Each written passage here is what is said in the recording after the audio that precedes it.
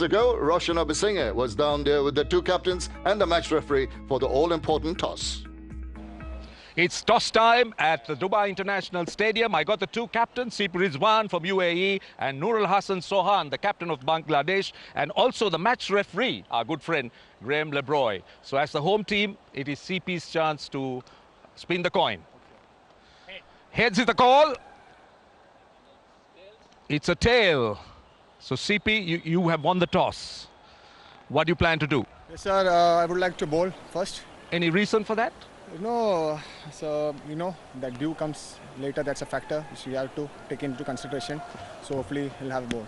Yeah. Now you played in the qualifiers, and well, it didn't go really well for you guys. But then, what have you learned from it?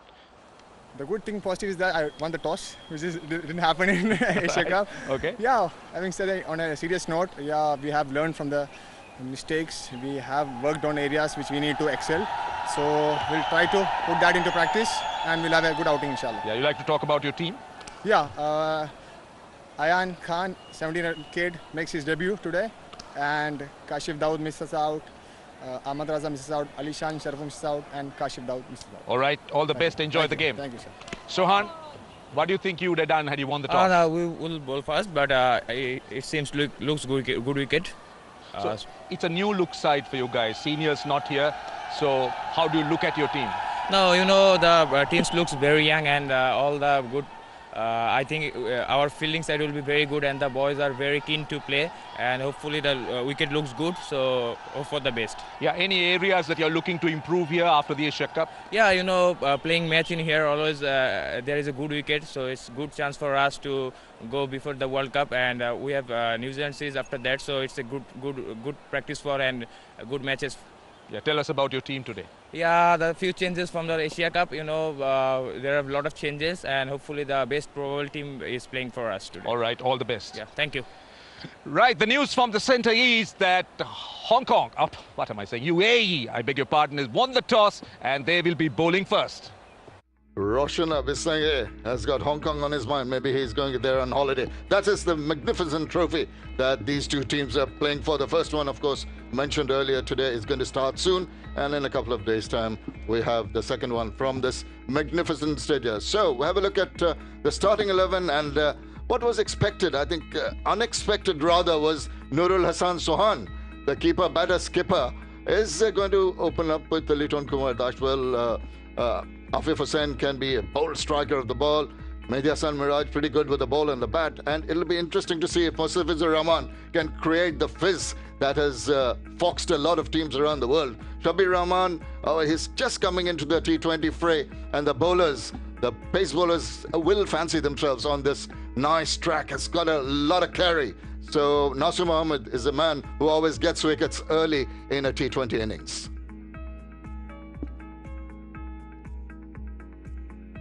Yeah, just talking about that Bangladesh side we saw a bit earlier, young side. You were talking about the experience not quite being there, but people like Ibadat Hussain will be expected to go out there and perform as well as they have over the years. And of course Bangladesh not getting the results that they would have wanted in the Asia Cup a couple of weeks ago. They're looking to come out today and make sure that they make changes to those results. But young, exciting side.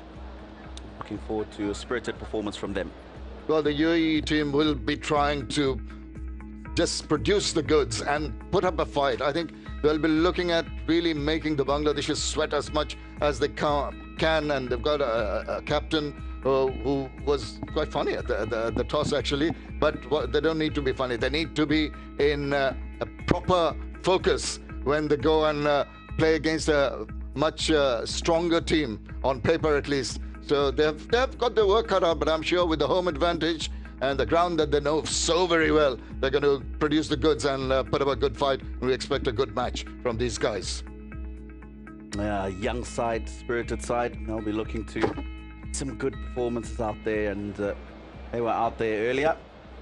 Very humid out there, I must say. I was out there for just a couple of minutes, but you know, conditions very warm and humid.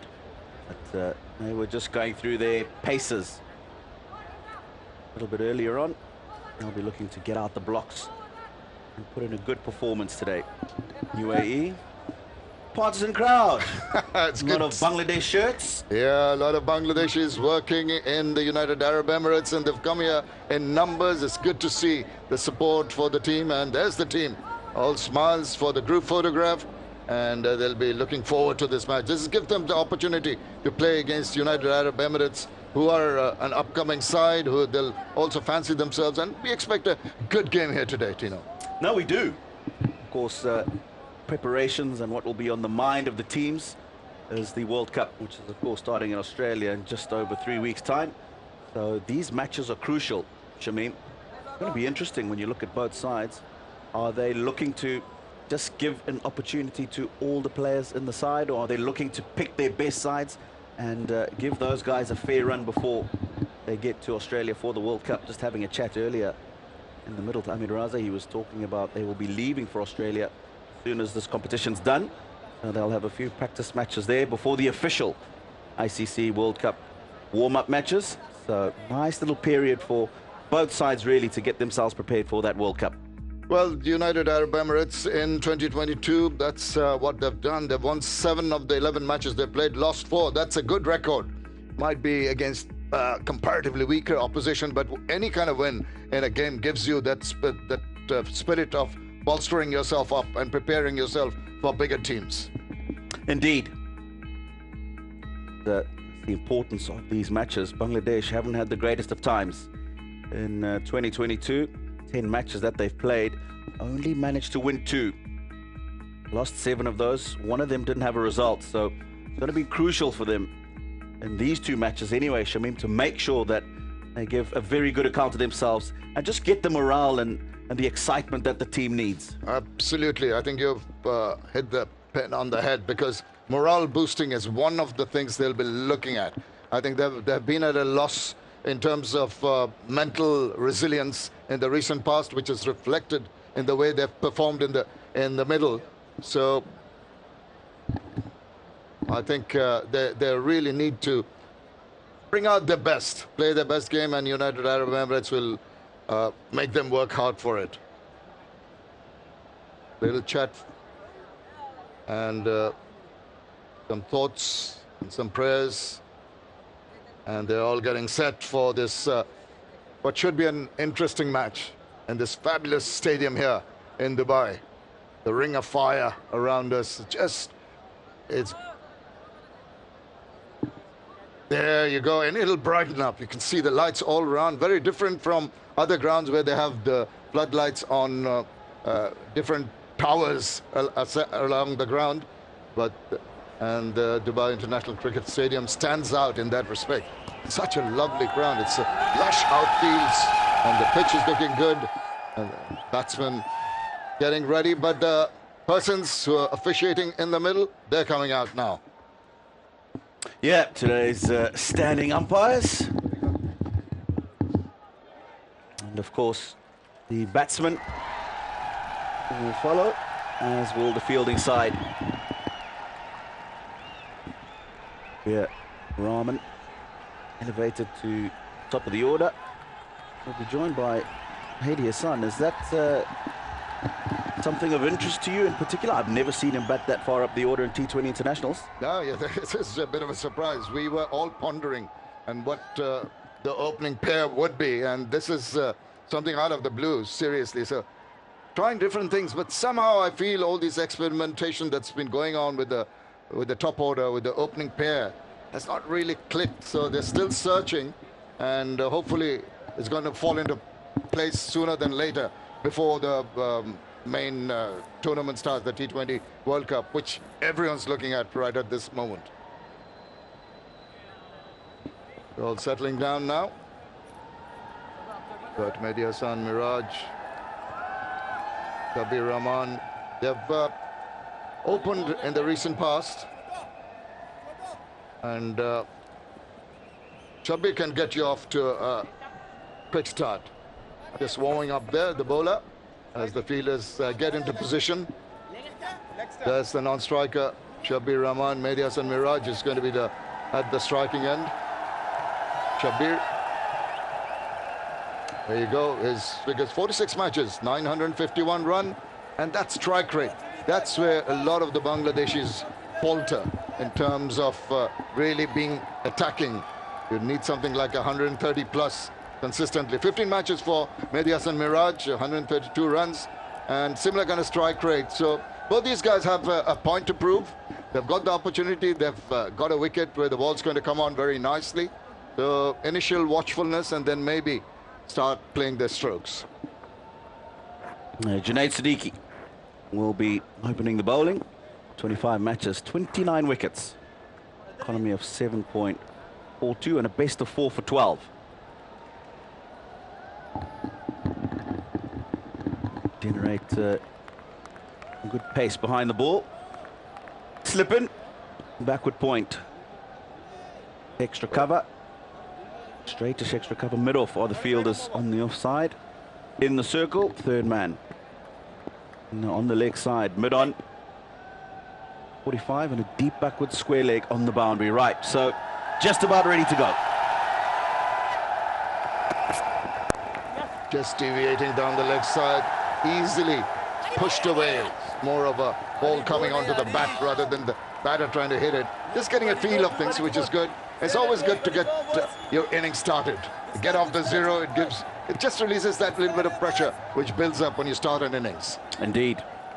Always good to get off the mark, however way you can, and even better, if you manage to do that first ball of the game. Comfortably made his ground. Mehdi Hassan. The UAE fielders need to be very agile. Got to take every opportunity. That was a reasonably close call. They'll be pretty happy with that. Oh, he got away with that one. There's an appeal. Maybe trying to preempt, possibly off the pads, is it? No signal. Interesting. He did signal a leg bye, actually. He did signal a leg bye. I heard a sound, not quite sure when we got that second frame in. Anyway, so that's something that he has to correct. Get it in the channel outside the line of the off stump. Definitely does. He's got protection on the leg side on the boundary, but it's just the man on square. Other than that, there's acres of space on that leg side, so he wants to make sure stays far away from there. Again, deviating down leg. Now that is not going to make the captain very happy. Umpire having a little bit of early exercise, having to signal twice, but Junaid Siddiq will be a little annoyed with himself. He may be trying to put in a little more than he's used to. I think it's not warmed up enough, just too many looseners early on. So important, especially in T20 cricket, to ensure that from ball one you're on the mark. Certainly struggled with his lines today, so far anyway.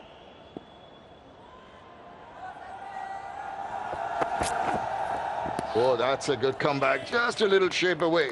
And the batsman was fending for it. He was almost poking at that one. Got away with it, Miraj. Yeah, better line. Better line, a bit of shape behind the ball. Tells you that that wrist would have been strong behind the ball. Possibly not collapsing behind the ball like the first few deliveries. Yeah, good to see a bit of shape. That'll make the bowler a little more comfortable, a little more happier. It needs to get it slightly tighter, more to tempt the batsman to play a shot. Wow, now that's uncalled for. You can see somehow Mehdi Hassan Miraj looking a little nervy there. There's really no need to chase that. Opening the batting in T20s is not something he would have done a lot of at this level. So, I mean, for me, the ball's there to hit. Just really hung his bat out to dry. Hasn't really made a concerted effort to get himself back and across in line with the ball and execute the stroke. Hardly any foot movement. That was another problem. Needs to get as close to the line of the ball as possible.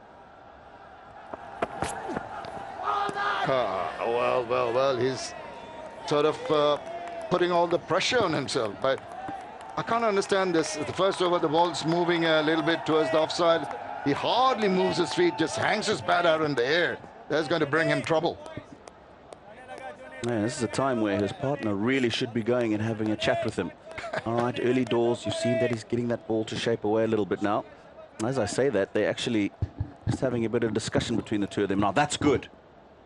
He's got a role to play from the non-strikers as well, Shabir, who would have opened the batting a lot more often than Nurul Hassan in this format.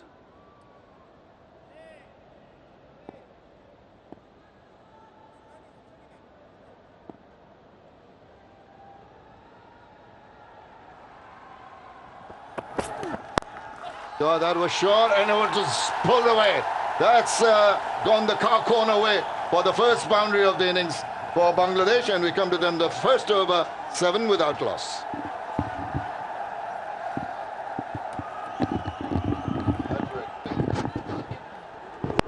That was well played. Wasn't all that short. And even though there was a man at mid-wicket who came into that position a couple of balls before, he split that man and mid-on perfectly through the middle. Gets the first boundary for Bangladesh.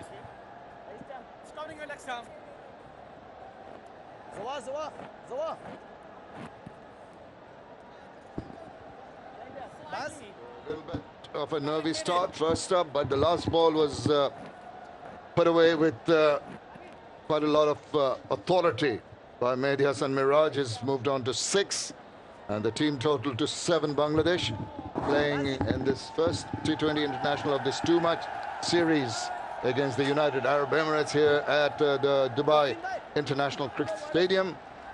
Nice crowd in. It's going to be Shabir Ali, now 30 years old, just into his second match. Got a wicket, so he'll be hoping to just garner the experience, get amongst the wickets. Taken longish run up. Shabir Rahman waiting for him. Oh, tries to be cheeky, is a little fortunate. It misses the bat, misses the wickets, misses the keeper, and goes for 4 byes. Well, quite exuberant, I would think. First ball up from the left armour. Rear arm and trying to give himself a little bit of room. Oh, and you've got to feel for the wicketkeeper, because that swung after it's gone past the stumps. How far did it go before it started swinging? Just prior to reaching the keeper. That's incredulous, because you'd expect the ball to swing maybe after pitching, but it goes past the keeper, the wickets, and right in front of the keeper. Feel sorry for him. Now he's trying to be proactive. You can see the difference, excuse me, in approach. Shabir Rahman, right from the word go, tried a scoop shot. He was shimming down the wicket. Bowler saw him coming, which is good. And bullet shot didn't allow him the space. Yeah, you want to get off to a good start, of course. But I think he must just give himself an opportunity to have a look here. Gone to try and play the scoop first ball. Second ball, he's advanced down the track. As much as you be attacking, I think give yourself an opportunity as well. 20 overs is a long time. Oh, it's picked that up. It's up in the air, and it's going to fall into the hand. That is the first wicket. He tried to take the bowler on much too early. He was not getting the ball in the meaty part. Got a bit of bat, but got the elevation. Unfortunately, not the distance. And the UAE team are cock-a-hoop. Bangladesh lose their first. It's short. It was there to hit, but he just hasn't hit it as well as he could have. Almost a half shot. Fielder running in from square leg on the boundary, takes a great catch. Celebrates the fall of the first wicket. Bangladesh 11 for 1.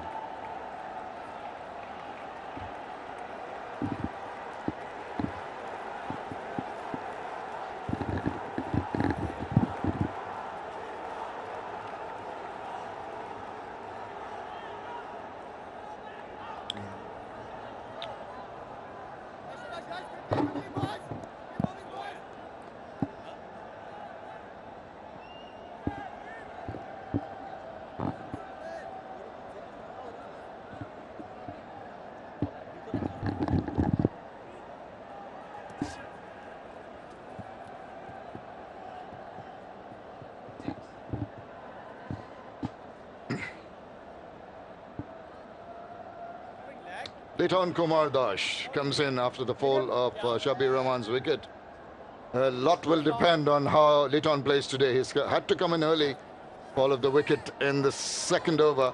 Very experienced, 55 matches, 1,081 runs, a decent strike rate, a best of 61. He's been out for a while with injuries, and Bangladesh will be hoping that he's recovered fully. You'd expect him to play more orthodox shots early on. He's in the middle because of this. Shabir was wanting to get out the blocks pretty quickly. A couple of industrious strokes prior to this. That's almost just got like a top edge. It's a good catch. He had to judge that properly. Lights are coming into effect. The sun goes down, so the background wouldn't have been the best. And you can see the celebrations. Why not? Needed an early breakthrough. Testing Liton Dash. Well, Sabir is generating a bit of pace. Unfortunately, it has caught the eye of the umpire. He says one of the shoulder, and also it's a wide. It's way over. But Sabir has got the wicket of Shabir. So that's very interesting. Similar kind of names. Liton Kumar Dash is going to be the mainstay of the Bangladesh team in the near future. A lot of senior players are not in the team as of now. So younger breed, new look Bangladesh trying to reform themselves. Oh, that's another wide now. That's one area that they've got to be watchful of. A little indisciplined at the moment.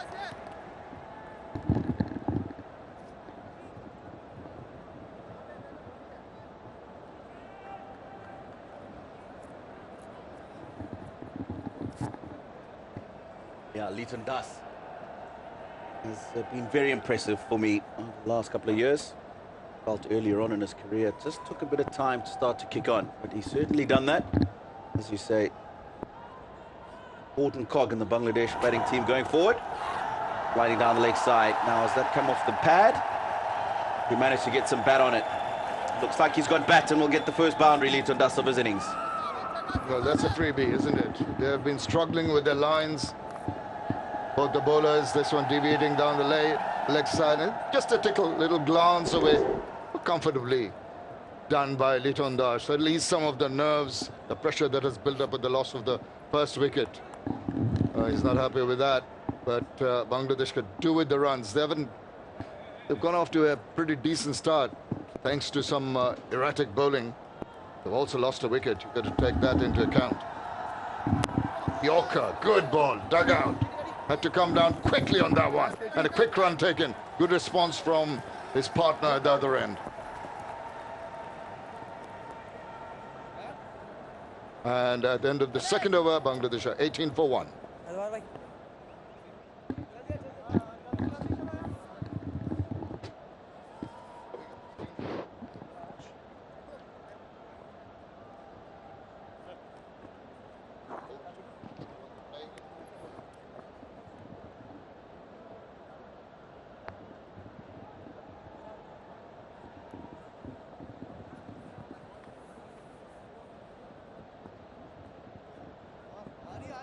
Bangladesh asked to bat first in this first T20 International at Dubai International Cricket Stadium. Mehdi Hasan Miraj and Shabir Rahman coming out. Shabir not really bothering the scorers, tried a big hoik and didn't quite get all of it. And good catch taken in the deep by Hamid of the bowling of Sabir.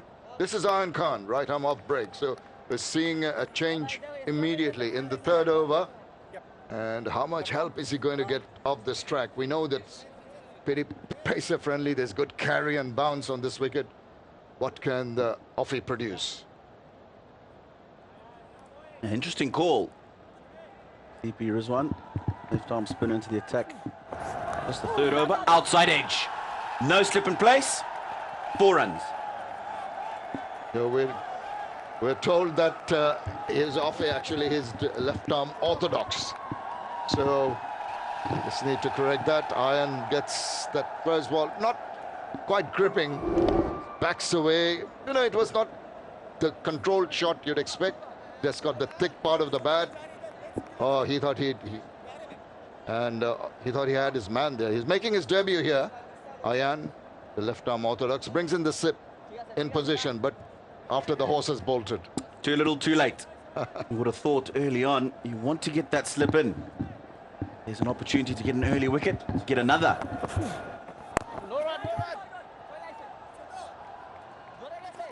See that little bit of trigger movement just as the ball is delivered by Liton Das, definitely trying to catch the eye of the bowler and trying to upset its rhythm by moving around in the crease. But it can, you know, can really work out the other way. You lose your balance. So he's got to be a touch careful with movement in whenever the bowler is bowling right at the last moment. Need to play more orthodox shots. They've got the runs. That is a pickup, if you have seen it. That is superbly done. That is typical of Liton Das. He will blast anything that's pitched in that area. He plays the shot well and always gets the ball behind square. Even if there's a fielder there, often gets a boundary. But what I liked about this is the control. Eye on the ball sliding down the leg side, just picked it up. He knows there's no fielder there. It's just a case of getting enough bat and ball. Come out the sweet spot.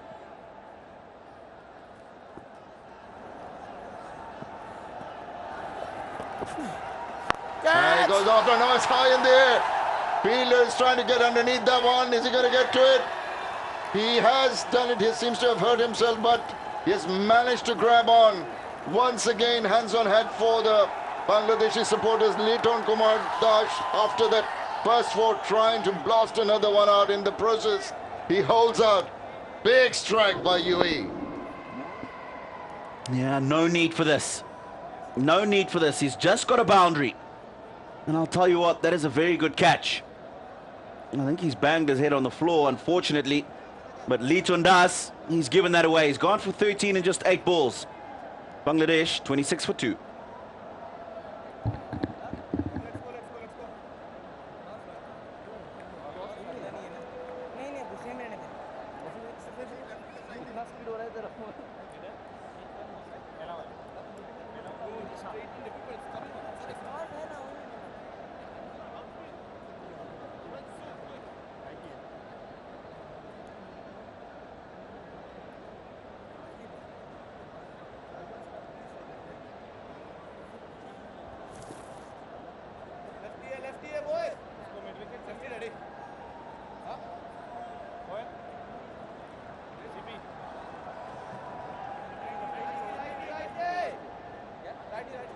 They might have got the runs, but Bangladesh have also lost a couple of important wickets. And Afif Hussain is in the middle because Liton Kumar Das tried to be a little more attacking too early on. He's just, as Tino said, just hit a boundary. It was not needed. That shot could have been avoided. All he did is hold out. But you must give credit to the fielders. They've taken 2 very difficult catches here, the UAE fielders. So important, T20 cricket, to take those chances. Peg back Bangladesh, yes. 26 on the board inside 3 overs. Healthy run rate above 9. But those 2 wickets important. Afif Hussain, his 50th match, 749 runs. Best of 52. Talking about Liton Das having a huge role to play for Bangladesh in terms of the batting in years to come. Same as this young man who just walked to the crease. Well, that is the end of our wicket taking over after 3, 26 for 2.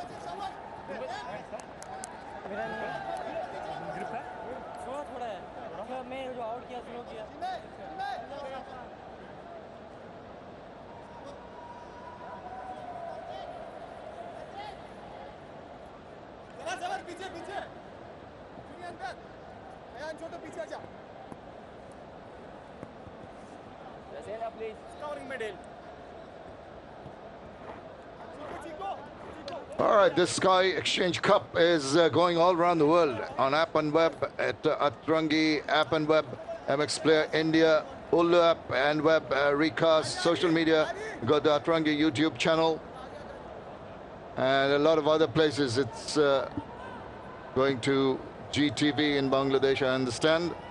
A lot of Bangladeshi supporters will be a little disappointed with this start. There's a nice crowd in, a lot of support for them. Just kept touch low, slowed it down. Intelligent bowling there.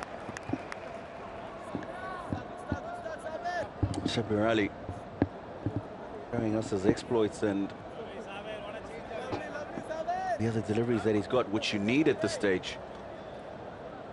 Second man to go, Litun Das. After getting a boundary of the ball before, got a little bit too adventurous.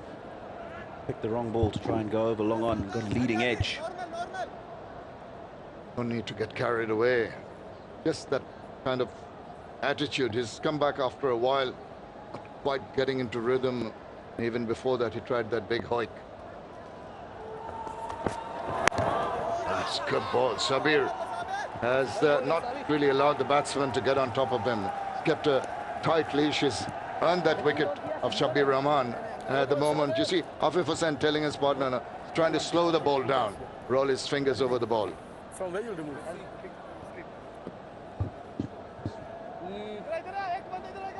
Shabir, one of 9 Bangladeshi internationals play 50 or more T20 internationals. Trying to focus.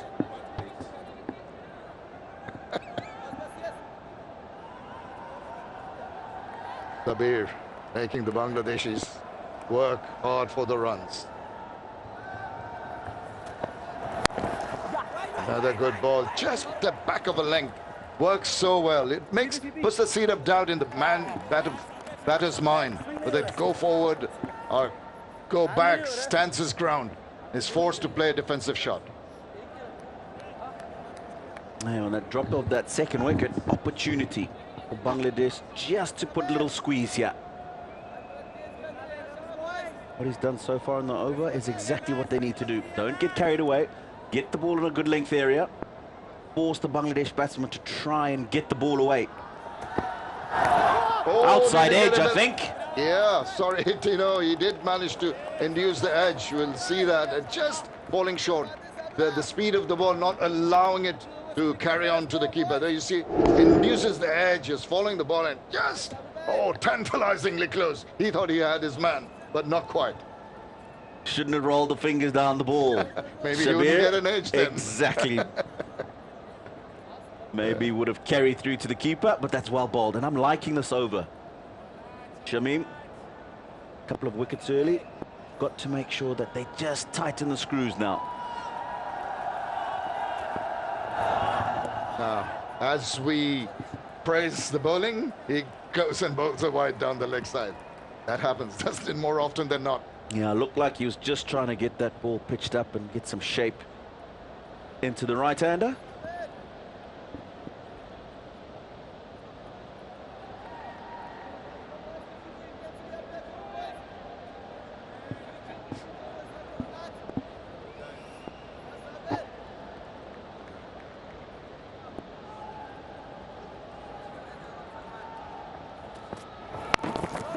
Yes, that length, that is very, very well done. I must say, we talk about the United Arab Emirates team not having so much experience, not having played against the big boys often.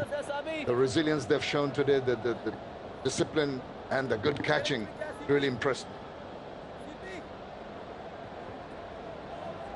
Yeah, what they won't have done is play a lot of T20s against the top nations. Correct. They would have played a lot of T20 cricket. Of course, to become a one-day nation, they would have been picked on the basis of their T20 performances. And would have had a lot of those. So the experience of T20 cricket they've got. Probably just not so much against the top teams. 4 overs gone. 30 for 2.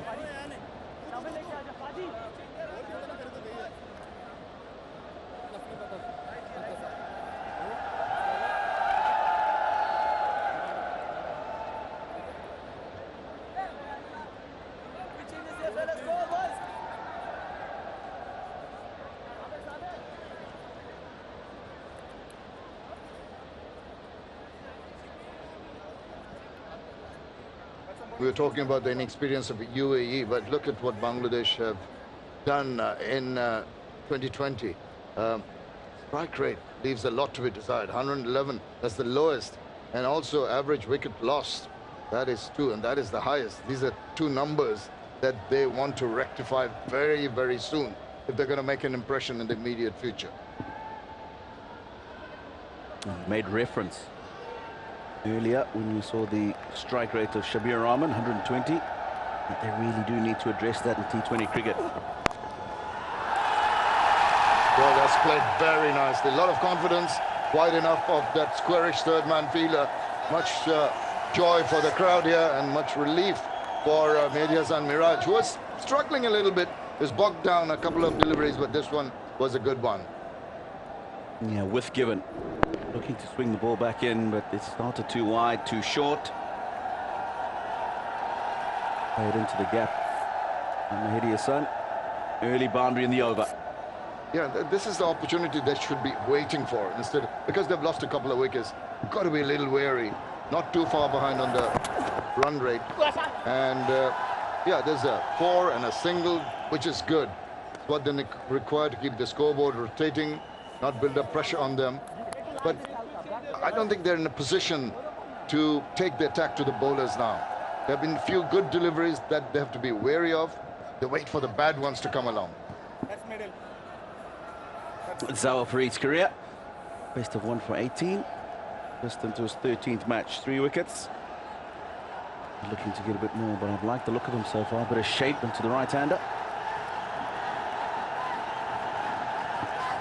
Slip in position for him. Squarish third man on the boundary. Point, cover, extra cover, and mid-off. Oh, he's trying to whip that away, dragging it from line of the outside the line of off, trying to pull it onto the onside. Not quite timing it. Quite that. See, he's shadowing. Not happy with his timing. Well, he's done well to drag it from as far outside the off stump as he did and get a decent connection. Yeah, just signaling that he probably didn't hit that as well as he would have liked.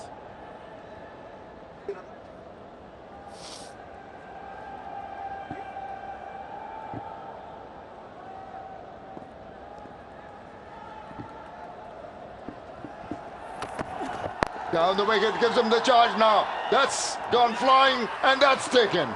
Oh dear, once again trying to take the attack to the bowlers, not picking the right ball to hit. The ball grew on him, just rose on him. He was not in control, induced the edge, and another squire, another well-taken catch. Yeah, it's very well taken, because at one stage he didn't realize that it was going to have to be his catch.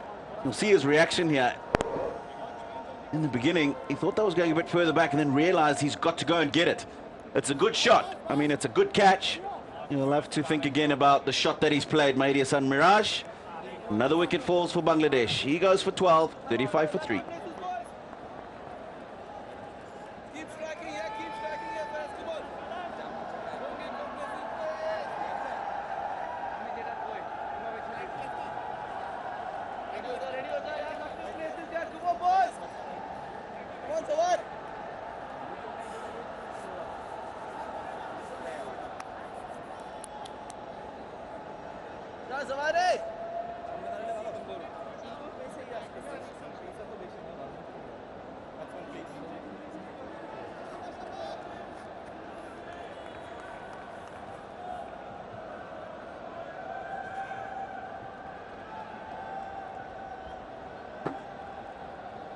Yasser Ali Rabbi comes in.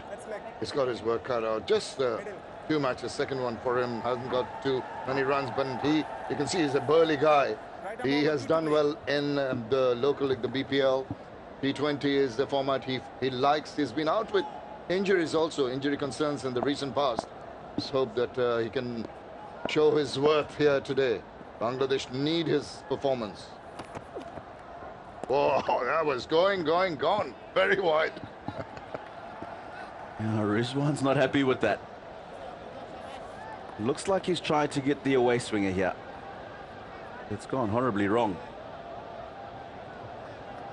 This is the thing that they'll be taking note of, the UAE bowlers. is that they bowled some excellent deliveries, wicket-taking deliveries, but they've been given away 9 extras so far. And that has helped Bangladesh's cause, despite the fact they've lost 3 wickets. Hasn't been a good power play for them yet. And you see, I talk about the good balls. That last one was a terrible one. This was a superb one. This is what he wants to be doing constantly. It looked like he was just trying to get a little too smart, that last ball, and looking to bowl the away swinger. That's the wicket. Mehdi Hasan Miraj advancing down the crease. The ball wasn't there. Should have checked that shot. He didn't. 4th international wicket. And very proud. Should be. It was a premeditated shot. You could see him shimming down the wicket, trying to force the bowler to change his length, which it did. Didn't get a hold of it, Miraj. That's a good over. Comes to an end. 5 overs completed. Bangladesh are 36 for 3.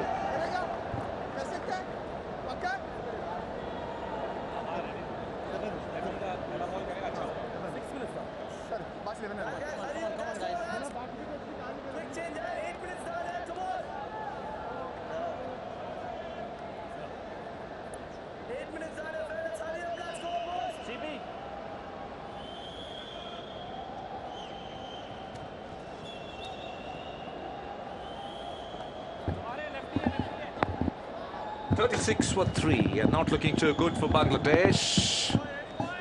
Lost top order batsmen, Miraj, Shabir and Litton.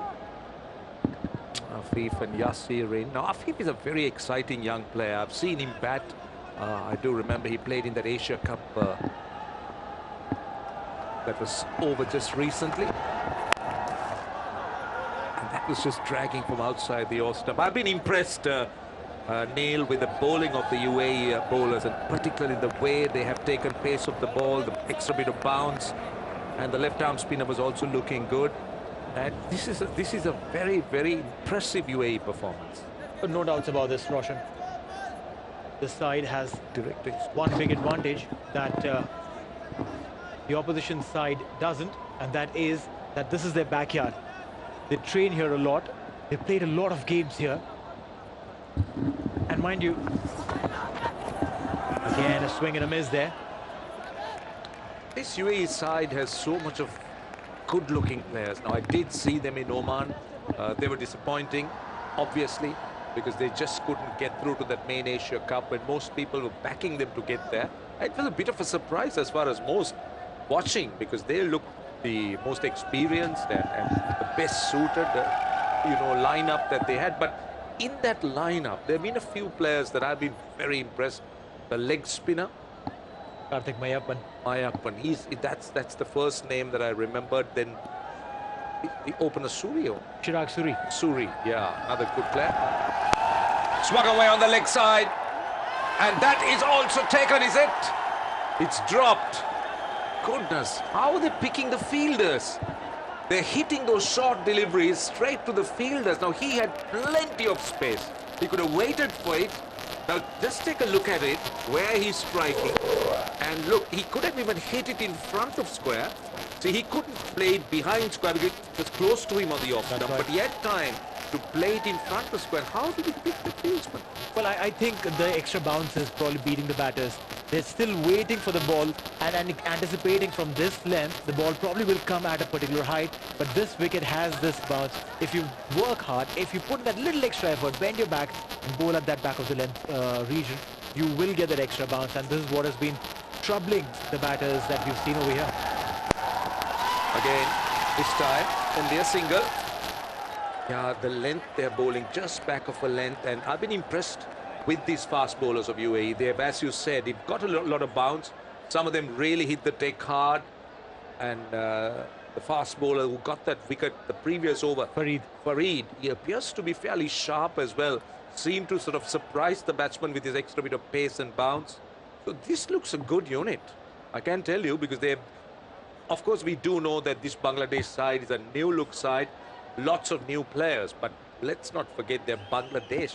It is. And these are quality players who have played good cricket at different levels, the Bangladeshi team.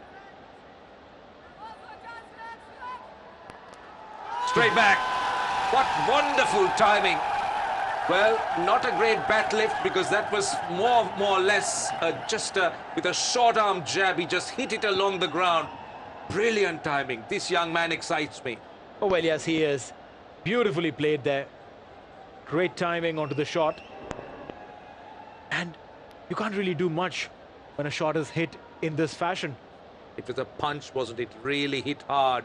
The word is the punch more than a short arm jab, because he really didn't look to overhit it. It's all timing. And it just went along the ground. What brilliant timing. 42 for 3 at the moment. Short delivery, and this time straight to the man at mid-off. So the power play comes to an end. Well, UAE will be pleased with that power play. 42 for 3. They didn't let Bangladesh really dominate them.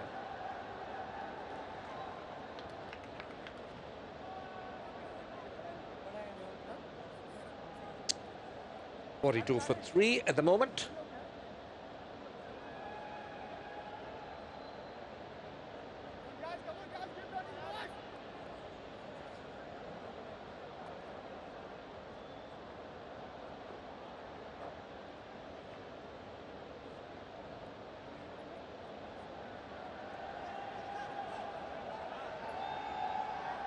So 3 wickets down, Bangladesh. 12 not and 13 is what the top 3 have scored. Afif and Yasir now trying to build a partnership, and this is what they'll have to do. They'll have to try and create this little partnership right here. You cannot go easy, can't go on the back foot. The umpire signaling that the power play is over, and Ayan has been brought back into attack. He's a very interesting youngster, Roshan, I can tell you. Played the Under-19 World Cup in West Indies and scored a good 80-odd runs with the bat against West Indies, and won the plate final for his side. Well, what I can tell you is, Ayan looks a good prospect. Mayappan looks a good prospect. Suri looks good, but I feel that they need to develop a little bit more. And how do they develop? That's the question. At the moment, what they play is T20 cricket. And if you look at, if you try and get into the mind of Ayan, what could he want to do in a T20 game? He just want to finish his 4 overs. And T20 cricket is about being defensive, bowling dot balls, but it's not about dismissing batsmen. Ayan, this time, slightly back of the length again. Go straight to the fielder, will get a single there. Yes, so how do they learn? How do they get better? That's the question. Now, as a left-arm spinner, he would want to develop his trade. He would want to bowl the arm ball. He would want to bowl different types of deliveries. But this type of cricket is not going to allow him to do that. True. So he just gets into a different zone. Of course, he will look for tricks to try and dismiss batsmen, but not the conventional style. So I certainly feel that if there is an opportunity, the longer formats would definitely help them to try and ply their trade, develop their trade a little bit more. Well, yeah. Another single. So it's about building an innings. It's about looking to dismiss batsmen. Right, these were the power plays. Bangladesh really didn't prosper enough. Well, yes, they tried to go for some runs. They got successful, but then again gave in some wickets as well. Ayan picking a wicket on debut. That one was a top edge. Went straight into the hands. Junaid did do some damage to his head. While back to live action. Get a single there. A good power play for UAE, picking up 3 wickets. But Bangladesh has been notoriously doing that consistently. Right? They've been losing wickets in the power play. Zawar Fareed picking up a return catch.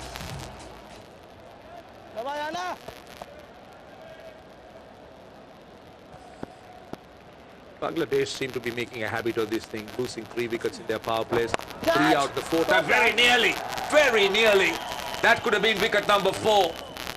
But they seem to have got into a little habit of losing wickets in the power plays. 3 out of 4. The last game, take another look. Just short. But on a luckier day, Ayan could have got that wicket, could have held on to a catch, could have played a little bit further. Well, Bangladesh needs to really get out of this hole they're in. No run. Nice. And I'm impressed with this young man's accuracy and the way he's bowled. It is 47 for 3.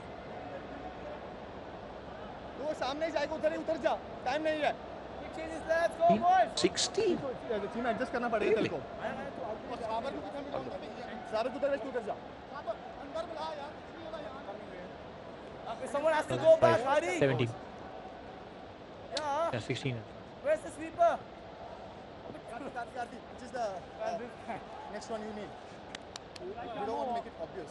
Well, the Sky Exchange Cup played between Bangladesh and UAE been broadcast, been shown around the world. Lots of eyes falling on it. It's in India, it's a recast. And also we do have social media picking it up, satellite, and it's all over. And look at that. In fact, recast between across 98 countries. That's a lot of eyes on this series, the two-match series between Bangladesh and UAE. And it's important for both teams, Neil, because Bangladesh obviously just want to get back to that winning ways, always. I mean, it's not about who the opposition is, but just get back to that winning ways, because losing can be contagious as much as winning is contagious. And winning can be a habit as well. True that. And mind you, in about a month's time, we'll be having the World Cup. This is a good lead-up. Karthik Mayappan bowling with a slip. Yeah! And he's got him! First ball, gets a wicket, and Yasir's gone. Karthik Mayappan celebrates. Nice loop. Certainly beat him in the flight. There wasn't turn. It just went straight through. This is clever bowling. Really clever bowling. Take a look at it. Yeah, nothing really. I think if at all there was a little inside edge. It wasn't the attempted googly. But this is really good bowling. A wicket of the first ball. This young man is going to be special for UAE, I'll tell you. You've been talking about him from the very beginning. Karthik Mayappan delivers.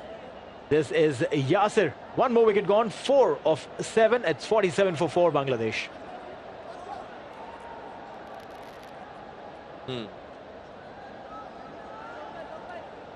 Hasaranga does it as well.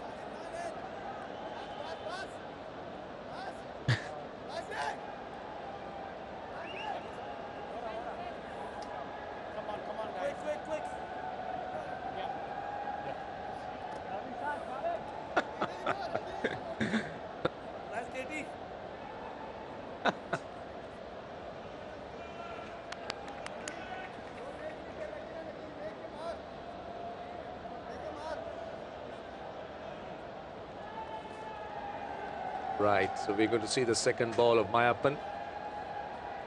And the loop is important, the pace is important. Come on, KJ. Like to see him develop as a leg spinner, to bowl the top spin, the googly, the side spin. There's so much of variety today in a wrist spin. And also, Neil, we all know that T20 cricket has been dominated by wrist spinners. Mosadek, another upcoming young cricketer from Bangladesh. Very impressive. Look at that strike rate. But he would want that strike rate to improve. But 120 in 24 matches, it can only get better. But another very promising all-rounder. This time again, a straighter one. No turn on that. Very, very impressive youngster, Karthik Mayappan. Let's have a look at that wicket. Maybe that little faint inside edge. That celebration inspired by Neymar. Definitely a Neymar fan there. Yeah, so is Wanidu Hasaranga. That's the wrong one. That's the wrong one. See, I always... Now Rashid Khan is an interesting bowler because, see, I used to wonder the point on delivery, because they say when you deliver with a very straight arm, the chances are that you'll be bowling the wrong one rather than the leg break. So I used to wonder how Rashid Khan would bowl the leg break from there. But it had everything in the grip. Now he's different. But in the case of Mayappan, because he bowls with the wrist rather than really those grips, the chances are that he'll slide on a bit, he'll bowl more wrong ones. But he needs to start bowling that leg break. So for a conventional leg spinner, you will need to be kind of releasing it slightly lower so that you can spin it across the right hander. But eventually it all boils down to what you're reading of the palm. Yeah, many of these T20 cricketers, new age batters, are waiting for the ball to do something off the deck and react. And that's exactly what happened in the first delivery, where we saw that wicket falling. I don't think the batter had read him off the hand, waited for the ball to do something off the wicket, and he was late already. Absolutely. Right, so UAE really having a stranglehold here. Bangladesh 48 for 4. In the gap, with whatever turn it had, In fact, I'm wondering whether there was any turn at all, but still, that will release the pressure. This is a very exciting partnership emerging for Bangladesh. Afif Hussain and Mossadegh. And this young man is another who's going to make a lot of noise for Bangladesh with his cricket. Well, yeah, they always say a left-handed batter against a leggy is always going to be a fantastic equation, and that's exactly what we've seen. A boundary coming off from the first delivery that he faced of Karthik Mayappan. One last delivery of this over. The slip has been removed. And he goes again. Has he got the distance? Not the distance, but the gap for runs. 56 for 4, another look. Now this is where Mayappan will learn as a leg spinner. Now he was very predictable. The pace was almost similar. The line was almost similar. 56 for 4.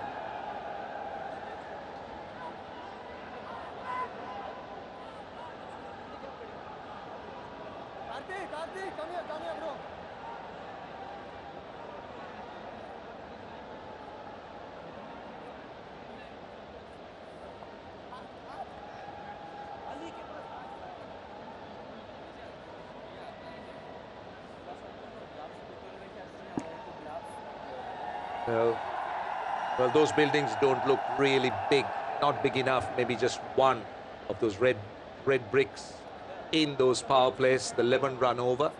And after that, it's been under control as far as UAE is concerned.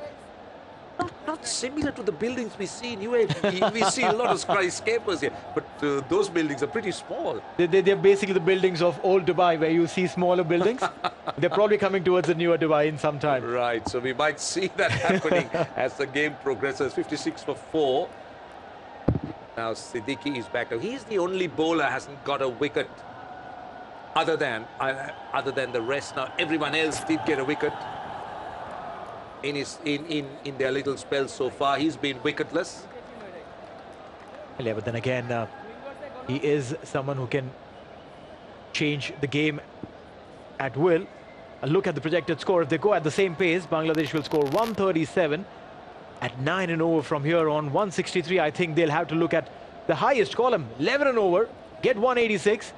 Make life difficult for the team that's batting second, because generally it's kind of easier to bat on this wicket, second innings. What you should remember is that the Bangladesh bowling attack is pretty strong. They're an experienced bowling attack. So they'll be backing themselves even to try and defend a 140, 150. The likes of Mustafiz and the rest of the bowlers that is in the side. But Mustafiz is someone that they'll look at, and there's so many other bowlers who could come on and be very useful. But well, it's about having runs on the board, and it's also important that this pair takes this game deep, just to try and ensure that they have a base to launch. They just can't be losing wickets at regular intervals. That's what we've seen Sri Lanka do in the recent past in the Asia Cup, where they recovered from situations, and that's a hallmark of good teams. You're right. Middle order has to come into play when you lose your top. Build partnerships. Whosoever said that T20 game is not a game of partnerships probably get a lot of ideas. Beautiful delivery there. Junaid Siddiqui lost a lot of weight, has got a lot fitter in the recent time, working on his fitness, and by means of which has increased his pace as well. Yeah, nice shape back into the left-hander. Just a little bit into the left-hander, good length as well. But what Afif didn't do was he didn't have that stride in. He was looking to play from where he was, so he was beaten off the length and the movement of the surface. Ned, open the face of the bat. Must be a couple of runs. Sabir Rao. Also, T20 cricket is about winning little faces, winning little moments. It's about making sure that the faces are won. And particularly when you have two good teams battling, you tend to have punching at each other. So it's about making sure that you're able to cope with it. Now that last Asia Cup that we've seen, we did see those situations that was played here, and where you see that teams would try and overtake the other, but then good teams somehow manage to pull it back, and that's why the results are so close. Well, also credit has to be given to the man behind the wickets this time. Hasn't timed it well. Oh, will just drop a little far away from Rizwan. Just a little touch, I think, really didn't look to hit it very hard, just looking to flick it away on the onside. Look at that single. I like him. I like Afif Hussain. He's a busy player, isn't he? Busy player, he's a stylish player, and he looks a very compact kind of player. Sadek on 2 of 5. Wouldn't really mind using a couple of deliveries more to settle in. He can muscle. He can really muscle. Also, he can hit the long ball. That's another thing about Bangladesh. They got good batsmen batting deep. He goes deep. A dot ball to end the over. 9 overs gone. It's 60 for 4.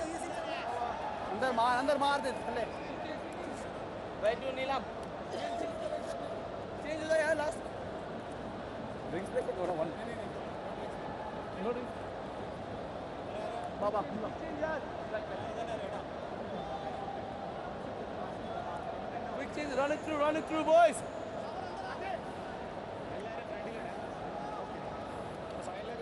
Which one of these will blink?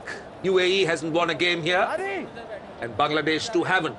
UAE has tried 4 times. That's a bit of a surprise for me.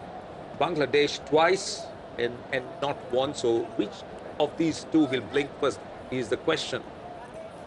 Either way, one of them definitely going to kind of erase that 0 on that winning mark. Well, yeah, positive stat coming up for one of the sides. Definitely this ground, from what we've seen in the recent games of Asia Cup, in fact, even the T20 World Cup, IPL. That second, you get that little extra advantage. But for that, they'll have to ensure that Bangladesh doesn't really run away with a lot of runs. Like you mentioned, Roshan, a while back, has a fantastic bowling side, Bangladesh. Basil Hamid now comes in. Another good player, another very good player. Impressed in Oman, Basil Hamid. I thought he was Basil, B-A-S-I-L. Well, I mean, proper nouns can be pronounced anyway. Yeah, true. But generally in Sri Lanka, we would pronounce B-A-S-I-L, Basil, but then I was told it's Basil, so I can understand. But he's good. No, he's very good. He was more than useful as an off-spin. He was decent with the bat. And plenty of exciting and good cricketers in the UAE side. With the left-hander in, he'll enjoy bowling his off-spin. Oh, deft touch, using the pace. It won't go all the way. A couple of runs. The one thing about Basil Hamid is, what I like about him is he's got a very economical action. So with that economical action, he can just make sure that he brings in a lot of control to his bowling. I've seen bowlers that has very unorthodox actions where they struggle to control. But this is an easy action. Now that be a wide. Wondering whether he cut those tram lines, but he didn't. Basil Hamid, like you mentioned, orthodox bowling action. This time, starting this one in. Get a couple of runs. Now, T20 cricket has done a lot of damage to the careers of off-break bowlers. Finger spinners have been in serious trouble, but it's all wrist spinners. All wrist spinners. Basil definitely with his batting abilities.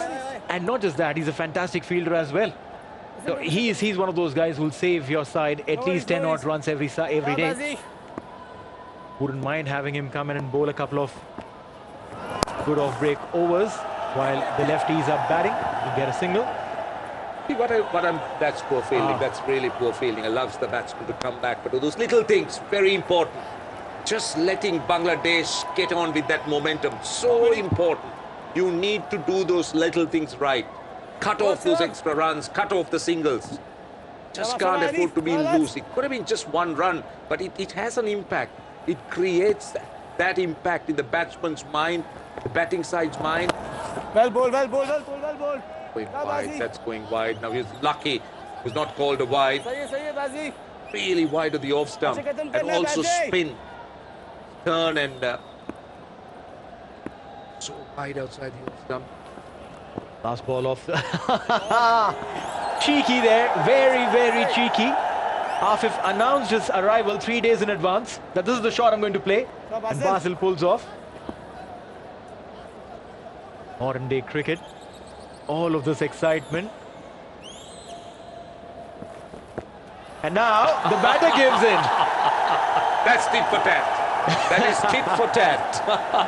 This is exciting cricket. Yes, indeed. Indeed. It's a cat and mouse. And one last delivery. A lot of drama for that. Afif 26 of 21. Where does this one go? Catch! All right, a single there to end the over. 10 overs gone. Bangladesh 67 for 4.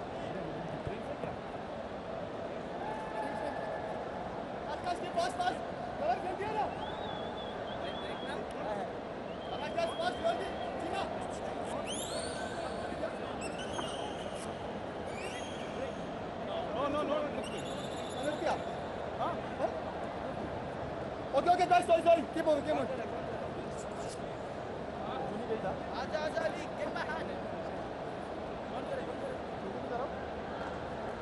Getting one bigger hand, right? Okay, come. Get it come. Lefty take bigger hand. Huh? Lefty take bigger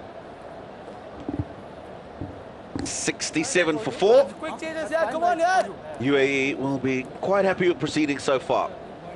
4 men to get the wickets. Shabir Ayan, Farad, and Mayapan. CP cover nahi Ali. Mayapan, rather expensive, finds the over. Cover up one, The cover up wickets are what's one. important. Joined by Shamim Chowdhury. Shamim, you look at the crowd that's coming today and you might think that you're in Mirpur.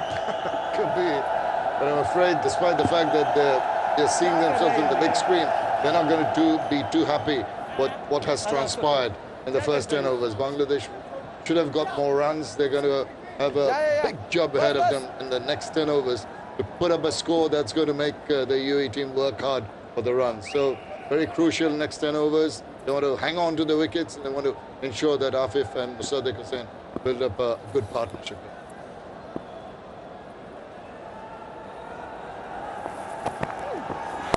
1.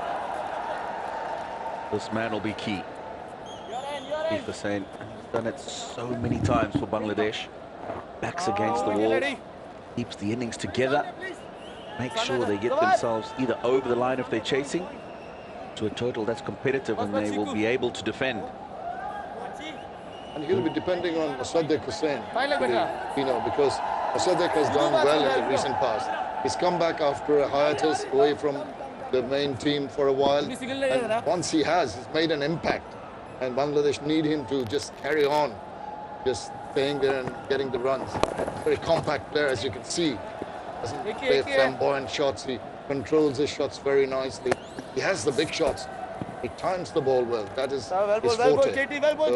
So they will be looking to give Afif that partnership with Bangladesh. Desperately need. I was impressed by him in Zimbabwe a couple of months ago. All of a sudden, when he fell out with injury, he took over from the T20 side. Lost the series, but the game that they did win was instrumental. Career best 5 wickets, and not just with the bat, bowls as well.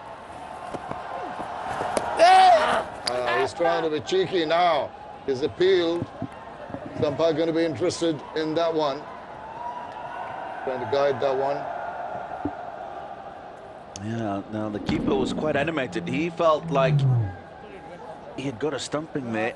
Now, didn't quite see that last replay, but seems like Hussain is safe.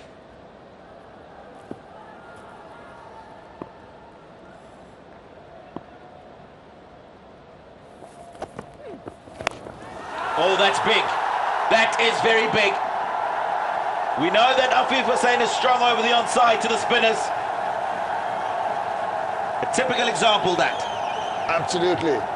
He can really blast the ball out of the ground, and that one, he got a hold of that wonderfully well. going with the turn of the leggy. He's just got underneath that one, the full swing of the bat, and it went a long, long way. That's what's needed, and that's what you expect from 25th. So he seems to be a quiet little guy, possibly doesn't have too much power, but once he gets behind the ball and it clouts them away to the boundary, that will put pressure on the bowler, that's for sure, early on. And next two balls are going to be interesting, how he manages it. This one flatter. You'd expect that it would have been flatter. It was just a matter of time with the spinner giving it air, turning the ball into 25th before we saw him play a shot like that. What I liked, it wasn't premeditated. Saw the flight.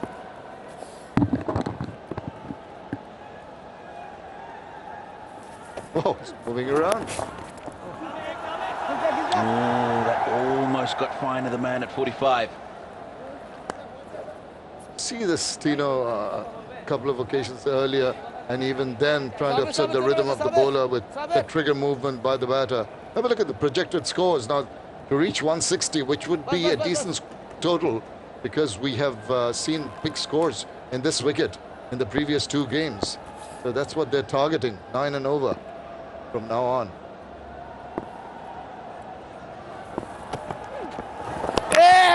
Stumped. Down the wicket, Mosaddek Hussain. He didn't get there. Should have checked his shot. He's gone on with it and stumped. He's out by a mile. On too many occasions, we've seen the batters dancing down the wicket, and they exposed their intentions so early. It's allowed the bowler to just shorten the length, bowl it a tad wide, maybe got a little bit of grip, take it away, way down and out. By Miles would have another look from this angle. He's trying to scamper back and trying to regain his ground, but the keeper was off in a flash, and that is the end of Mosaddek Hussain. Another crucial blow. He'll be very disappointed. Bangladesh in the doldrums now. He's gone for 3, and Bangladesh are 77 for 5.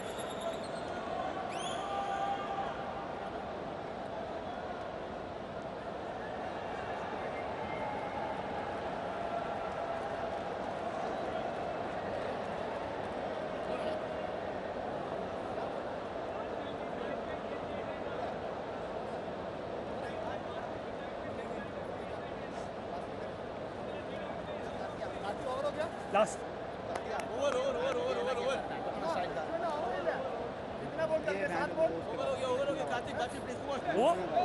Quick, guys. Wasim, over ho gaya, Wasim. The captain, Nurul Hassan Chauhan, walks out to the middle. 36 matches, 313 runs. And punch a solid blow. And he wants to, Nurul Hassan, at the moment. He's going to have to try and rebuild this innings. 77 for 5. Bangladesh. Fourth captain in T20 internationals used by Bangladesh this year. Yeah. You're ringing the changes, Shamim. Oh, ringing the changes. It's in terms of the skippers, and also you know, the opening pairs. They've been searching for a proper opening pair to put them on a solid footing, and that has not happened. They tried it again with Shabir and Miraj today. It didn't work out. It's going to be a tough job. Bangladesh trying to rebuild, coming over here because there were rains back home, coming to this ground and playing on paper anyway, a weaker opposition, but they've given them a run for their money. And I must say, all credit to the UAE team for bowling and fielding very well. 1, CS. And you were talking about Chauhan, who can cloud the ball around. He's in the middle because of this brilliant effort by the keeper. Mosaddek just dancing down the wicket, exposing his intention. The bowler, bowled it a tad wide, maybe a little bit of turn, beat him, and it was a good job behind the stumps. Very impressive. So, going back to Chauhan now, he's got to play a delicate balancing act here. He needs to increase the run rate. At the same time, he wants to save the wickets. So it's going to be a difficult job, whatever the opposition.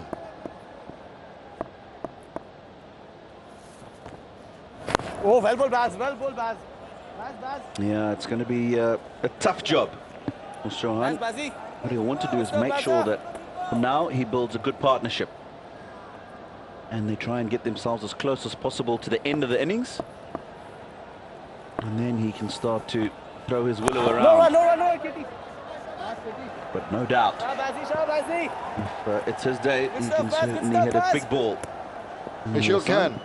Tino, sorry to interrupt, but when he sees up, looks up the scoreboard, 6.78, the run rate, is going to play on his mind, that's for sure.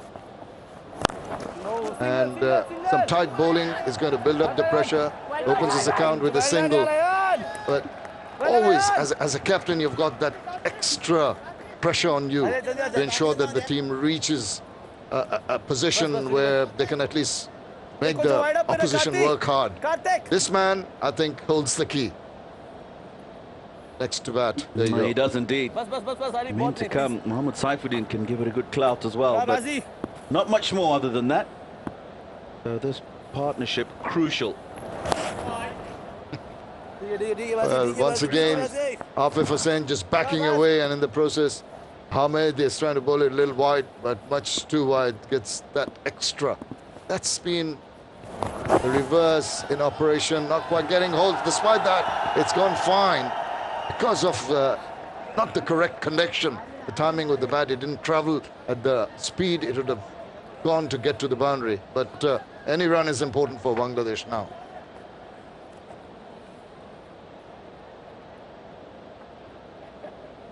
Eight overs will remain after this delivery. 82 for 5. Want to just accelerate and get to that 100 mark as quickly as possible. That is a better connection. That's what he tried to do the ball before. This time corrects the mistakes of that delivery and gets a handsome boundary to end the 12th over. 86 for 5. Said just reversing and getting just over the top. And a pressure release shot. 86. Quick change. Yeah, jaldi ja, yeah, come on, boys. Come on, Katie. Are you ball did it? Jala. Go, Katie. Go cover. Oh, Ali, go cover. Go point. Take one leg, please. Zawar. Is it on? Off, please. नहीं. Zawar को white पे इटा. Mid wicket Zawar पर अगर. 36 for 5. Man who's kept the innings together for Bangladesh, Afif Hussain. 29 balls for us. 42. बस Ali. He's recently joined by the captain Nurul Hassan. These two will want to bat the majority of these remaining 8 overs. Make sure they get a partnership going and give Bangladesh something to bowl at. No run. Yeah, buddy. He's tempting them, that's for sure. You see the flight to get, come on, hit me. Then in the process, if it pitches and it tends to get more perches when it's given some more air. So that's quite intelligent bowling by Mayappan.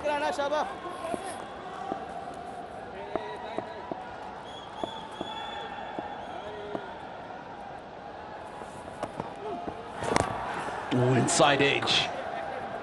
Just misses the stumps. No 45, so he'll get a single. But again, not afraid to give that ball air. And that's how leg spinners get their wickets. Absolutely. They purchase their wickets, don't they? So that's the art they have. And at times they'll bowl the googly, Fox the batter. He plays for the leggy, he gets the googly, gets in between bat and pad. And but something that caught my eye right through the start of the innings is hardly any foot movement from the players who started the innings till Sohan in the last shot he attempted, just reaching for the ball rather than going into line by using his feet.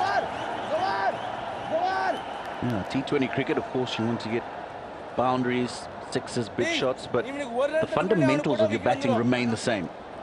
Got to still get yourself in the best position to execute the stroke. And that's what you're talking about, foot movement, going back and across, into line. No. Yeah, boy. See the way Mayappan varies bowling to the right hand and the left-hander. To the left-hander, he's bowling it flatter, straighter, not really waiting for the purchase. But with the right-hander, he's tempting him with the floated deliveries. Yeah, I don't think he'll be bowling anything slightly flighted after that last 6 we saw in the last over from Afif Hussain. No run. There you go again. Flat, but this one's gone through the offside, and that is a brilliant bit of fielding. Mohammed Wasim at long off. Certainly saves a run for his country. Brilliant work. Shown a lot of agility. He had to cover a lot of ground. Just chopped it away wide of that infield. Look at that amount of ground he covered. Big guy dives, gets it back. That's commitment. Excellently done. This has been the catches they've taken, the commitment they've shown has been exemplary. They're just having another look. Maybe the umpire's upstairs to make sure the ball didn't cross over. To us, it seems quite apparent that he's done a good job here in dragging it back.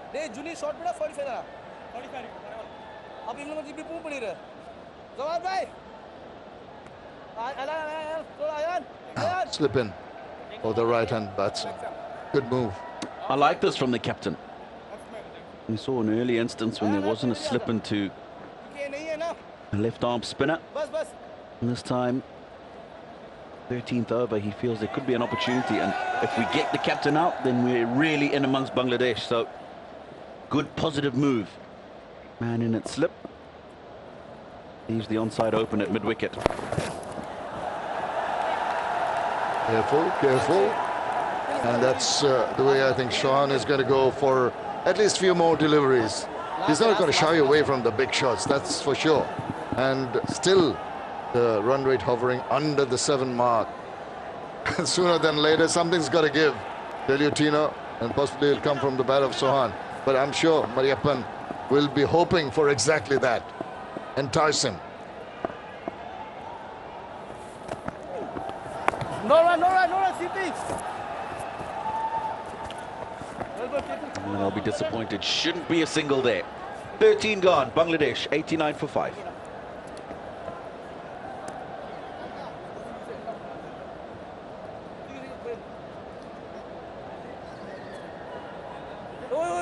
Aryan को आगे कर, आर्यन नहीं, boundary पे नहीं, आर्यन, बाजी, गिरी को back कर, Aryan to come in, Aryan,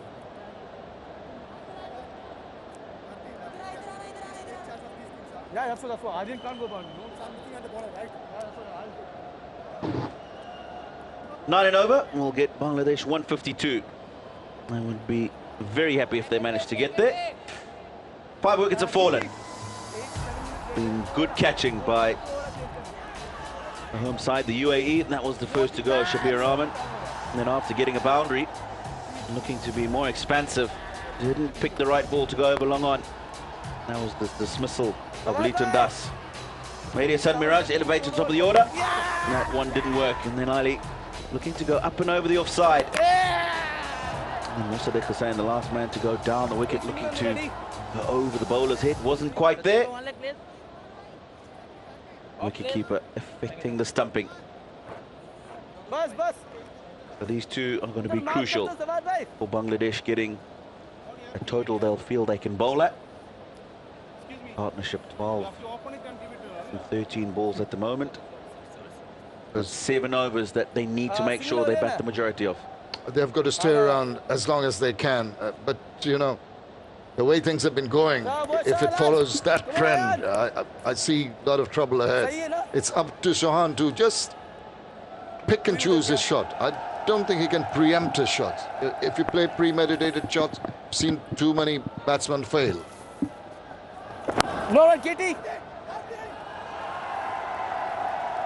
Nicely played through the offside. Just gave himself some room. And he'll do this for earlier part of his innings, Chauhan. More so because of the situation that he walked in at, 77 for 5. As you get towards those last 3 or 2 overs, definitely look to be a lot more expansive. Question of when does he decide to start to go? Iron 1 for 14, very impressive into his 3rd over. See the wickets for Sabir and 2 for 22 for Mariappan.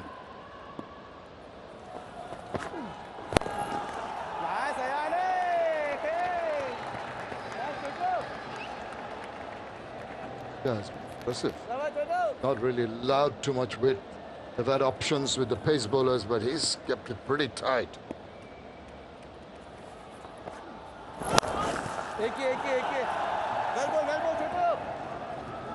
on just the one. Certainly doesn't look like a young man who's been thrust into international cricket. Good stuff, buddy. Take on one leg. Given a very good account of himself Sure thus has. far. But this young man for Bangladesh will be the key, as I said earlier, is that the non-strikers and now the skipper, 4 of 8, pressure building. No run, Chidi.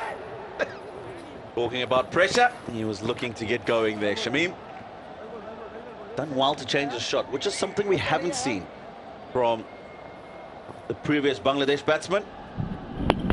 Also, Deko saying Shoykot will be one. Mahedi Hassan Miraj looking to play the stroke, but if the ball's not there, you've got to have the discipline to pull out of it. Very, very good point. And that's the essence of a very good batter, is realization that you won't be drawn into the shot you'd initiated. Oh, got underneath the bat, just going to hit it down the wicket. Just going back to that point, that the adjustment that we just saw Sohan make at the last moment. Good stuff, When you see the ball, you expect the ball to come good length. They should trying to take the attack down. Then the bowler sees you, shortens the length. But if you carry on with that shot, you land in trouble. Got to adjust. And that's why Ball got some really good Yorkers in to finish off the over. It's a very good one from Ayan, just 3 from it. Bangladesh 92 for 5.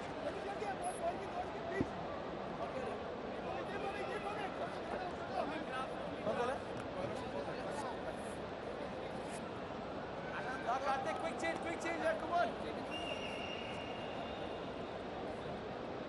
Right here. I am right here. Flip வேணாம் சொல்லிரு. Flip வேணாம் பரவாயில்லை. I'm telling 2 balls at least. 6 overs remain for Bangladesh to try and get a total they'll feel they can defend. 9 and over will get them to 146. 11 and over, 158. Going to be tough, but that's what they'll feel will be a decent total here at Dubai International Stadium. A couple of big overs at the beginning of the innings, but you can see at the bottom those little red dots, wickets falling often, and that's why Bangladesh have really struggled to get a consistent amount of skyscrapers going throughout the innings. Those skyscrapers, Tino, a lot of small buildings, particularly the last 2 overs. This is the time when you need to get moving. You get that momentum. These guys must be pretty happy. Robin Singh there, happy with his charges. Done what they've done to a stronger unit on paper anyway, Bangladesh, and they've made them work hard for their runs. It's been very impressive, and they'll be disappointed. James Hitton's the batting coach, and hoping that his charges can get a move on now, because they're running out of overs.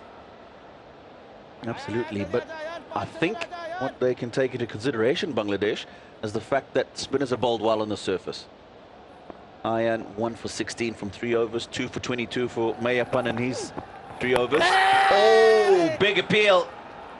He's looked to go up and over, long off.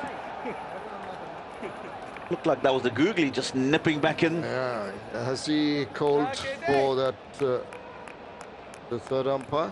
I think seems to be carrying on. He had his foot behind, so have a look at that after this next delivery. But ball beat the bat. That is important.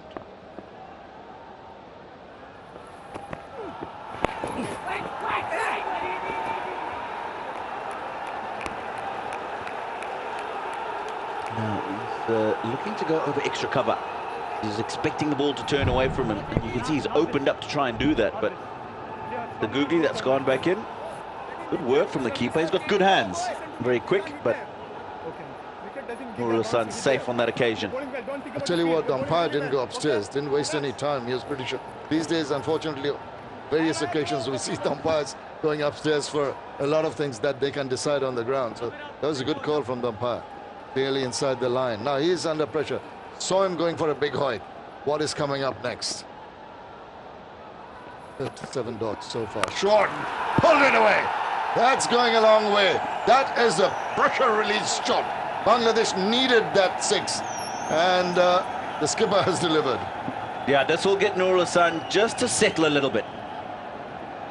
pulled the rash shot, the ball before, that's short, and 63-meter boundary will clear it easily. One of the rare bad deliveries we've seen from the leg spinner, Mayappan. Nurul Hassan takes advantage. He'll be feeling much better now with that maximum under his belt, and he'll be under a bit of pressure. He's been very impressive, must say. Tempted the batsman, bowled the googly, beaten the bat, bowled some Yorkers into the right positions. Look at back with the square, there's some protection. And chop it.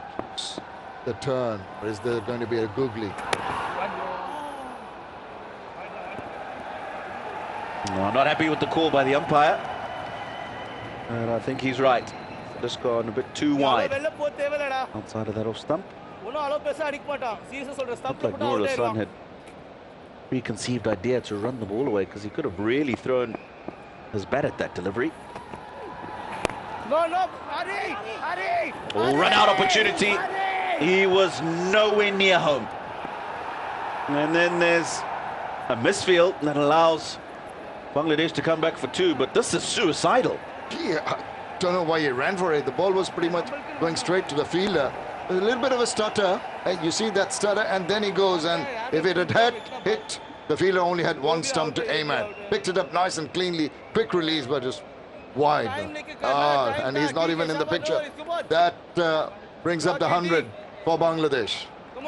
They need this badly. They needed a big over. It's coming in this. They want to finish it on a high.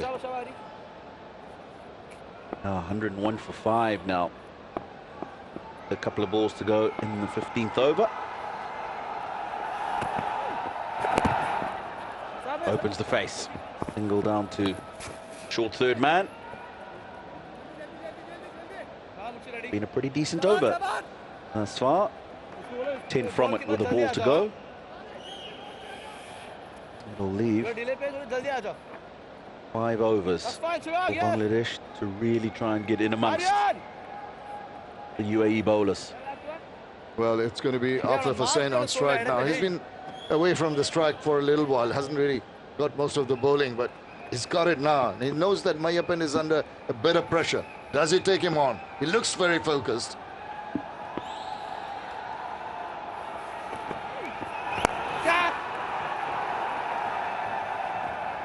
Up and over the offside to end the over. 11 from it. Bangladesh 103 for 5.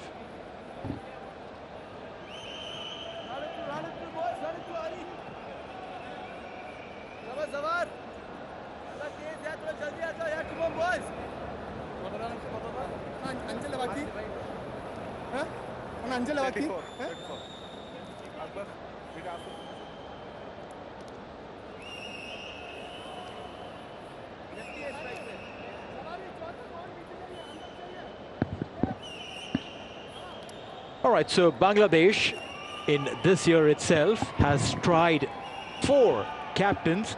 Mahmudullah, 5 matches, has won just 1 game, and Nurul Hassan has 1 game. And now one of those captains is right in the center, and joining me in the center is Roshan. Welcome. Thank you, Neil. Yeah, Bangladesh will really need some big overs from here. The last 5 overs going at less than 7 runs an over is not healthy. But it's about winning this little session. It's about taking the momentum. See, that's the beauty of T20 cricket. Now, up to now, it's been UAE all the way. 103 for 5. They'll feel they're on top, and they're on top. But if Bangladesh can come back strongly, win the next 5 overs, we'll have a game. Really good game in our hands. Jawad Farid has been picked on the very first delivery that he bowls, and he gives out a boundary. He's on 49, Afif. He's a real pocket rocket, isn't he? He's not those, he doesn't have that muscular frame. He's lean, he's small, but he certainly packs a punch. His timing is good, and a very good start to the over. This is a crucial phase. The last 5 overs, 29 legal deliveries remaining. What can Bangladesh make out of it? That's the question. Now, if they can finish well, they'll carry the momentum to the field, and that's going to be important. I'm a big believer of momentums. Well, yes, momentum is important. this game and the next game. If they win these two, they go into the World Cup on the back of 2 wins.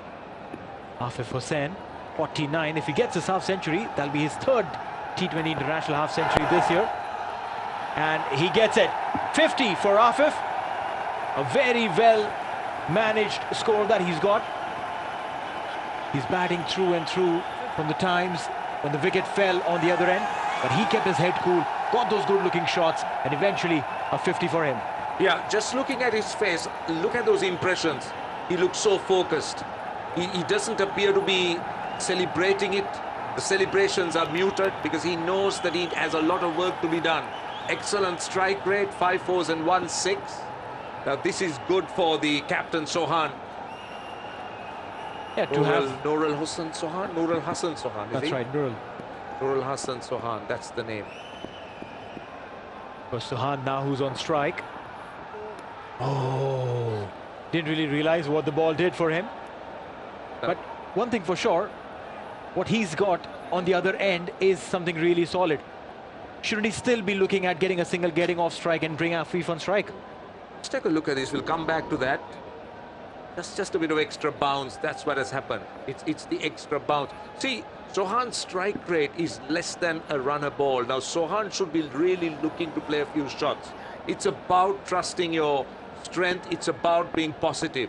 It's about looking to play those shots. It's not about restraining himself. That's T20 cricket. Going across time. This time he's heard you. He's heard you, Roshan. We'll get a single there. Yeah, he needs to do that. He needs to be a little bit more creative. Because, see, from now on, Bangladesh should minimize the dot balls. They should actually try and keep it down to a very low percentage. The 109 for 5. The current run rate is still under 7. Now, that's a very manageable run rate in T20 cricket. Well, on this wicket, it definitely is. We've seen 174s and 182s being chased. Just, in fact, a month back. Fareed, fuller and delivery this time, will get a single. He's not giving them any room, bowling those tight lines. Yeah, just looking at this over, they started off with a boundary. It's the dot ball that has spoiled it a bit. Now, Afif Hussain has been brilliant. Some lovely punches down the ground, big hits, and opening up areas on the leg side. And he's been very good against the leg spinner. That big one, the big 6 that went over mid-wicket. He's picked his spots and also brought in the reverse. He looks a very, very complete player. A complete package for Bangladesh. But look at that celebration. That's what I was talking about. 4. That's into the gap. Very good over for Bangladesh. They've already got 11 runs in the over and they got 1 more ball left. This is good. This is, in fact, it's the end of the over, I beg your pardon. 11 runs off it, 114 for 5. In between time we will be ready.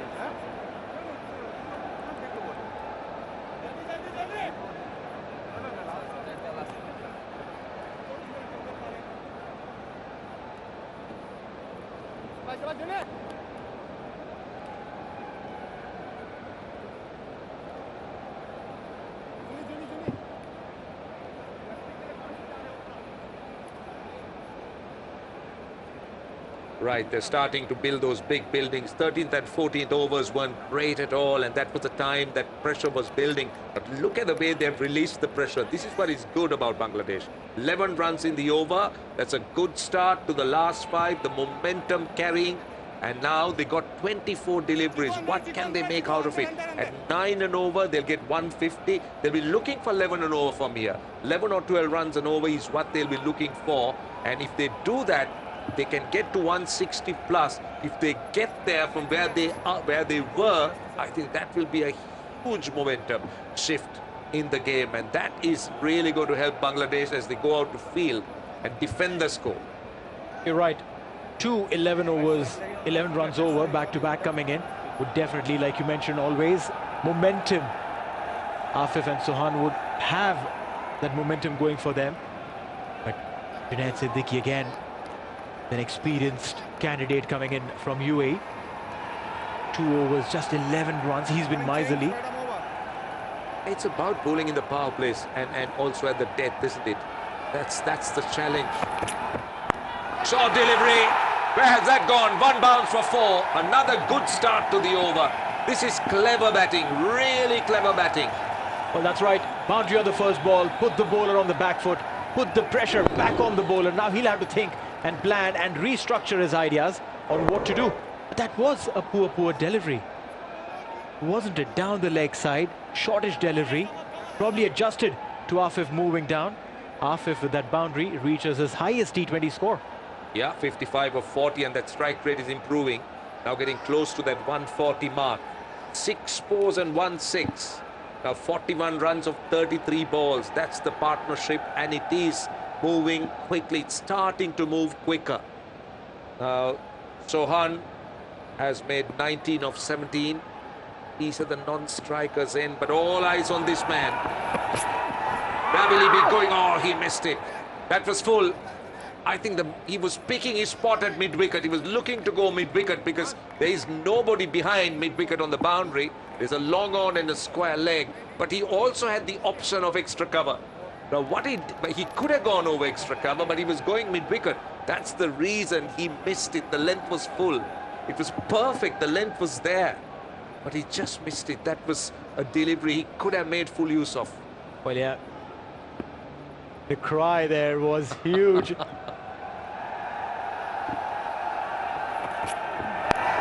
Shortish, up in the air, and will this fly away? Yes, it does. Well, he's starting to blossom, isn't he? He's playing some wonderful shots, some lovely pull shots. Timing's perfect, and take a look at that. On one leg, brilliant batting, getting inside the line. Look at the position he gets into. He's moving around the crease a lot, just trying to put the ball off his length. And he was inside the line, worked the length. Brilliant batting. He's been playing some really good shots, but none of them are slogs. Oh, technically, absolutely correct. Proper batting. This is proper batting. Now, this is making the UAE captain think. Now, they're looking to try and launch here. They're looking for that onslaught. So now, what is UAE going to do? What's the plan? What's the change? Now, 2 men still on the leg side boundary behind square leg. That time, past the bowler. And only a single, but that's all right. They've got 11 of 4 balls. Now time for Sohan to try and make it big of the last 2 deliveries. Well, yeah. Went straight. Did Junaid get a hand? No, it didn't. Wasim came in like a rocket. The gun fielder. Right, let's try and take a look at the field on the leg side. Now 3 men going out to the boundary. Now Sohan's the man on strike. Extra cover out, mid-off inside the circle. Now that's interesting. Now he'll have to mind his line and length because you can't be going full and on the off stump. Got 3 men on the leg side boundary. Working it away on the onside. Only a single, that's all right. They're getting their runs. They got 5 of 12, Neil. Well, yeah, Sohan is going with this idea of get a single, get the man in form on strike, don't waste time trying to cultivate a shot. Instead, just create this opportunity for Afif to come in and bat as much as he can of the remainder of the deliveries remaining. See, that's the value you can add to a boundary and a 6. See, that dot ball in the middle has been negated. The result, the impact of it has been negated. But they got singles of 2 deliveries. Now, he will look to try and finish well the last ball of the over. Afif, let's see what he does here. Now the fine leg comes into the circle. 3rd man out on the boundary. This tends to baffle me a little bit, because generally now well, he's going to go wide of the off stump. That's the plan. 3rd man on the boundary. Oh, that time he was clever. He was thinking, but a dot ball. 126 for 5.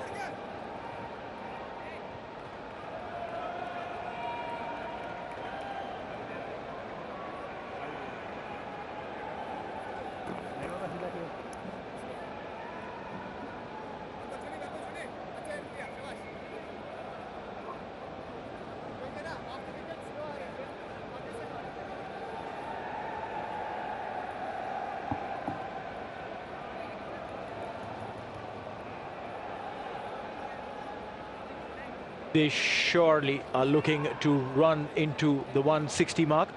11 from here on. They definitely would be aiming at that. Anything less than that, they would have felt that they've undone all the hard work that's put in by Afif. 62 of 44. 6 fours, 1 6, and the strike rate above 140. Zawar Farid comes in. Pulal and Delary. And Sohan doing just the basics absolutely correctly. Getting those single, getting off strike, bringing Afif on strike. Yeah, but Sohan also needs to look to play the big shot. It's not about singles now. He's the type of player who can really hit it hard and long. Now, even a single at this stage is good for UAE. They wouldn't mind singles. It's about boundaries. What Bangladesh needs to do is find the boundaries a little bit more frequently. Now, Sohan could do that. Afif has been doing it.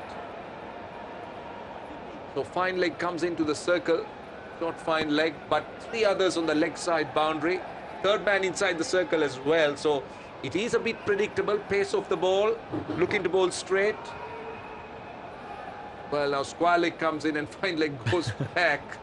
They've been thinking, shifting, chopping, changing, lots of thinking going on at the moment. UAE realizes that this is an important phase. Zawar. Outside off stump, straight to the fielder. Now this is sensible. This is absolutely sensible. You're bowling to your field. There is a sweeper cover.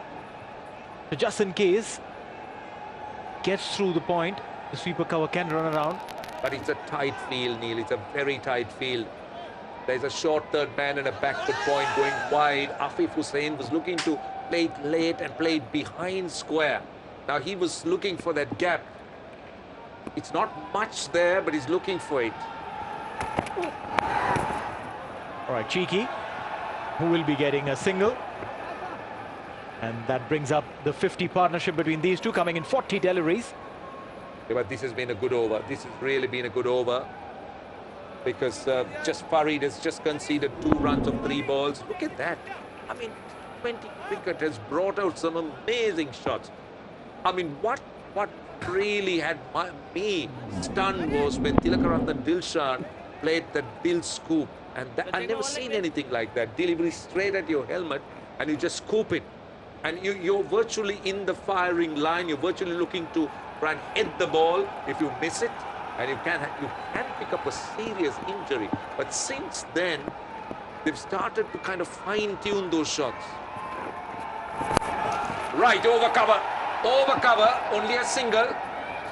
This is a very good over, very good comeback by UAE. They've just given away 3 runs of 4 balls. Bangladesh needs this over to finish big, at least 2 boundaries, a 6 and a 4 of the last 2 deliveries, just to make sure that the momentum is maintained. Well, there's a lot of chatter going on down there as the fielders run around to change positions for the left-hand, right-hand change. And this chatter is important. This little murmur that goes on plays in the batter's mind. And he's trying to manufacture a shot. Has he manufactured it? Oh, Ayan drops it. That is crucial. That is crucial.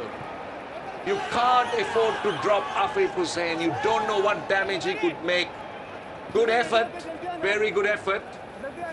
He was looking to try and flick it from outside the off stump. He was running. It's not an easy catch, but you expect him to take it. At this level, you've got to take it. Zawar's expression there. Afif running on the fumes of luck. Was dropped on 2. Only a single. That's poor running.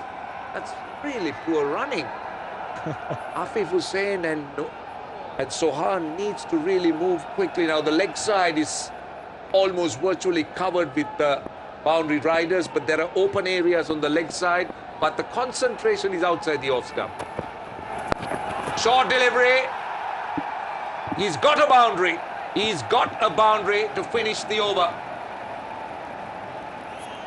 So it is 134 for 5, 8 runs off the over.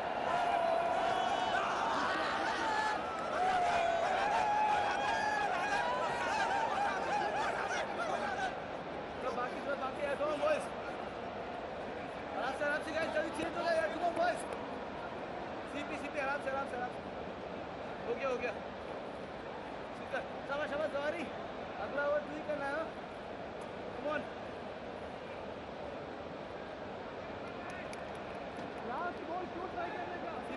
134 for 5 in 18.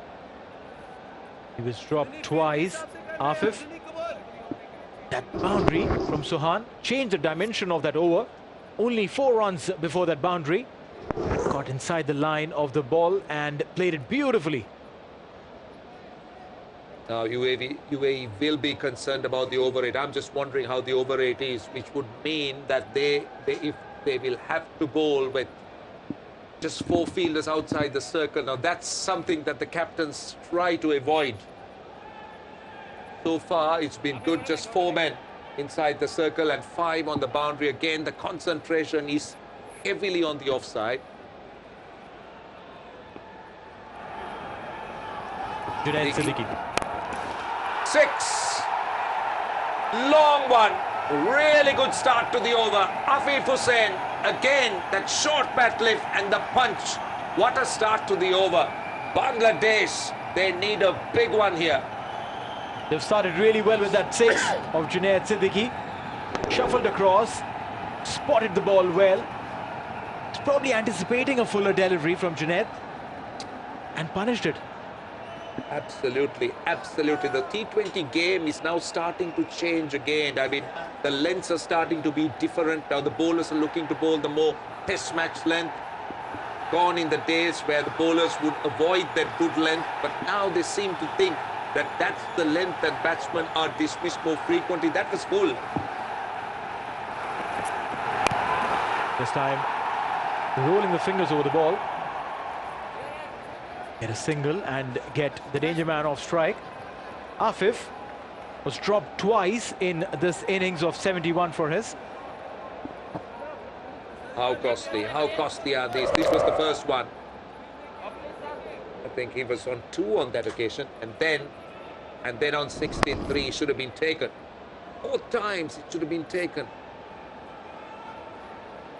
They'll be disappointed. They'll really be disappointed. But now is the time for Sohan to play a few big shots. He needs to find the boundary. He's hit 2 4s and a 6, but he needs to move on. Finds the gap. And good work in the deep. They should come back for 2. Good running. Good running. Very good running. Bangladesh really having that foot on the accelerator. 143 for 5. They got 9 balls left. What can they make out of it? Few boundaries, few 6s. That'd be perfect for them to try and finish off. Well, yeah, if they aim to get 20 odd from the 9 remainder of deliveries, they would be looking at a 163, 165, and that, I tell you, would be a fantastic score on this wicket. I think it would be a magnificent score from where Bangladesh was. Bangladesh was struggling, 4 down for 47, 5 down for 77. They didn't look good at all. But this is the depth team needs.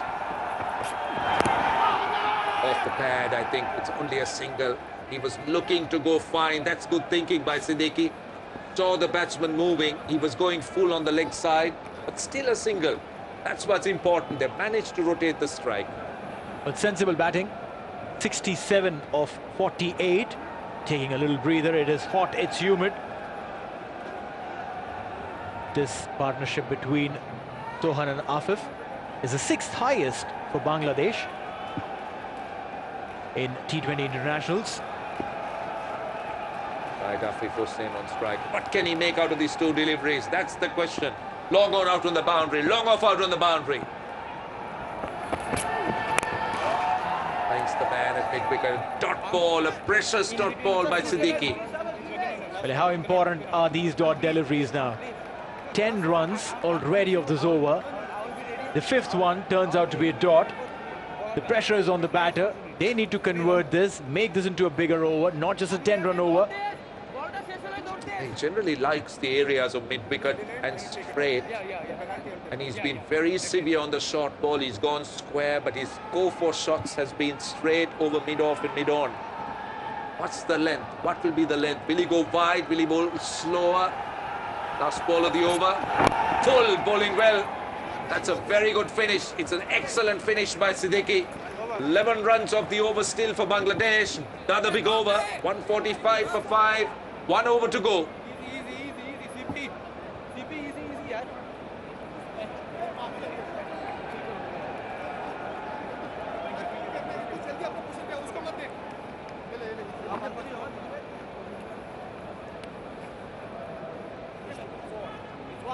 One, 5. CP.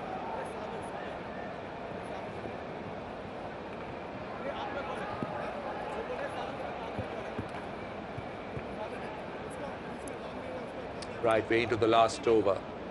Now this is what Afif Hussain has done, 72 of 51. Just look at his scoring. He's got 120, or 20 singles, I beg your pardon, 6 fours, 3 sixes. And I'm afraid UAE are behind time, which means they got to have that extra fieldsman. Ooh, how expensive will this prove now? 5 inside the circle, just 4 outside it. Wow. Farid to bowl the last over. Goes for the scoop. Fine leg inside the circle. There will be a punishment for him, and that's a boundary. Brilliant start by Afif Hussain. What a player he's turning out to be.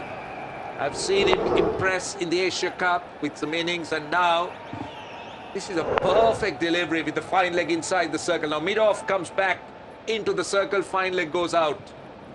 It's not easy. It's not easy when you have just 4 men outside that circle. The ground looks bigger, the gaps look bigger, and it becomes a little bit tough for the bowler to try and defend. Oh, that's right. A new law implemented, and definitely gives a fair advantage to the batting side if the bowling side has taken a lot of time, a time that is more than the allocated time. Initially, it used to be just the captain who would be penalized. They would be paying from their pockets. But now the whole team technically is paying for their mistakes. And also, I like this change. I like this decision, because I've seen teams take ridiculous times to try and bowl their 20 overs, and they're never stuck to those deadlines, to those timings. So there has to be some kind of penalization. Off the pad, I think. Oh, Ruthia waited forever after collection, and they stole a single, a leg by there, and with that it will be the 150 for Bangladesh. 150 for 5 and 19.3. Right, it's time now for the captain to rise to the occasion. He's got 3 deliveries left. He'll be looking to try and finish it big for Bangladesh. Can they get to 160? They still got a decent score on the board, I'll tell you. From where they were, 150 looked a distant score, but they've done well to get where they are, but 160 will be perfect. That's right, 77 for 5, that's where they were tottering. And then this partnership came in, Sohan and Afif. 73 of 53. The first 50 came in 52, second in 44. The third has been the quickest, but not in this over. This over has been tied so far. Yeah, just 5 runs of 4 balls, a leg by, a dot ball, a single. Now it's up to Afif Hussain. Can he do it? So far, I must tell you that the 2 bowlers, Farid and Siddiq, who bowled at the dead, yes, they went for a few runs, but they've been impressive. Some of the lengths have been brilliant. They bowled very tight. They bowled it full and close to the batsman. Have really not been able to get under the ball, some of the deliveries. 2 balls to go. Runs again, this time over the bowler, said only a single, turning out to be a brilliant over. Just 6 runs off it. Just what UAE wanted. Well, yeah, death bowling is an art, and this man, Zawar Farid, is definitely showing how to do it. And that to bowling to a set batter. Sohan will be on strike for the last delivery. Can he get that 1-6? He's hit only 1-6 so far in this innings of 24 deliveries. Can he get this big one? Or will Farid pull out his trump card? Right, let's see. Last ball of the over. Not perspiring. You see that it's a hot day, really hot evening at Dubai. It's Not easy, takes a lot out of the players. Last ball of the innings. The captain on stride, and he hits it high. Where's it gone? He finishes off in style with a 6. It's a big over finally. They make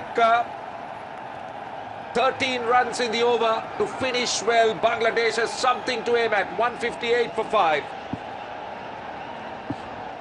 Well, 158 for 5 in 20, 55 in the last 5. And that too without losing a wicket. 81 runs of the last 56. And out of that 81, this was that last 6. How much will this cost them? UAE, they've done well in bits and pieces. They had the game in their grasp, but then they kind of just let it slide after grabbing those top 5 wickets. Right, 158 for 5. Afif Hussain getting his best score in T20 cricket, and very useful batting by Sohan. Low down the order, but nothing really else to talk about in terms of the batting. Well, yeah, 14 extras given by the bowling side. We'll have a look at the bowling card. But quickly, a quick check at the partnership there. 81 runs coming in between Sohan and Afif. But then 30 between Musaddiq and Afif. 12 between Yasir and Afif. I mean, literally nothing else to talk about barring that one big partnership, Roshan. Yeah, and look at the bowling. Just a wicket each for Sabir, Ayan and Farid. 2 wickets to Mayappan. But, well, Siddiqui going above 8 runs and over. And Hamid also going for 8. But good bowling by Sabir and Ayan in the middle. Under 6 runs. Well, yeah, very impressive bowling. Let's have a look at how this all transpired when Bangladesh were put into bat. First up, Junaid Siddiqui opening the bowling attack was taken for runs. But Sabir got a wicket at the top. Now this is really impressive. You know, you bring in a kid, he takes a wicket, holds on, does not give too many runs, and then he's pulled off to bring in the senior pros. Right, that's the wicket number 3. Good catch, running back. And Afif Hussain and other ideas played some lovely shots. Yeah! Well, Mayappan started off well with the wicket of the first ball. And Afif Hussain really started liking him, taking to him, picking those gaps at mid-wicket with that short bat lift, punching in the gap, and then that big 6. That was a humongous 6 there coming in. But Karthik Mayappan was at it, got this wicket, a stumped, a typical trick of a spinner. And then was this partnership between the skipper and Afif. It was raining boundaries, a 50 for Afif, and he had a complete plan chalked out in his mind on what to do all the way till the end. Yeah, some really big ones, big hits. And the captain also joined in the fun, finished off in style with the 6 of the last ball. So Bangladesh will be very pleased with what they got at the end. 158 for 5, just under 8 runs and over. So that's what UAE needs. 159 of 120 balls at 7.95 runs per over. And don't go too far away. We're going to come back in 5 minutes and watch Bangladesh defend this score.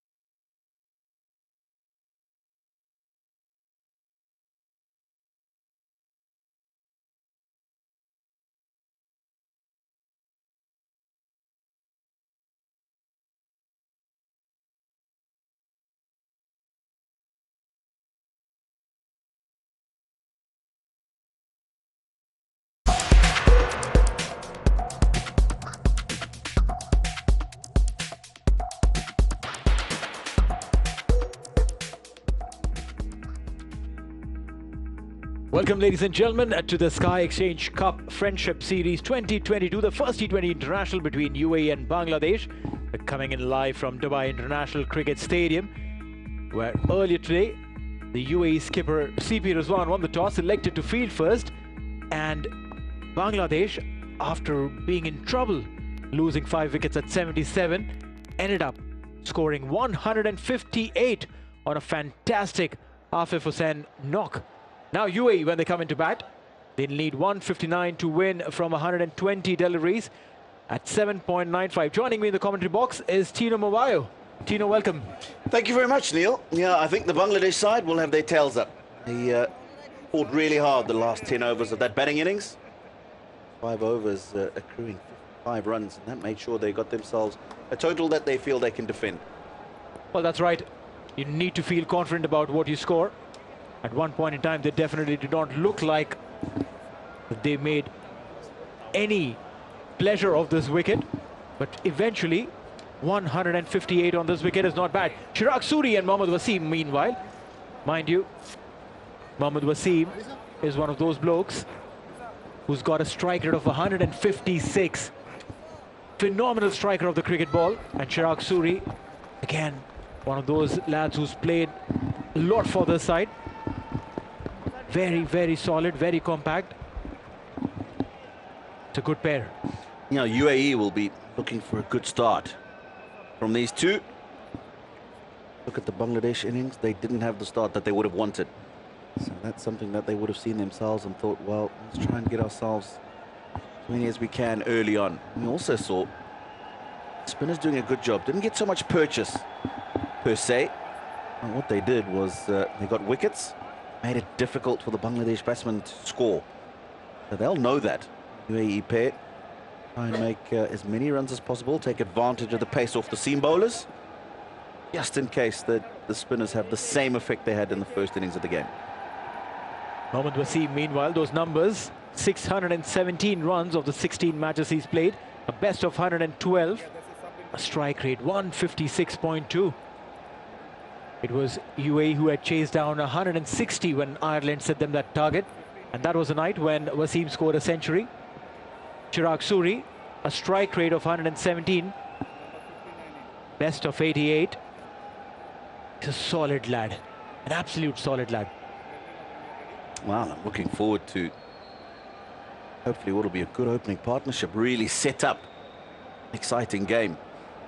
What I like from that innings, looking at the latter half of the innings, certainly shows that you can score well here. We saw the stats.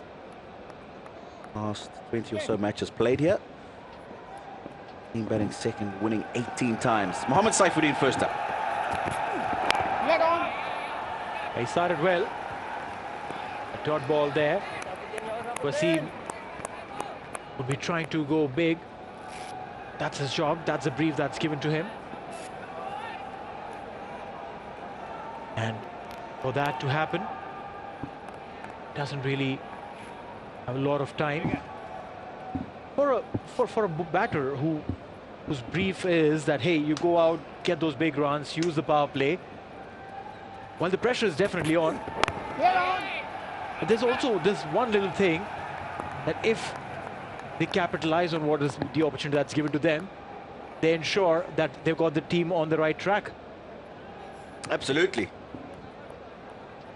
We're looking forward to just seeing how they go about this run chase, especially at the top of the order. Liked what I've seen from Saifuddin this first couple of deliveries. Bit of shape on the ball, but good length. Crucial. UAE seamers probably just not on target as well as they would have wanted early on. That's why we saw the early introduction of spin as well. A bit of confusion between the two of them. Saifuddin not able to collect, and they got back safely. Well, a yes and a no.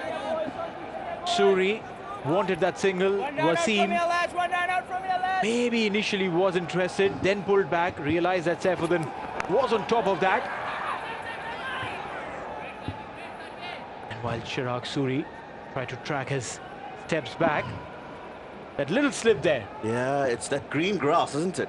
Probably a bit of dew out there as well. That's why He had that slip there, Saifuddin. Suri himself just losing his footing. Oh! Beautifully slashed. And Wasim gets a boundary. Little appreciation coming in from Aryan Lakra. He's padded up and ready. He'll have to do a little more of these. Yeah, well, I'll tell you what, that shot tells you one thing. Don't give him width and don't give him length. He has smashed that. Shorter in length, but he's on his way forward. Just flays that over the offside. Opens his account to the boundary. A powerful lad there. Rightly stated, don't give him width. Then need to structure. And this time he's gone aerial. Hasn't got the distance. The ball will drop dread just inside the boundary line. They're stealing a third. That is smart cricket. Good awareness. I feel disappointed because he probably got under that ball a little bit more than he would have liked to get flatter on it to get the boundary. Yeah, he's gone more like a pitching wedge. That's why it hasn't run into the boundary, but they were aware, managed to get themselves 3 runs still. Well, yeah, saved a run there, Soumya. Let's put it this way. And this is silly. This is where they stole. Wasim 7 of 5, and that'll bring Chirag Suri on strike for the last delivery of the over.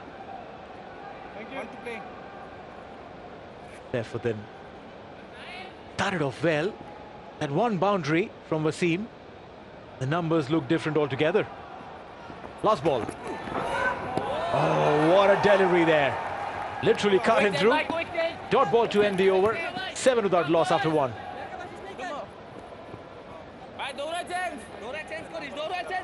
Come boys. Freezers में तो slip लग बनाऊँ मैं. है लग बे. काट में ना इसको ले भाई. काट में ना इसको ले. Quick.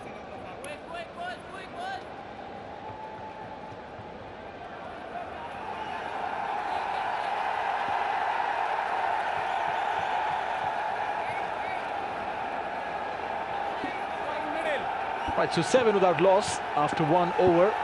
152 required from 114 deliveries. Going at 8 and over, that's what is required, Tino. While Fizz comes in, 72 matches, 92 wickets. This man, even before he starts, I'm sure the batter is already preempting some really quick ones. Well bowled. Very well bowled. Carried through nicely to the keeper. Angled across the right-hander. Previous over. What a peach of a delivery. Angled into the right-hander. Shaping away off the surface. Bowled. Faint little movement, troubling the batter. Meanwhile, back live. Again a dot ball. Wasim and Suri taking a couple of deliveries to settle in, understand the bowler, and then maybe get an opportunity to try and get a run or two. For teams that don't play as often as the top tier teams do, the batters don't get that kind of an experience to play against the top tier boys as well. Good running. This is very good running. Tucked himself behind that delivery nicely and put the single on offer in front of the offside. Actually deliberately just opened the face so that ball doesn't go straight back to the bowler. Center, please.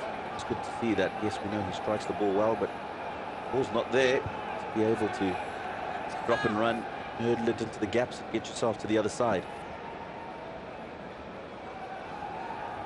Extremely fit. Wait on. Suri. He's a class act. Lovely to see his drives when they come. Not the typical slogger, one of those clean hitters of the cricket ball.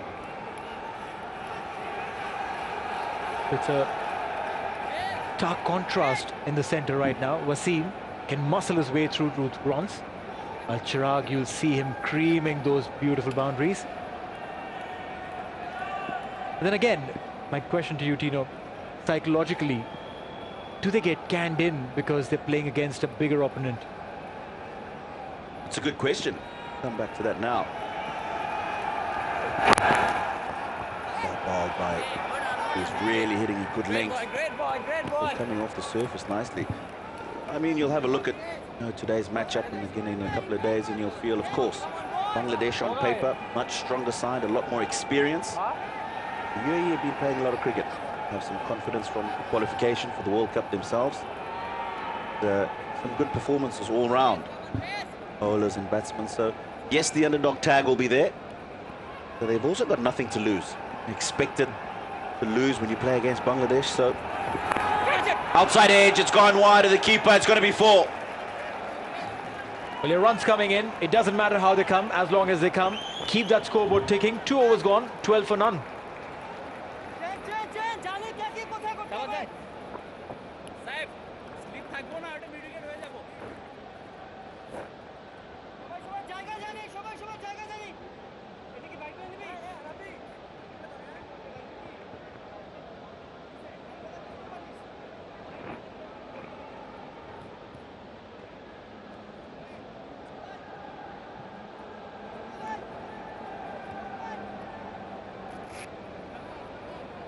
Twelve runs on board for UAE, going at 6 apiece.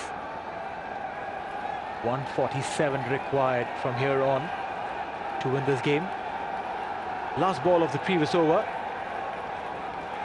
was a streaky boundary. Got it. And Wasim pulls out. He's not happy with something that's happening at the side screen.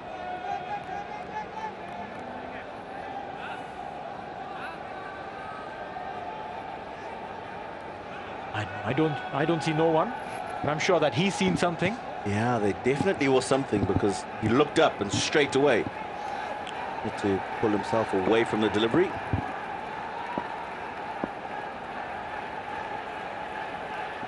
Eight of 8 for Wasim. Hold on. And straight to the fielder. Just going back to a conversation we were having, Neil. I was saying the underdog tag will always be with the UAE in a series like this, so more for them to learn and get out of the series. I think that allows them to come out there and play with a certain amount of freedom.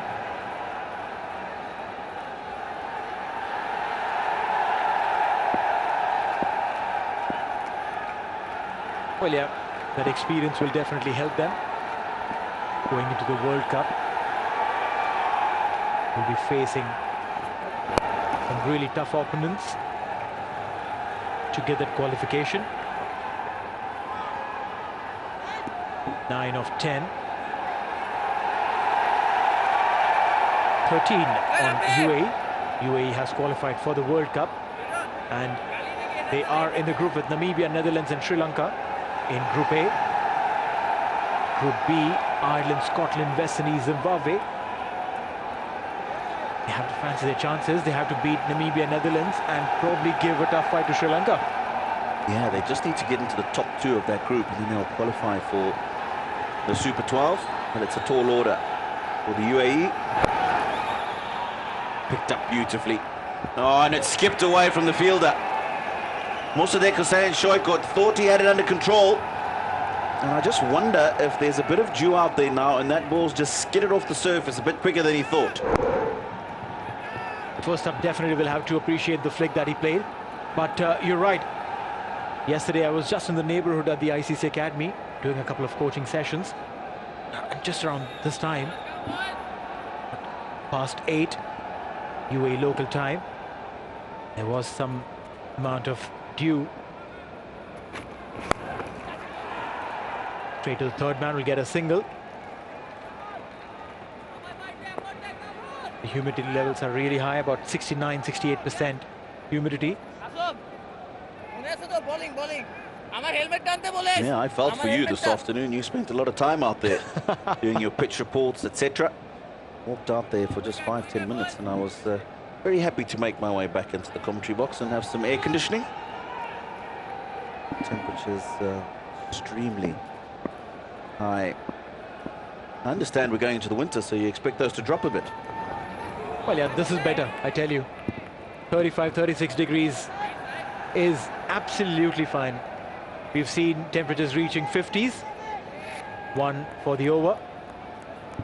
Meanwhile, yeah, temperatures here in the Middle East, well, we've seen worse. But we're fine as long as we get some cricketing action over here. Absolutely.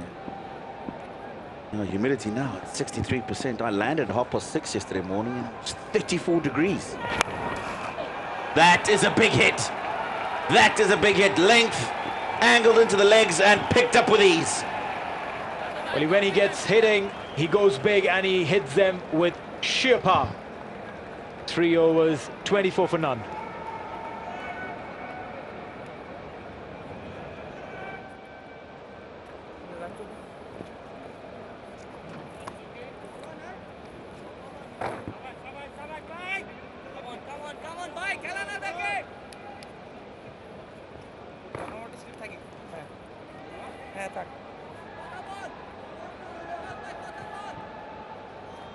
তাড়াতাড়ি আয় ভাই slip নিবি Nasum slip রাখবি Well, Bangladesh batting first, 158 for 5, was 77 for 5, and then Afif and Sohan got into a fantastic partnership. And that's the last ball of the previous over. Wasim, a visual treat there. There's someone sitting in the stands who would have taken that ball home.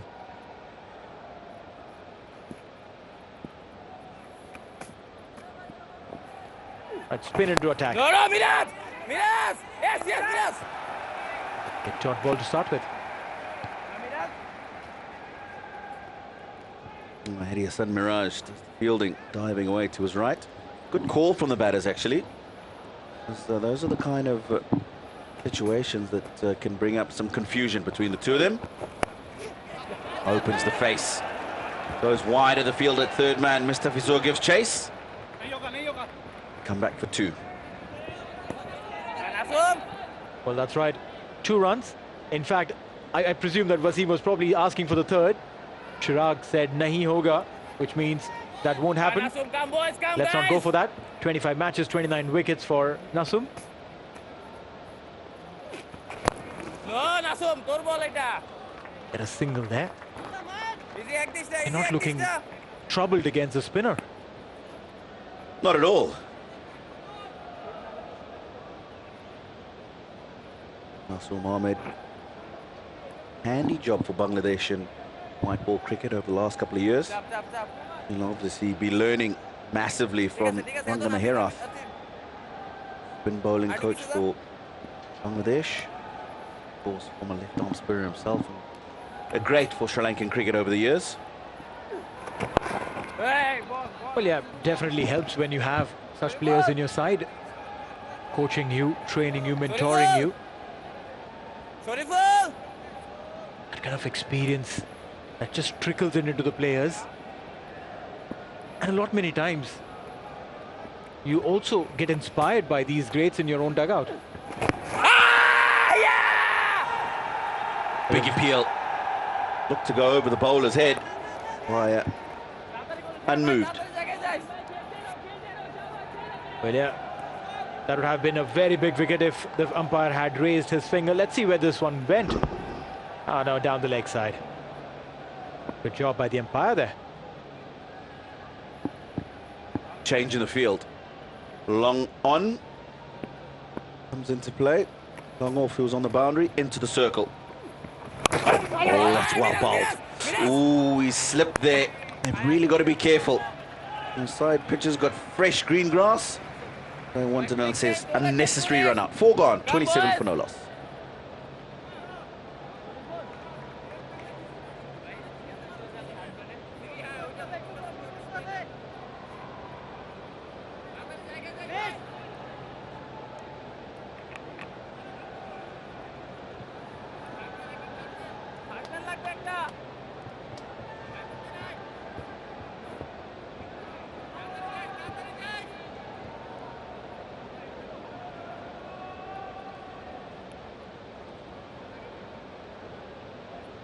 Rangana Herath on your screens. Been talking about him. Sri Lankan great. Now a Bangladesh coach.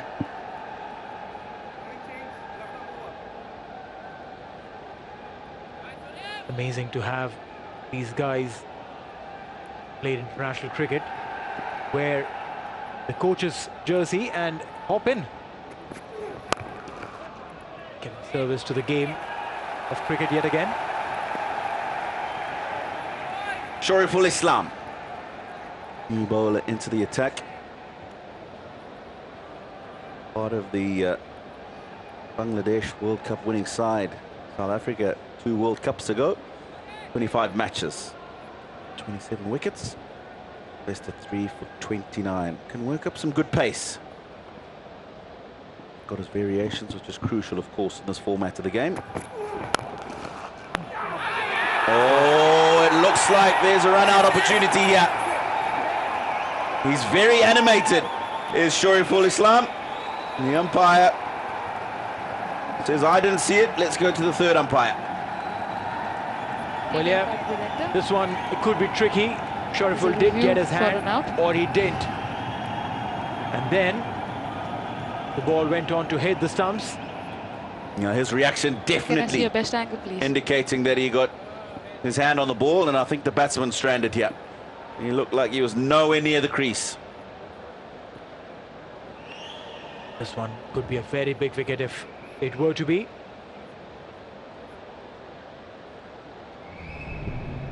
Sure. Chirag Suri playing it absolutely straight. Now let's have a look. Is there a connection between the hand and the ball? Looks like. And Wasim is way outside the crease. Else?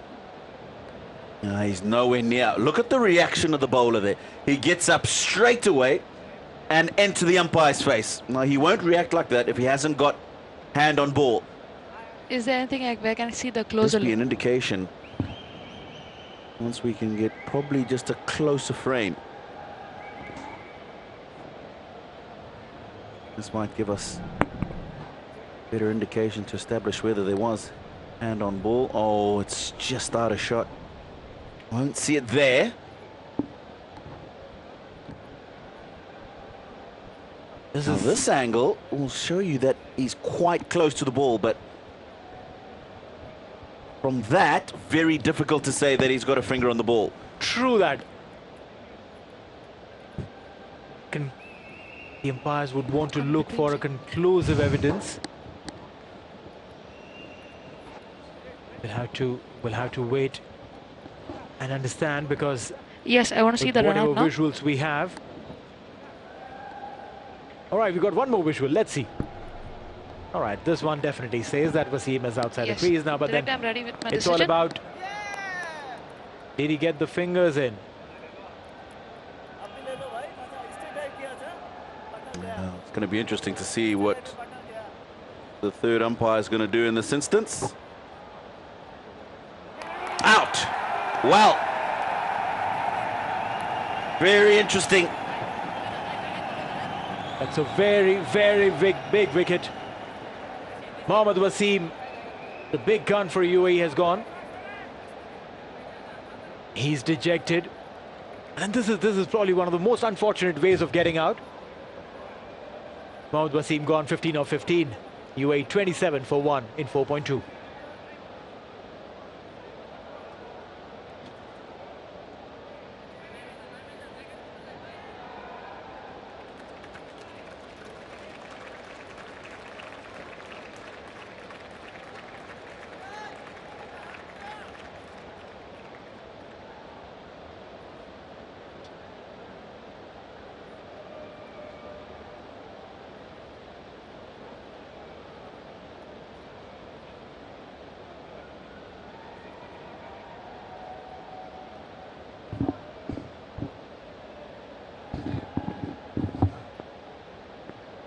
All right, so Aryan Lakra comes in at 1 drop. 3 matches, 20 runs. A strike rate of 105. Early days for him. He's played a lot of cricket in the circuit. We'll get a quick single there. Aryan was also the skipper of UAE under-19 team that played the World Cup in South Africa. Led the side well.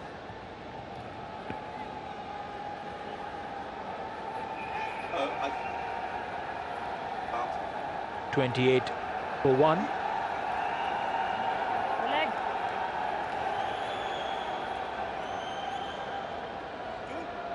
Middle. Aryan Lakra will be on strike now. Bangladesh bowlers have been getting a fair bit of bounce out of the surface. A bit more pace than the UAE seamers. And I've been impressed by the way that ball's really gone through to the keeper.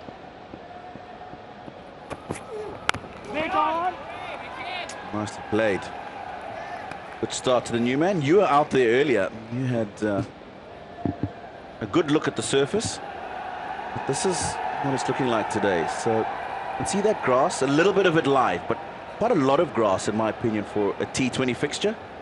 And I think that's what's, one, held it together so nicely, and two, that's why the ball's just skipping through to the keeper so nicely. Bit of live grass, ball going through. Of course, this was 3 or 4 hours ago before the start of play. Lights coming on, they'll just liven up that little bit of grass as well. That's right. It's a beautiful surface. It's the same surface as I mentioned earlier, which has given us a lot of high-scoring runs. Meanwhile, Robin Singh, the director of cricket for UAE, right in the centre. Azhar Qureshi on his left, the strength and conditioning coach. On his right is Karthik, who is their analyst. Solid team there. Former skipper Ahmed Raza sitting there. He's not a part of this playing 11 today.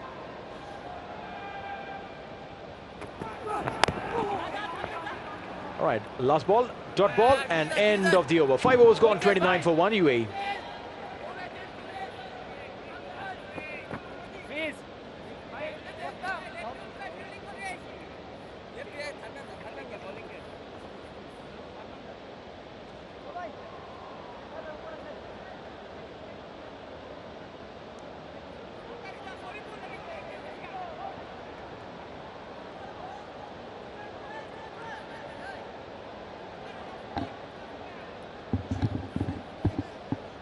Five overs completed, 29 for 1. Now, this is a position where the Bangladeshis should try to just ensure that that run rate of 5.80 is not allowed to increase. Keep the runs under check. Hope that they can get some wickets.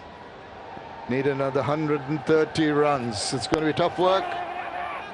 Oh, a bit of a yes and no. Quick run taken, direct strike, but the batsman was home. So we've had an unfortunate run out of their main batsman. They've gone to the third umpire just to have a quick check whether the run was completed safely or not. As I welcome Roshan Abhisinghe into the com box. Right, Shamim, yeah, decision pending at the moment. Can you show me the best angle, generally please? take no chances with direct hits. So let's see. I think he was in, but let's see. Yeah, well in. He's all right. But worth taking a look if it's a direct hit. Roll back, yes. Roll it. Absolutely. I think they won't leave Yes. anything to chance. Happy. For I've the made the technology, decision. you've got to ensure that you use it and use it wisely, and the good, correct decision taken is going to be not out. It's pretty obvious from the pictures we just saw.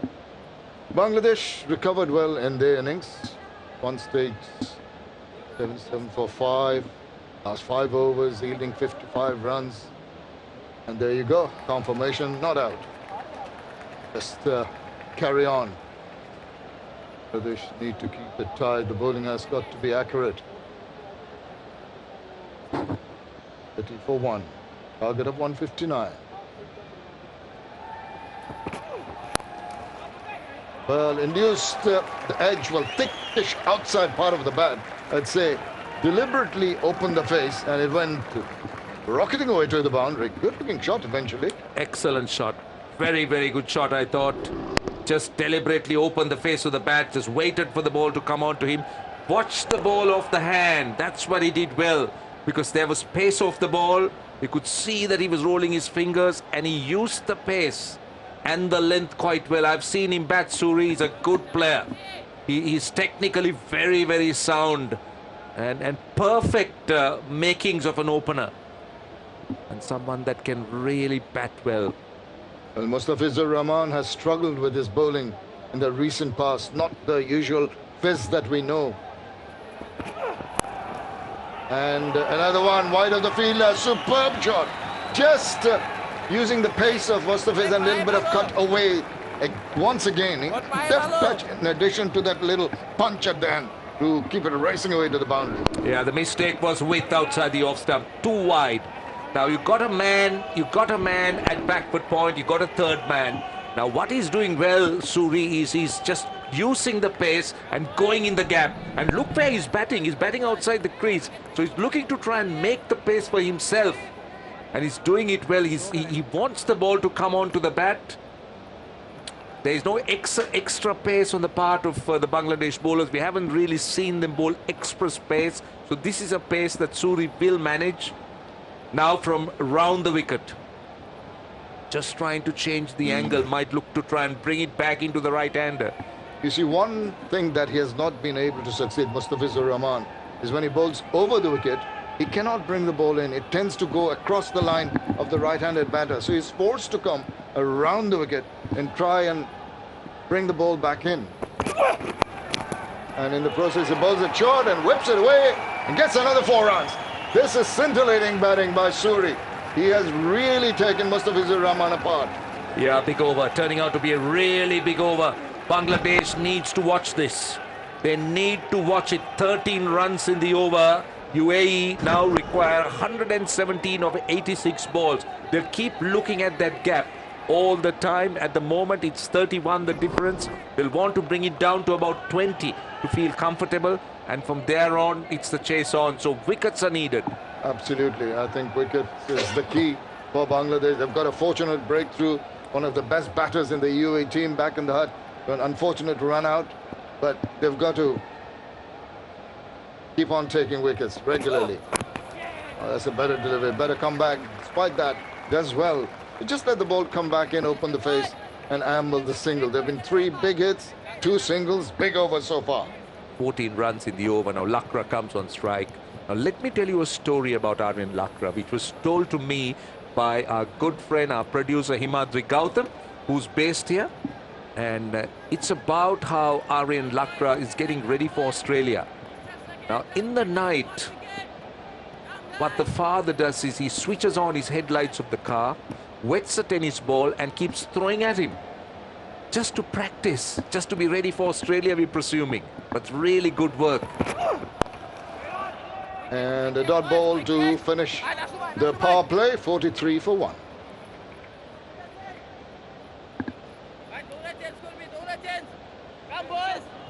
Okay.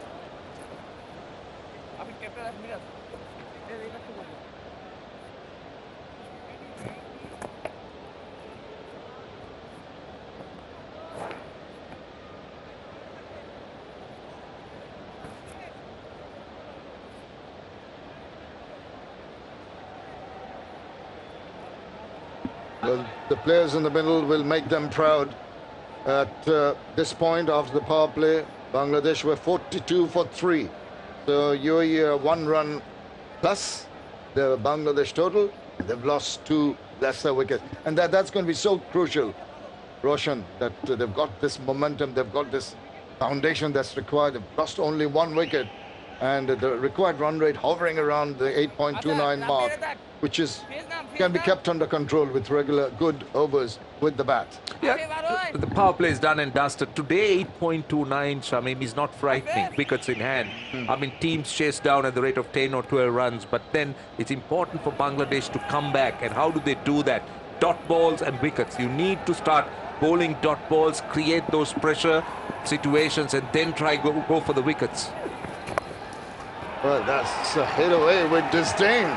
Just pitches it up. Not often that Nasir Ahmed does that, but just the way he played that shot, oozing with confidence. He's playing shots all around the ground.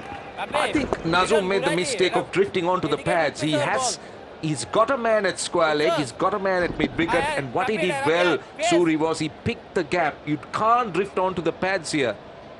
And Suri is in a zone at the moment. He's gone to 30 of 18, he's hit 6 fours. And now the mid-wicket fieldsman gets pushed back. Backward square leg comes into the circle. He's made room for himself very nicely, trying to penetrate that gap in the deep through the covers. Have a look at what transpired in the power play. It's a good solid start early on. Mohammad Wasim was looking very ferocious, very good shots, and Suri had put up some good partnership. That was early on, and taking on the bowlers, not overawed by the big names that Bangladesh has. And that was the unfortunate part. Just got a fingertip to it, very full, and eventually it was decided that Wasim was out. And they carry on milking the runs. So very good calling, good running between the wickets. And 2 runs very well taken there. Well, I thought Lakra was struggling a little bit as he turned for that second run. Now, better throw, I'm sure, watching from here, could have had Lakra in trouble. Come boys, come guys, Nasum. Although that's the power play comparison, nothing in it, just the 2 extra wickets lost by Bangladesh.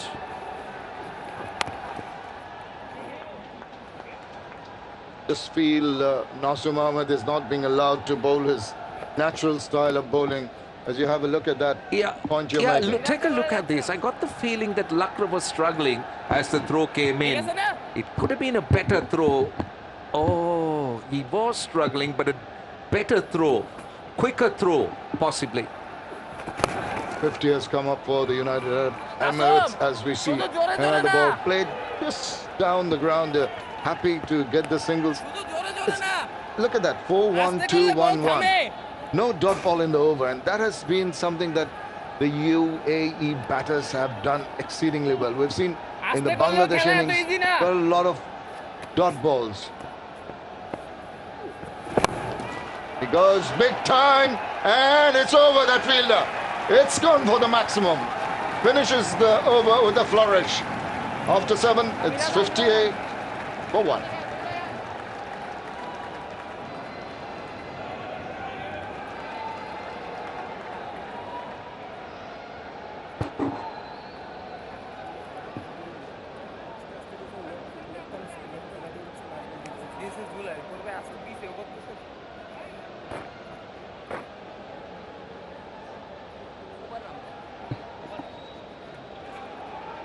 Well, you see that UAE warm, that purple warm, just nosing ahead. Is it purple or black? Well, it's black, it's blackish grey kind of warm. Yeah, it's grey, isn't it? It's grey. What's happening with you? UAE You're colorblind. From the angle I'm watching the screen, it looks purplish. Anyway, it's the grey, the color of the UAE team. Yeah, it is. I'm just wondering about how you saw it as purple. Don't have to. Anyway, let's get pulling on your with leg. Mehdi Hasan Miraj. Reversing now, doing it very well and playing it away from any of the fielders in that area. This is absolutely top-class batting, really taking the Bangladeshi bowlers on. Just a question for you. Now we've seen teams like UAE. Take another look. This guy Suri is in magnificent form and he's playing some outstanding shots. But we've seen countries such as UAE and Oman and so forth and so on. We'll come to that. Having a basic weakness, and that is against extreme pace, because that's not the type of bowler that they encounter most of the time, and they don't have such a bowler in their makeup at home. So you would have thought that maybe Bangladesh would have gone in with Taskin or Ibadat Hussain, because they both can bowl at 140 plus, get close to that 145 mark. I know that's how Sri Lanka played in that last T20 qualifying round in Oman. Used the extra pace to try and dismiss the batsman, unsettle the batsman. No, Miraj! So, great, Miraj! I mean, I'm sure Bangladesh have a plan and a strategy. They do understand where they want to be. But what are your thoughts on this aspect that I brought up? Hey! Wrong! Quick run taken. To answer your question, I think they are here to do a little bit of experimentation. They would like some players to play in the first one, get the others in the squad to play in the second one. I think that would be the thought process initially in not playing Ibadat and Taskin. I saw them both bowl just prior to the start of the game. We expected them to come and bowl, but you know what? Even Shoriful can generate a bit of pace and bounce. Mustafiz has been, unfortunately, the person that Bangladesh have depended over the years has not really delivered the goods. He seems to have lost his bite. What exactly has gone wrong with it? I think nothing's gone wrong with him. I think batters have sussed him out. There's so much evidence through videos and assessment analysis and the variations. The point I was making earlier of him not getting the ball to come back into the right-hander from over the wicket. That's one part of his arsenal that he has not mustered. And that's the end of it. I think it was similar to dismissals of the Bangladeshi batsman, which went bouncing down the wicket, missed the line of the ball, Mehdi Hasan Miraj. I thought that was the arm ball, kept it going, evaded the bat, and the keeper did the rest. That's a big wicket. That's a very, very good big wicket indeed, because Suri was batting well, 39 of 23, and he was looking to take on the bowling. One error on his part, induced error by clever bowling by the off-spinner. Has that ball that drifts just a little bit, just goes with the arm. And look at the captain, his frustration. Well, wicket number 2 of UAE is lost. It's Chirag Suri out for 39. It's 66 for 2.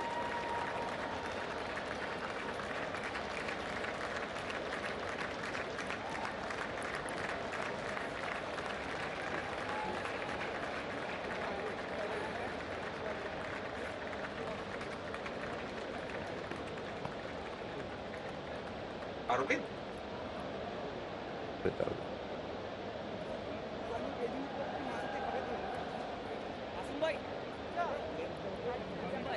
This is Winnie.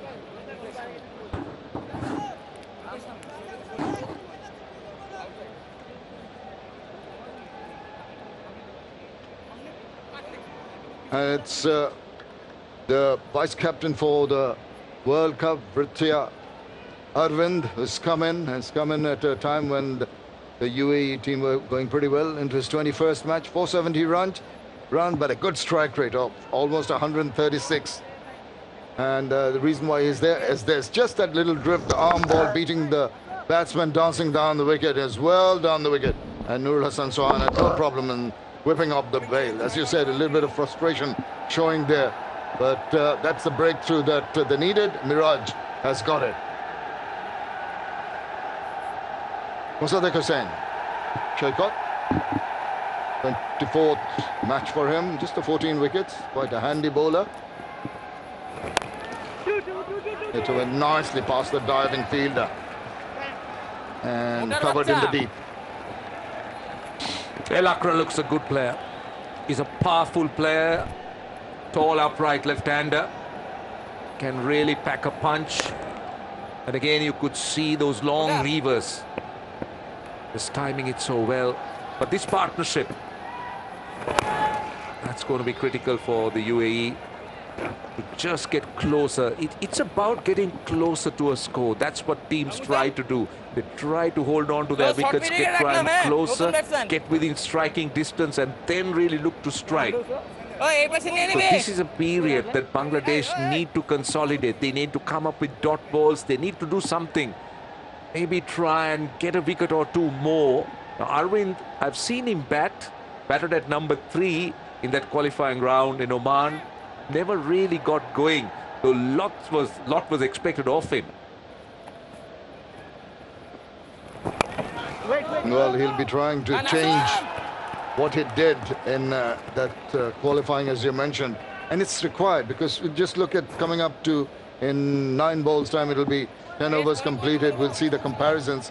Obviously, UAE are ahead of Bangladesh at this point in time. It was the last 10 overs which changed things around for Bangladesh.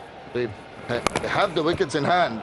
I think they can make a run for the money. Good effort, but despairing effort, futile effort. Couldn't stop it from going round, but that was hit pretty hard.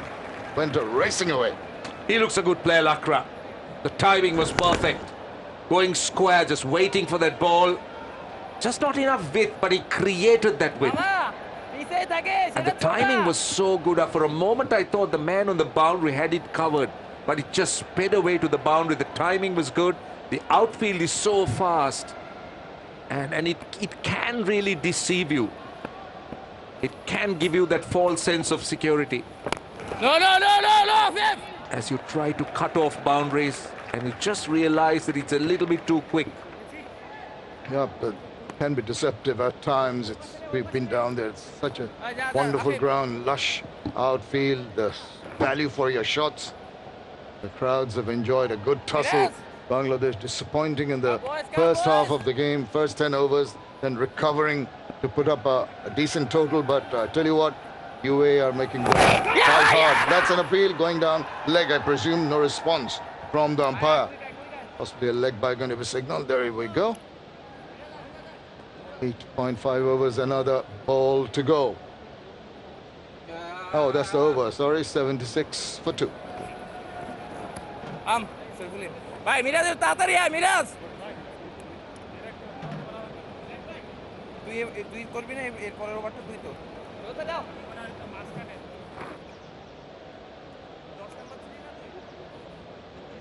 Okay.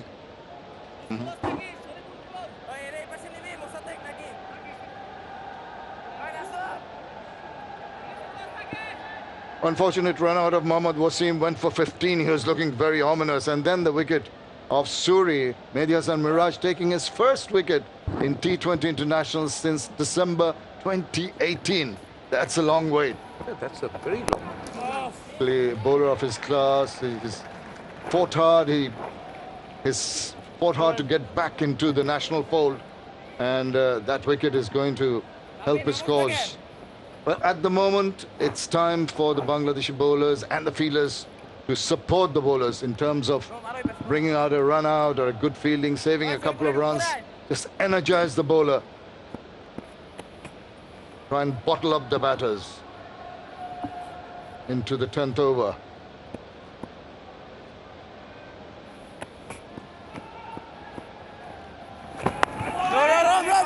Roshan, just want to make a point.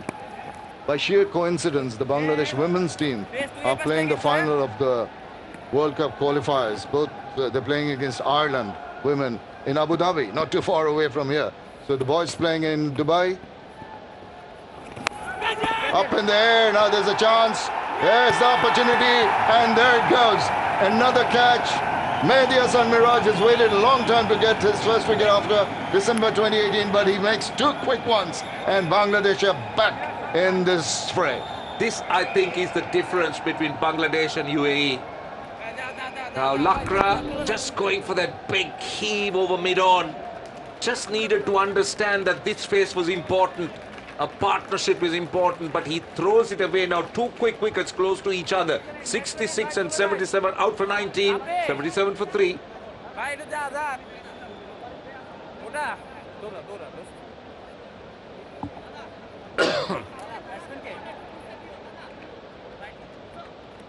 Righty.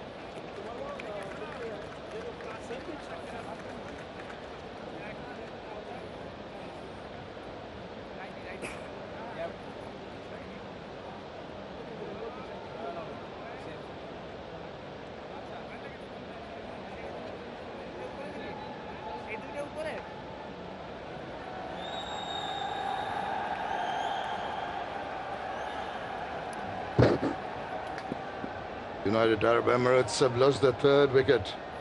CP Rizwan, skipper, comes in. And a nice looking shot past the fielder. He's in the middle.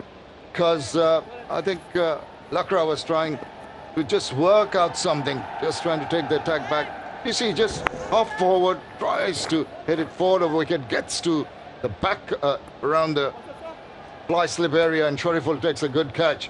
Miraj is happy. Bangladesh, well, they needed a couple of wickets. They've got it. They've got to keep on persisting. One more run. Just going back to that game I was mentioning, Bangladesh. Women scoring 120 for 8 in their 20 overs against Ireland. The moment Ireland 14 for 1. The Bangladesh playing the finals in that World T20 World Cup qualifiers in Abu Dhabi. Yeah, amazing. And it's a great progress by the Bangladesh ladies to get there. And then Asia Cup coming up for the ladies. They are the current Asia Cup champions, the women's champions. Oh yeah! Has got edge. Ends a very, very good over from Mehdi Hassan Miraj. After 10, 79 for 3. Let's go, leg by there.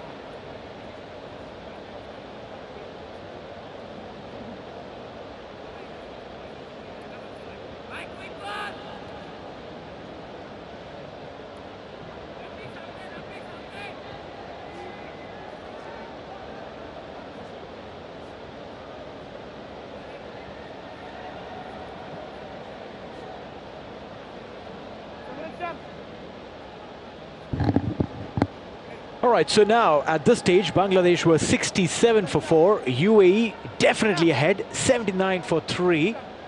But then what Bangladesh did produce was a fantastic partnership that literally thrusted them to a 158.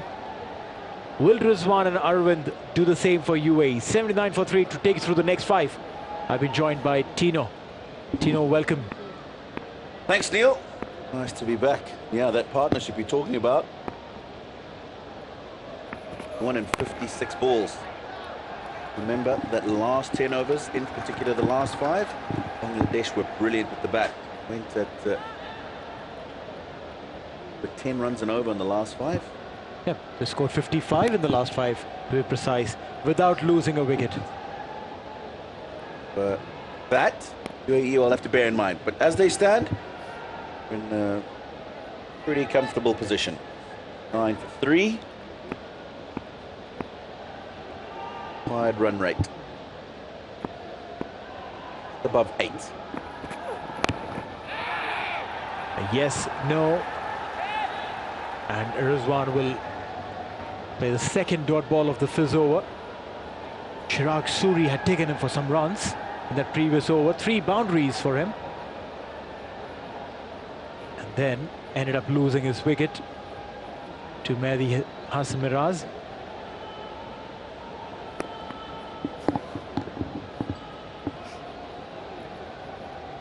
Rizwan is a very, very solid player again. Someone who can build partnerships. One of those guys who can... Oh, this is a big, big, big shout. The bowler's interested. The umpire is not interested. Tried to ramp it. Yeah, I think this got onto him a lot sooner than he thought. Bit of extra bounce. That bounce we've been talking about got himself into an awkward position. And as the ball went past the glove, certainly can hear something in the ear, but difficult to know if that was on the glove. Very soft sound. Here's one. Survives.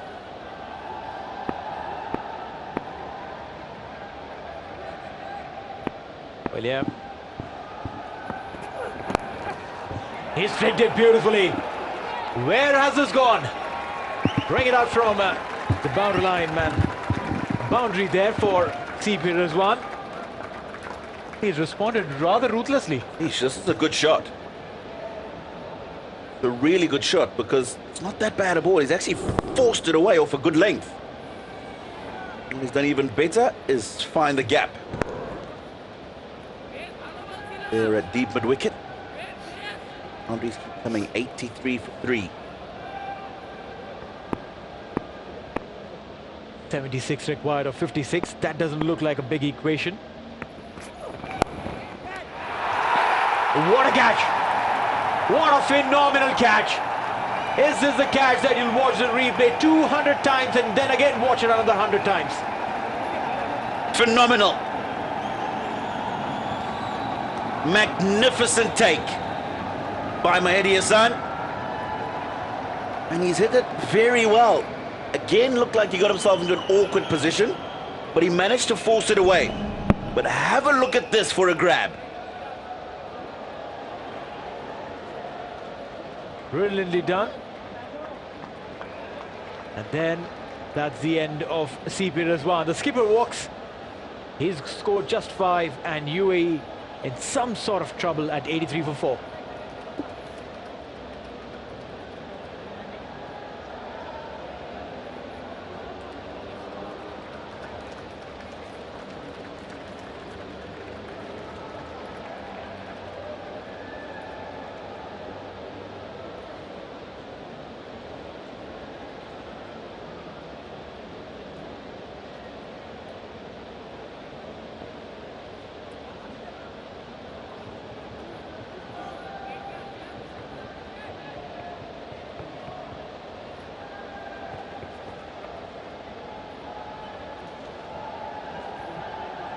New man in, Basil Hamid.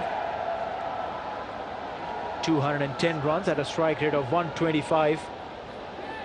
Fantastic all-rounder for UAE. Has delivered with the bat, with the ball. And an equally amazing fielder. There's a plan that they'll have to follow because there's a tough task lined up ahead.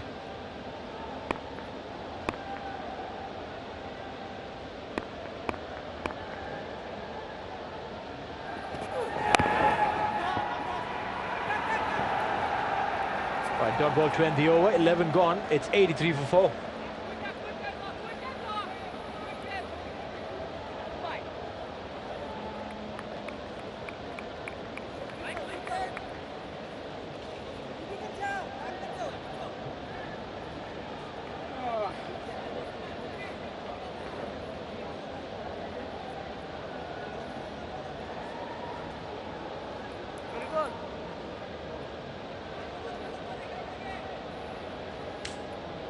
All right, so 11 overs gone, 83 for 4. They've lost 4 wickets. Wasim was run out. Suri stumped after a brilliant 39.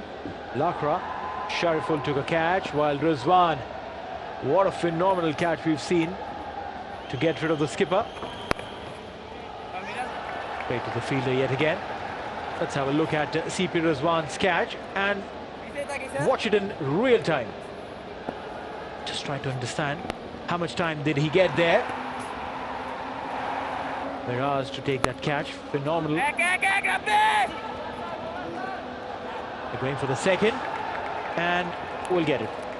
Get back comfortably. These kind of catches that make a difference in matches. Come out the middle of the bat. He's just dived away to his left. Great catch. Chauhan enjoyed that? He sure did. Sure did.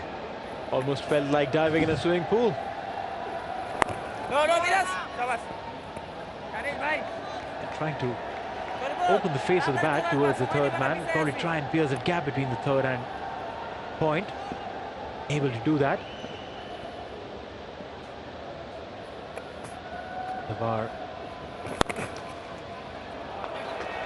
This time beautifully played. He wanted to pierce that gap and he does that now. Gets a boundary. It's a really good shot because he's waited for it and at the last moment opened the face. And that's what made the ball go wide of the fielder. An extra cover on the boundary. Good awareness. Knowing where his fielders are and manipulating the field to get the boundaries. And then a single. How annoying that is for a bowler. Hit for a boundary, batsman gets off strike, gets to the other side, put a ball to another man. That's like most basic thing that every coach tells you. You got a boundary, take a single on this next delivery, get off strike, let the bowler do all the hard work. Is that what you were telling your boys last night at the ICC Academy? Oh well, yes. Got to keep those boys in check, otherwise they'll want to go all sixes every ball. 12 overs gone, 91 for 4.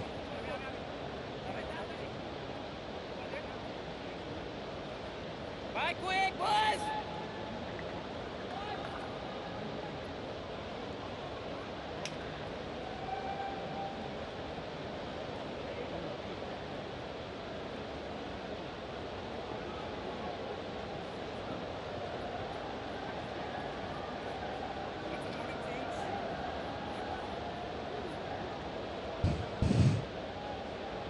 91 for 4. At this stage, Bangladesh were 86 for 5.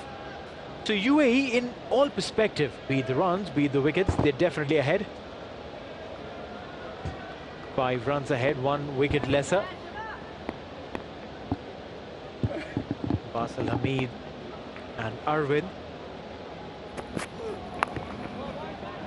Definitely a very solid pair. If they stick around and cultivate a partnership here, I'm telling you, UAE definitely could fancy a chance of winning this game. Yeah, partnership is the key. And we saw the big partnership between Captain Nurul Hassan and Afif Hussain. They're going to need something pretty similar from here. Now the UAE, yes, they're leading at the moment, but comparatively, they'll still need to continue batting well. Zawar Farid, strike rate 134. Ayan making his debut.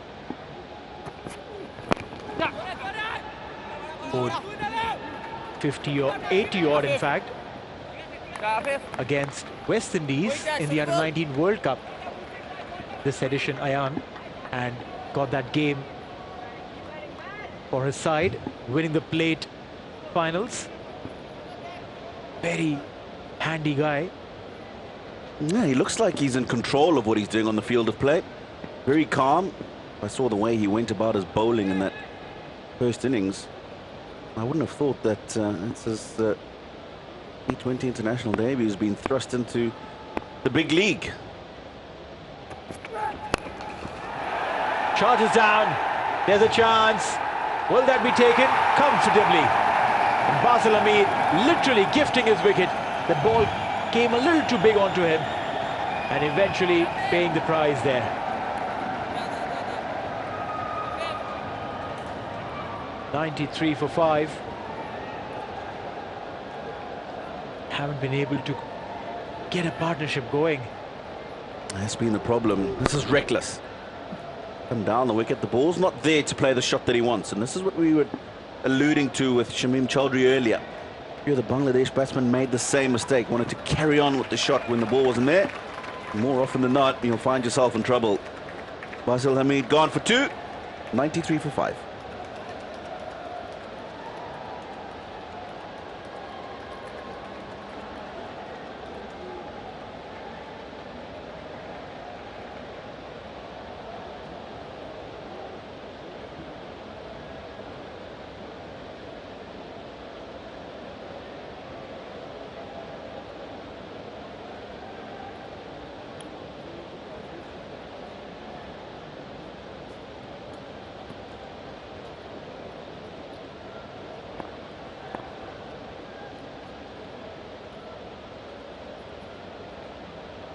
Right, so Ayan comes in. Ayan Khan, 16 years of age, making his T20 international debut. And today, what an opportunity for him to make it big for his side. Can he get some runs? Can he keep company to Hrithya Arvind? Can he plan it in accordance to his senior partner and get the game going?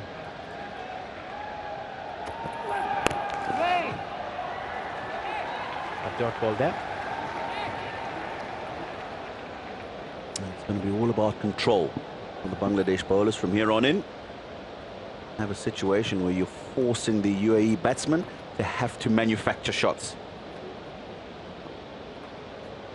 But no problems at all with Shoriful going into a length from here on. Maybe a bouncer to finish off the over, which has been good. 2 runs from it and a wicket. But the lesser experience of the middle to low order batsman. Oh, big appeal. Shoriful thinks it's out. The umpire doesn't. And 1 signalled for the over. Well, yeah, these are pressure tactics. The Bangladesh side definitely knows that these are 2 young kids in the centre. Hrithya about 19, 20. Ayan 16. Put that kind of pressure on them, they will get into their shell. But I can tell you one thing, Hrithya is not someone that you can put into shell.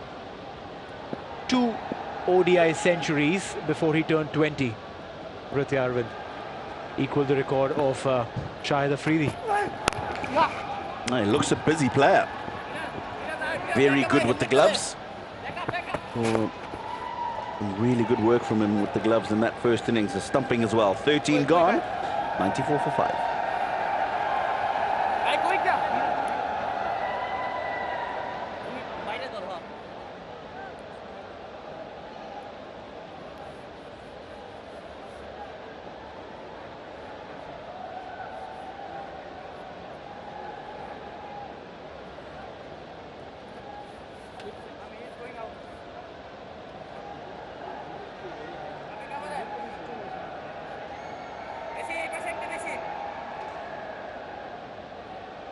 All right, so this is what it looks like as of now. Bangladesh 158, batting first on the back of Afif's 77 not out.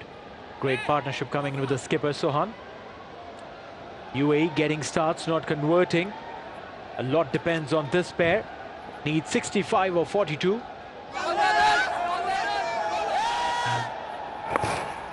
Ritya's gone aerial, and he's gone clean. One bounce into the fence for. Calculated from Vritya. Sliding down the leg side, just gets under that. And you can see he's purposefully gone from down to up, so the ball goes over the fielder. One bounce into the ropes, good start to the over. Well, a fine leg inside, you can always take that chance. All you have to do is clear him. Vritya did that very, very clearly. Square leg fielder a little more fine. Gets it! Yeah! In the air, that's a great catch. Fantastic catch from Mahdi Hassan Miraj. Another one to go with the catch to dismiss the captain. And again, as things start to look okay, the UAE lose another wicket. Well, yeah, can he do anything wrong today? Mahdi Hassan Miraj. Chipped, and what a beautiful catch.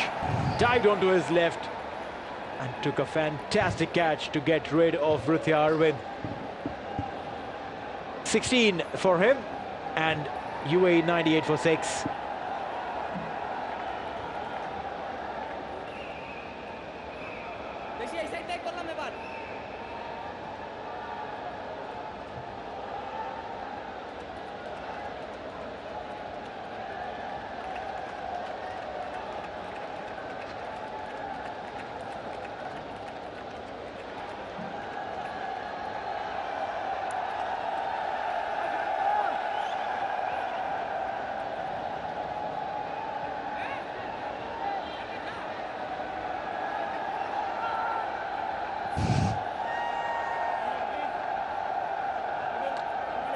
.98 for 6 UAE as Zawar Farid comes in. Can strike rate of 135. Best of 55. He'll need to probably do something similar to his best of 55 in the 13 games that he's played. Zawar Farid. Oh, big shout again. The wicketkeeper is excited. And the advantage of being the skipper as a wicket-keeper, you can keep shouting. You can keep the excitement on. If there was someone else as your skipper, he would probably come and put a little tap on your shoulder and say, buddy, what are you doing? Wanting to come back for 2. Kabir Rahman does the fielding, ensures it remains as 1.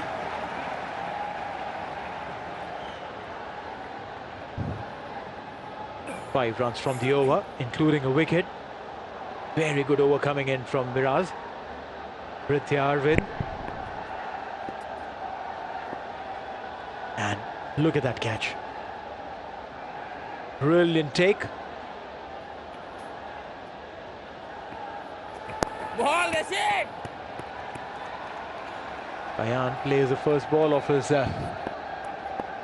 debut game and plays it nice and straight back to the bowler.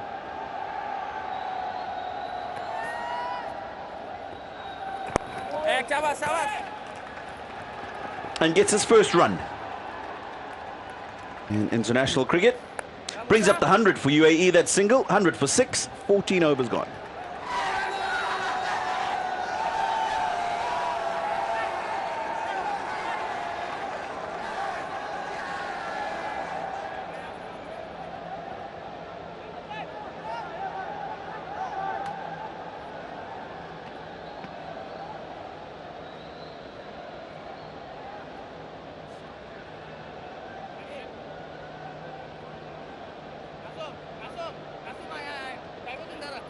All right, so these two worms intertwining.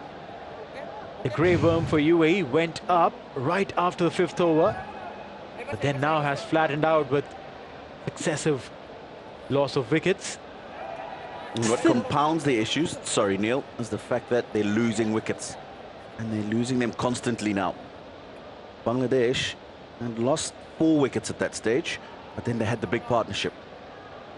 And that's where it's been different. Every 3 or 4 overs, UAE are losing a wicket.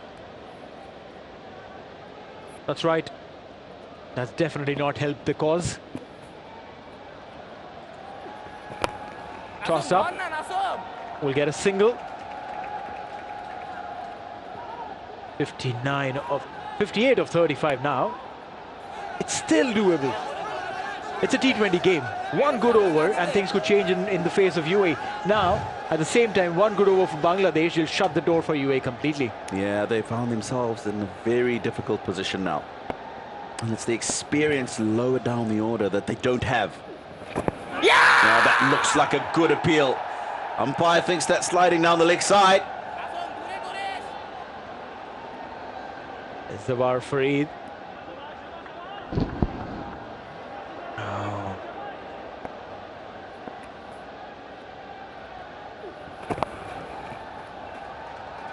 Sweeps.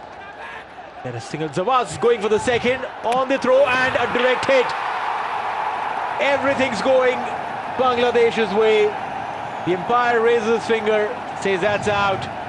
Zawar Fareed. He bolted after taking that first run, but that pace was not enough, maybe. Yeah, how good a throw is this? If the keeper had been up to the stumps and he had taken the ball, then he probably would have got in. Keeper having to take the ball and then break the stumps will take some time. But look at this from Afif Hussain. From the boundary, bounces a couple of inches short of the stumps and not even in the frame. Brilliant bit of fielding from Afif Hussain. He's had a great day in Bangladesh colours today. Zawar Fareed goes for 2. UAE now in serious trouble. 102 for 7.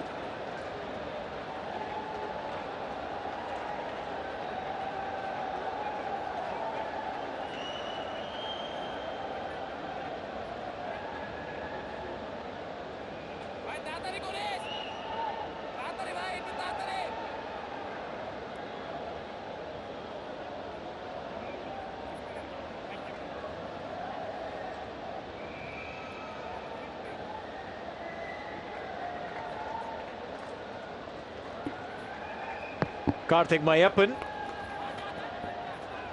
is the new man in.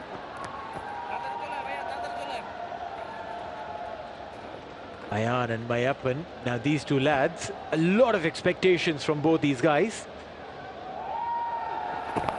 Look at that run out. How good that throw was. Oh, fantastic bit of fielding. He's probably one of the better fielders, if not the best in the Bangladesh side. Didn't need Nurul Hassan to do any work. Straight into the stumps. You're right. If the wicketkeeper had to collect it with the bails off, maybe Zawar would have had half a chance. But direct hits.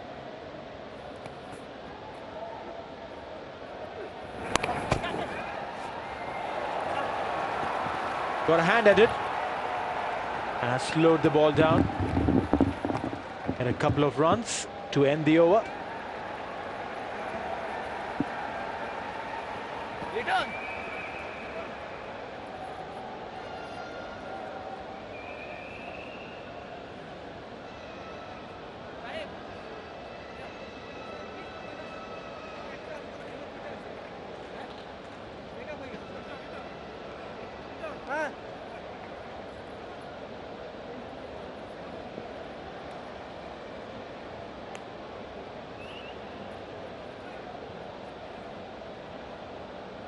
15 overs gone, another 5 to go. The run rate now 7 exactly, and they've got a tough job for the UAE team in getting 10.8 runs per over. The required rate, need 54 runs to win.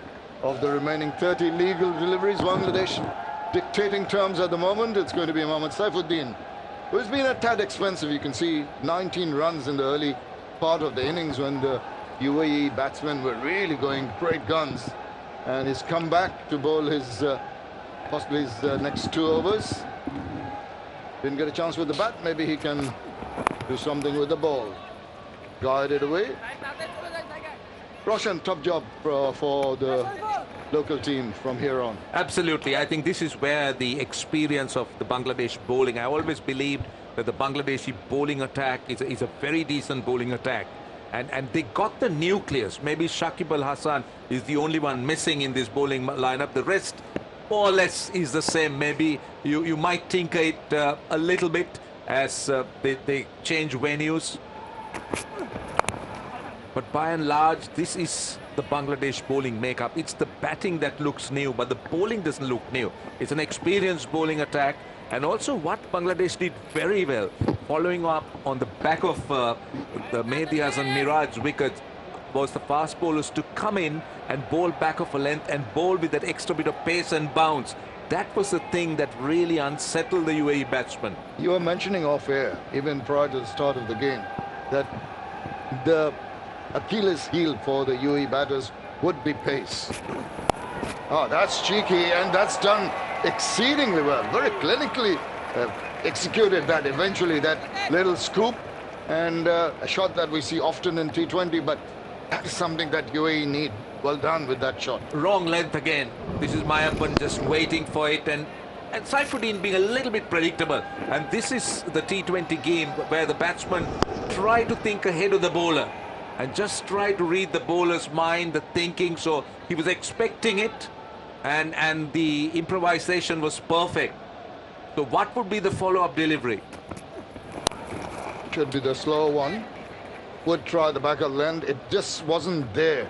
I mean, I think the batsman will feel that he missed out an opportunity. Could not really time that shot because it stood there, stood up to be hit. Yeah, actually, yeah, you're right, because we bowled it into the pitch, taking a lot of pace off the ball. And that's a clever delivery to bowl at this stage of the game where the batsman's looking for some pace, particularly looking to play the horizontal shot.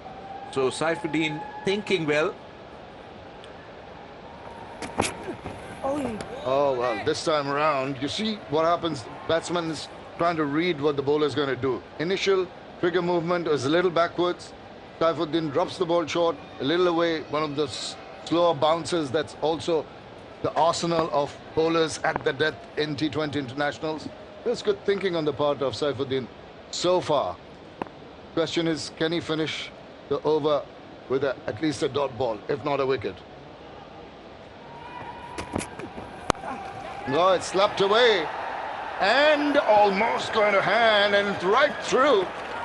Oh, well, 4 runs. He went for the catch, missed it, slipped through, and went rolling across for a boundary to finish the over. Short and wide, again pace of the ball. Well, he was in a difficult position. He had to make a quick decision whether to take it on the bounce or go for the catch. Eventually, he was in no man's land. 116 for 7.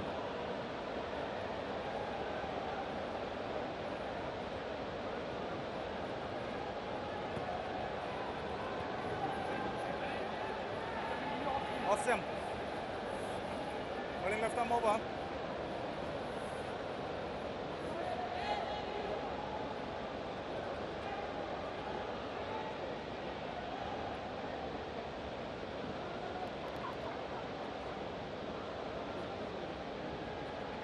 Saifuddin has gone for 30 of his 3. Very expensive.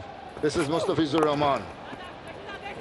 Used to be such a wonderful dead bowler. Even in the IPL when he first started playing, he was. They used to use him on a regular basis. And but since then, in the recent past, it's fallen off. Last 3 years, progressively, he's been taking lesser wickets. He's been more expensive in terms of economy, And it's unfortunate because such a bowler who foxed so many batters around the world for a long period of time.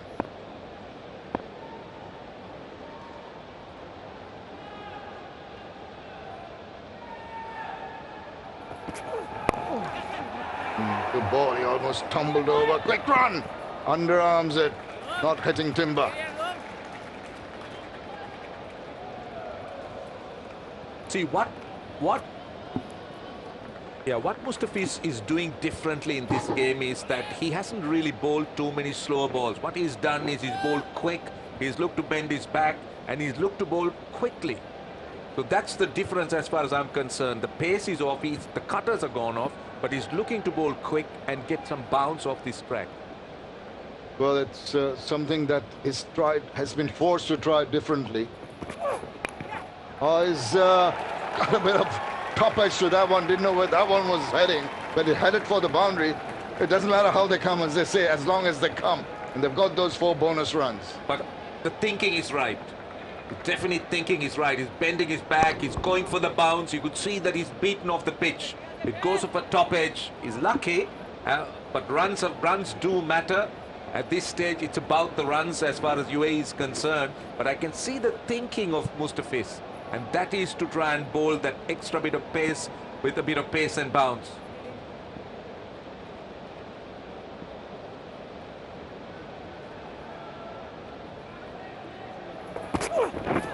Oh, that's down the leg side, a bonus for the batters. It has to re-bowl that. They're just striving a little too much in the process, losing his line. I just feel that his body language tells you that he's not in his rhythm. He hasn't got the groove going. And that can be rather disconcerting for a bowler when you're not too confident of what your mind is saying, what you're achieving physically. So I think work to be done. Wonderful to see the crowd here in Dubai. Mostly Bangladesh supporters. He makes good his gun, up in the air, falling in no man's land. Very fortunate. In case you didn't say Dubai, people would have thought it's in Mirpur. So many Bangladeshi flags. Yeah. And plenty of them. I mean, that's wonderful to watch them turn up. I was talking to the UAE skipper, and I said, you're playing in front of, you're playing away from home. Hey, do they know that you're here? Because we need to go back to the hotel. They'll be just mobbing you after the game. Yeah, sure. Come on, let's talk cricket, please. Don't deviate. Ah, that's clever. That's clever. It was, I think he premeditated that he's going to go for a wild white, but the slow delivery got him. Yeah, that's the good mix of Mustafiz. He's mixing it up quite well, blending the slower ball extremely well. 36 of 18 is not beyond UAE, but they need one big over. A big over, at least 17, 18 runs so that they can get close to the target. You can't be going with 8, 9 runs overs to try and get to this 36. Ducks underneath that. Oh, it's given him wide. I thought that was... well, a little harsh on the bowler. We'll have another look at that. Yeah, he was not standing upright. He went underneath it. So unless it's the second bouncer of the over, which I'm not sure, I've not counted, but it's worth taking a look from square leg to see how high it was. Oh, it's very likely that it's a wide that was kind of decided on the height. Bowler! That is Mustafiz Rahman. He'll be pretty pleased, though he's not showing too much emotion.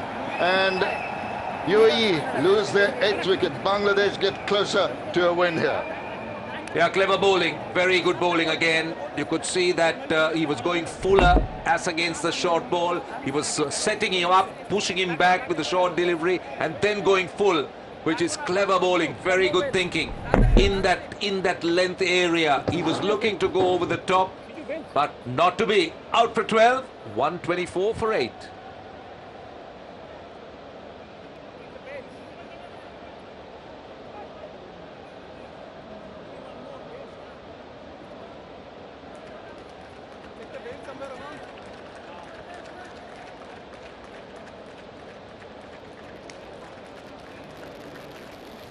Give me one bail, please. Bail.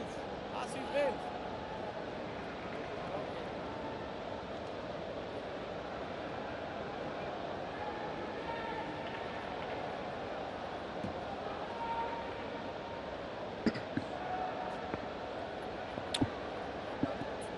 New batsman in Junaid Siddiqui. Had a player called Junaid Siddiqui, a very good batter in the past for Bangladesh. But this is gentleman playing for the United Arab Emirates. 25th match for him, just the 25 runs. So not a lot of pedigree in terms of runs, but you never know. In this format of cricket, he gets a couple of good strikes, he gets the confidence, goes after the bowling. Very full, starts a new over, gets the thickish part of the bat, outside edge towards Mustafiz for a single. Well, I think the Bangladesh fast bowlers have been very impressive, particularly at the death. The lengths have been good. Look at this delivery again. Look at the length hitting the top of the off stump. That's the length bowlers are now looking to bowl in T20 cricket. Beautifully set up, pushing him back. That was clever bowling by Mustafiz, going over the wicket, angling it into the batsman. He didn't mind bowling the short ball and giving that wide because he was going full the next one. Oh, that's going to be a no ball, I think. Yeah, it's a beamer. It's above the waist. It's going to be a free hit too. Yeah, it's above the waist. It's a clear no ball, Yeah, I think, because pretty evident. You don't have to look across from square leg to discern whether it's above the waist. Must have slipped out of his fingers. We were talking about a bit of dew settling on the ground here, maybe, and the sweat compounded that. The ball must have slipped out. well, it was dropping, but it was just over the waist.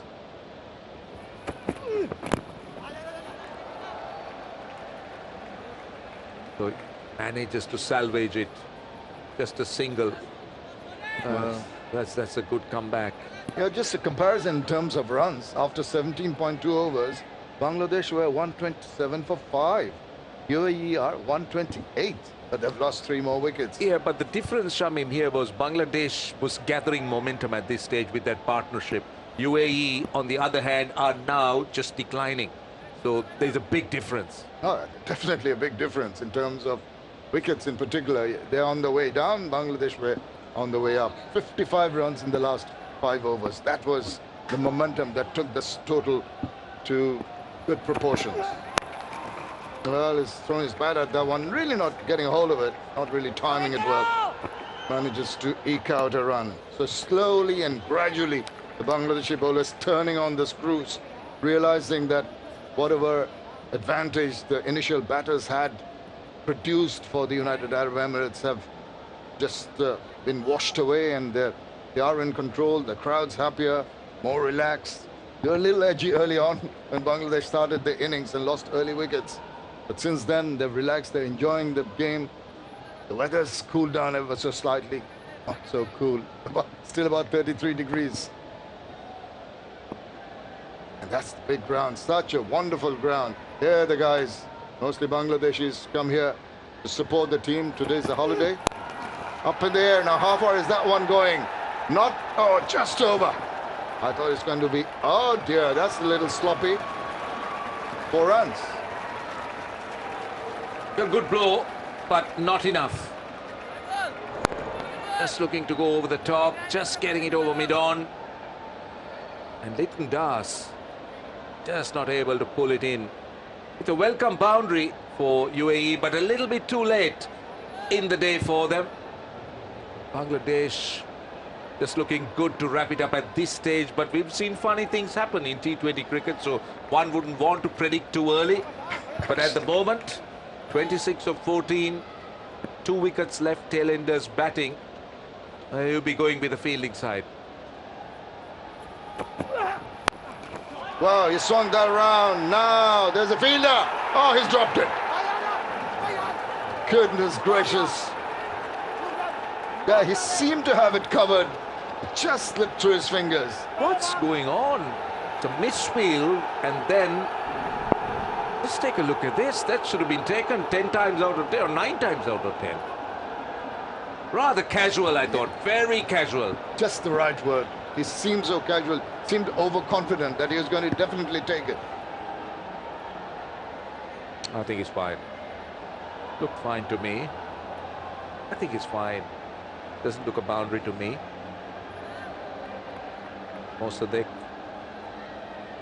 But that's poor running, really poor running.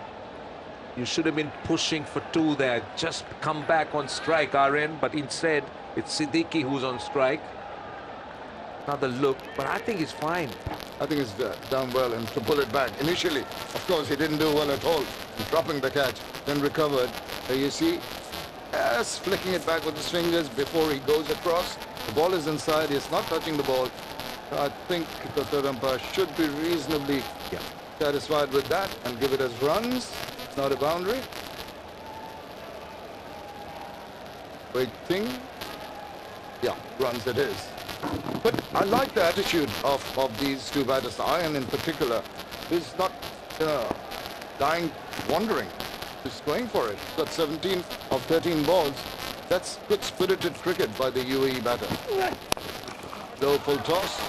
Hit away, wide of the fielder and to the boundary. This has been a good over for the UAE. After 18, 138 correct. 21 of 12. Goodness.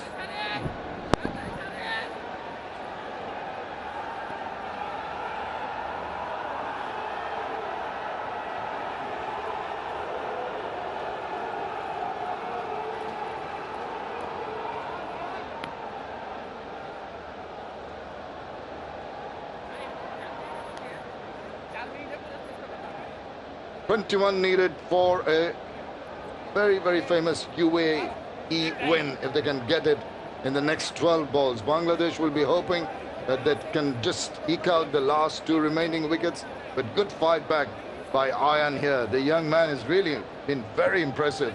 17 of 13 balls. It's neck and neck. And that grey worm, Roshan. Yes. Well done, Shamim. Well done.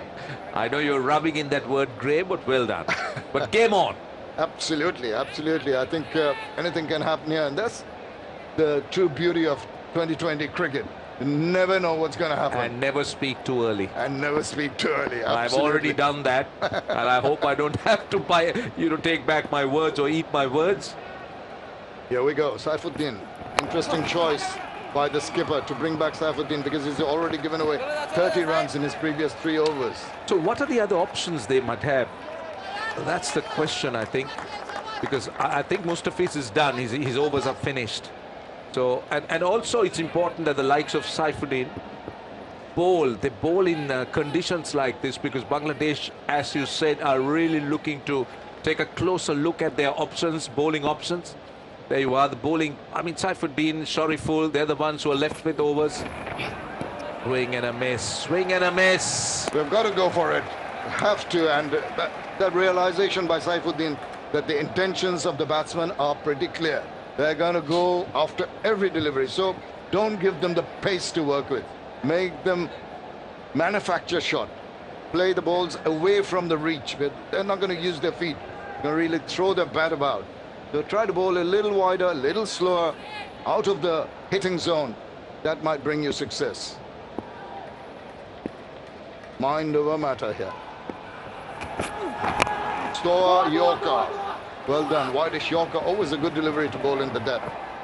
They're going full. That's good thinking by Saifuddin. He was going full and wide, not allowing the UAE batsman to try and get underneath it. At this stage, you really need some big hits. And that looks a little bit, that's a dugout that doesn't seem to be too happy. They look a little bit edgy and worried. Yeah, they look a little pensive. I tell you what, they've given Bangladesh a run for their money. They have made Bangladesh work hard at batting and bowling. They can be pretty proud of that. You never know which way this is going. That's ramped over the top. It's short, and he's put it away to the boundary. A very, very crucial boundary at this stage of the game. That's not clever bowling. You have a short third man and a backward point, and you don't bowl that kind of delivery. You're bowling it into the pitch, bowling it short and wide, and this is clever batting. Look, he had the option with the short third man fieldsman in the circle. You don't bowl short and wide. Yeah, the purpose of having those fielders in is because you've got to bowl a different length. Absolutely. And you can't be, because yes, he got a man on the point boundary, but look where mid-off and mid-on are. The long off, long on out, so you would be looking to try and go full and possibly pace off the ball. 3 good balls, then a loose one. Better just evades the fielder, and it's going to run away. It's going to be a teaser. Oh, he's done well. Just drags it in. Maybe the umpires are going to have a look at that. Completes the run. Oh, almost allows another run to be taken. Didn't pick up cleanly. But I tell you what, this has been a brilliant fight back here by UAE. Right, they're going to check the boundary, which means the equation comes down to 12 of 7 now. This delivery is going to be absolutely vital. Look at this, Mehdi Hassan Miraj.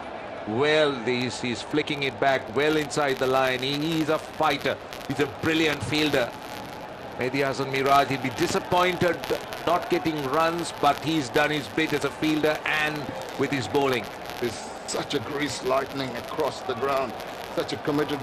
But Shamin, this is going to be a vital delivery. This is going to be possibly the one that may decide the game. Wide-ish, and he's headed straight to the fielder. Chance of a run out. It would have got him, but they've got a run to finish the over. A very good over from the batting perspective. 19 gone. UAE 148 for 8.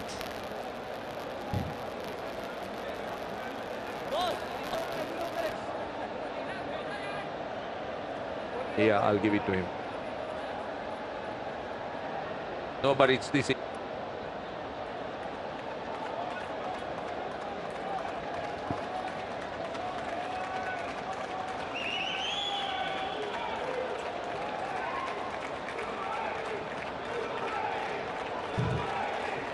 Well, the big overs have come at the right time for the United Arab Emirates here.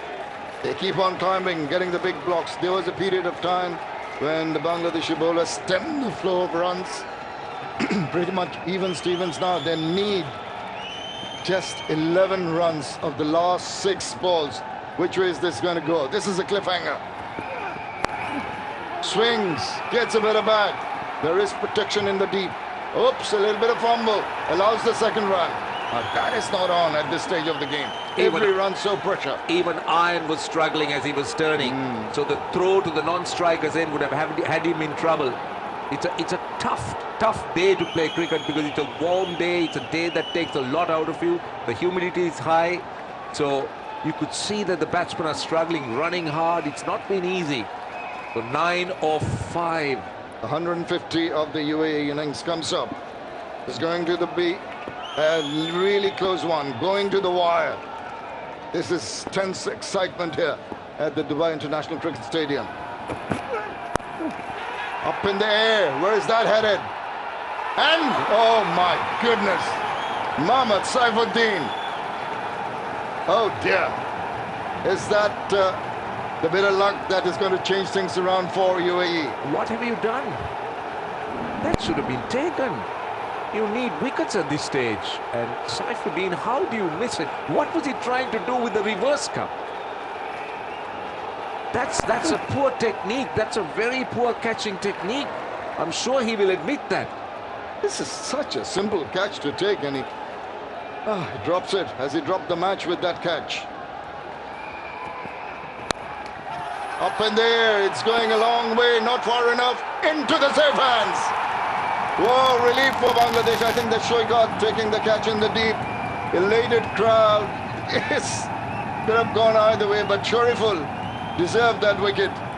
And I think just at the right moment, Bangladesh have managed to take that wicket. And the wicket of Iron, that's what's important. It's not Siddiqui, it's Iron that's out. He was the man who was looking to take on the bowling. He was not balanced as he played that shot again. Pace of the ball. But quite impressive.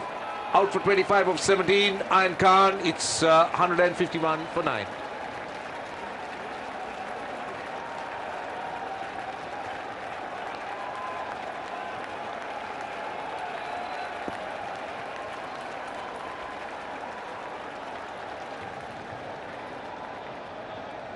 Got so close, but yet so far it appears as far as UAE are concerned. But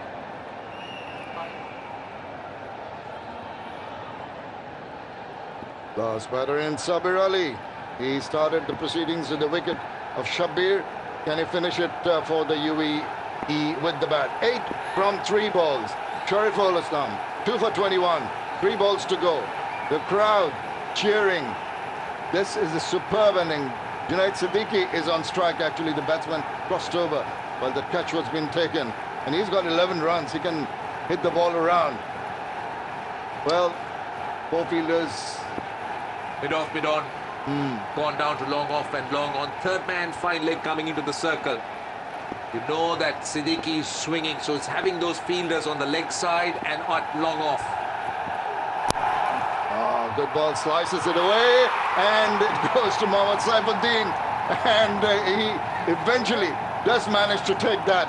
And Shariful Islam, but despite that look, I think he will be very happy. There's a smile, and eventually they fold up, giving a Bangladesh team a fight for their money. It really made Bangladesh work hard to get the wickets, and this is the way the game finished. Yeah, first win for Bangladesh in Dubai, and it's a big win for Bangladesh, winning by 7 runs. It was a tight game, but eventually the experience and the ability of Bangladesh prevailing over the lesser experienced UAE. But as you said, Shamim, it was a very good effort on the part of the UAE batsmen and the UAE team. They really fought hard, and they did come close, but they'll be pleased. It's not their full strength side, Bangladesh. But they will be more than pleased, they'll be relieved.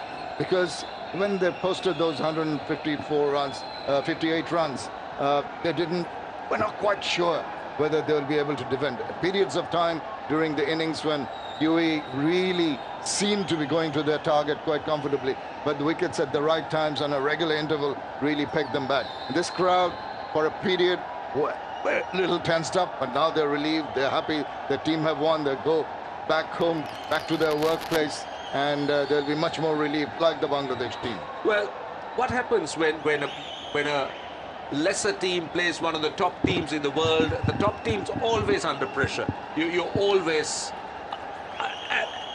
absolutely under pressure, knowing that you got to win. As far as the lesser team, they got nothing to lose, and they'll be commended for the way they run that other team closely, even if they lose, just like what we did. But yes, that's the pressure. Sri Lanka felt it in the qualifying round. They'll feel it this time too in the qualifying round. But when you play teams like UAE that are quite capable of upsetting the better teams, you're always under some sort of pressure. You know, Roshan, this game will go a long way to help the cause of the United Arab Emirates going into the qualifying of the World Cup. Making Bangladesh work hard, Bangladesh much the stronger team on paper anyway, but they've, in every department, the fielding, outfielding was pretty good. In one area maybe gave away too many extras, a few wider balls than was wanted by the UAE management, and that's where maybe it made the difference. Just 7 runs that Bangladesh won by, but all in all it was a good, exciting cricket, wonderful in this beautiful stadium, Dubai International Cricket Stadium, with the Ring of Fire we talk about, lovely surrounds, exciting match. You couldn't have asked for more. Yeah, and also you spoke about the fact that UAE would, this would serve well for UAE. Yes, I think UAE needs to play with sides, the top teams in the world, so that they'll start gaining more experience. Yes, it's important to play with the associate countries. It's important to win games, but it's also important to learn from those games. It's not just winning, but it's about learning, and it's about progression. And games like this, even if they lose it, even if they have lost it by 7 runs, I'm sure they'll take back a lot of knowledge and understand where they really went wrong, and what areas they need to kind of develop. Of course, teams need to develop all the time, but there are certain areas that stand out, and I'm sure the UAE team would have understood it.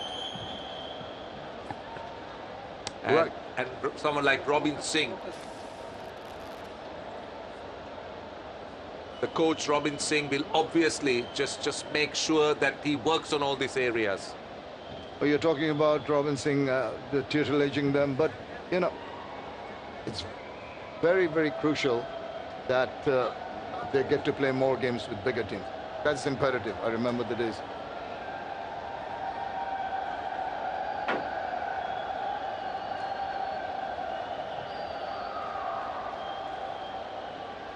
Okay, let's have a look at the card. There's Wasim started off with a bang, 15 of 15. Suri threatened to take the bowling apart. Look at the strike rate, 39 of 24 balls. But the problem was, it was the wickets falling couple of them quick ones from Mehdi Hasan Miraj really turned the tide before Ayan came in, showed a bit of his batting prowess and threatened to take the game away. But once again, the Bangladeshis kept on chipping away. Eventually, the UAE folded for 151 runs, giving Bangladesh a win by 7 runs. Well, the partnerships, nothing really big to talk about.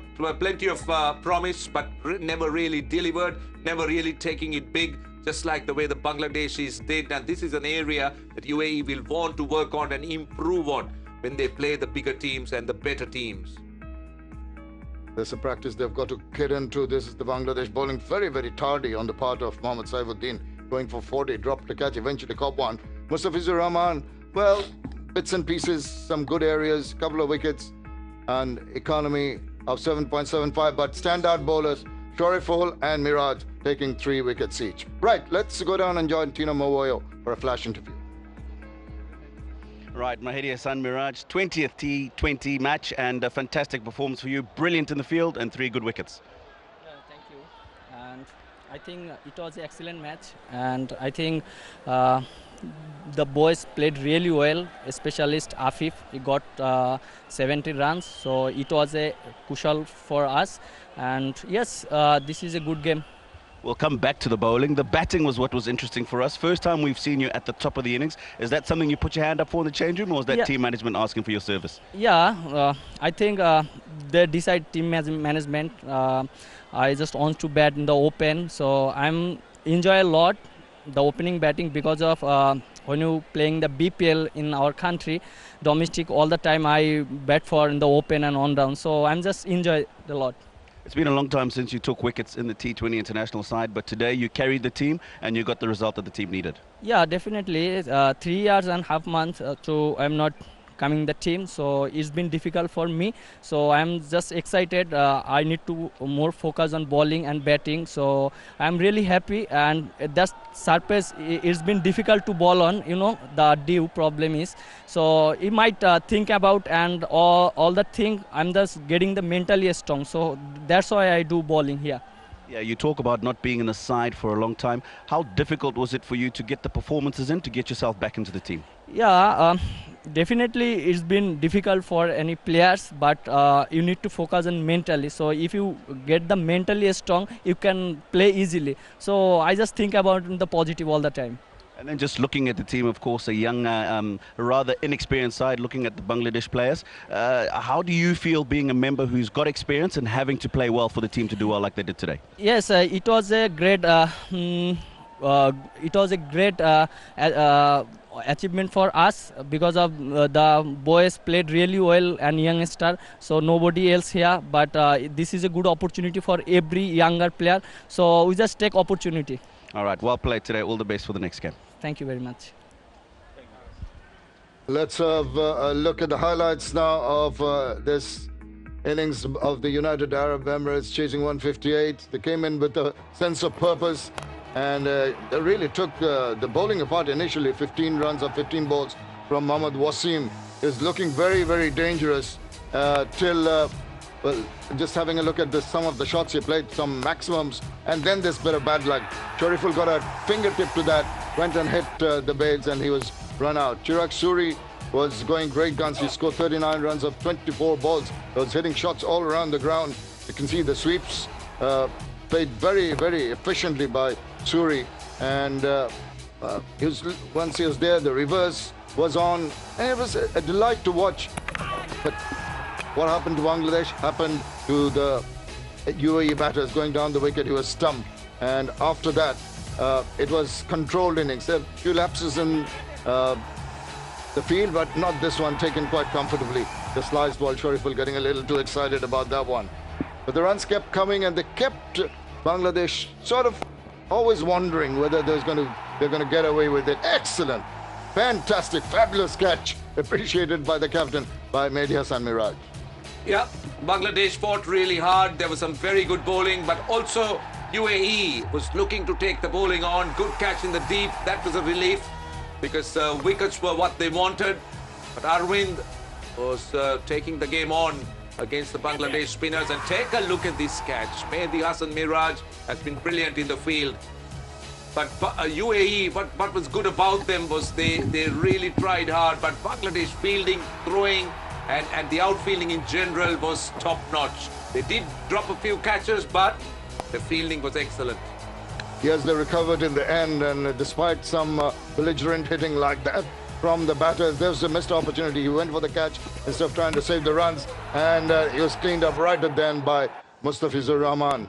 And eventually, bowling out just beyond, getting 4 runs in the process, kept on edging closer and closer. This was a drop that might have cost them the match, the Bangladeshis, but eventually they managed to get the wickets at the right time. This was a ramp shot, and there was a clever shot applied by the batters. Some bits of luck, and this was a drop that he's going to really have nightmares about, Mohammad Saifuddin. But this was all right, I think. Finally a catch was taken, and then Saifuddin making amends with that catch at extra cover. And that was the end of that UAE fight. 151 all out with just 2 balls left. So eventually Bangladesh winning. They had to fight for it. It was a close match. It was an interesting match here under the ring of fire at the Dubai International Cricket Stadium. The first T20 international between Bangladesh and the United Arab Emirates.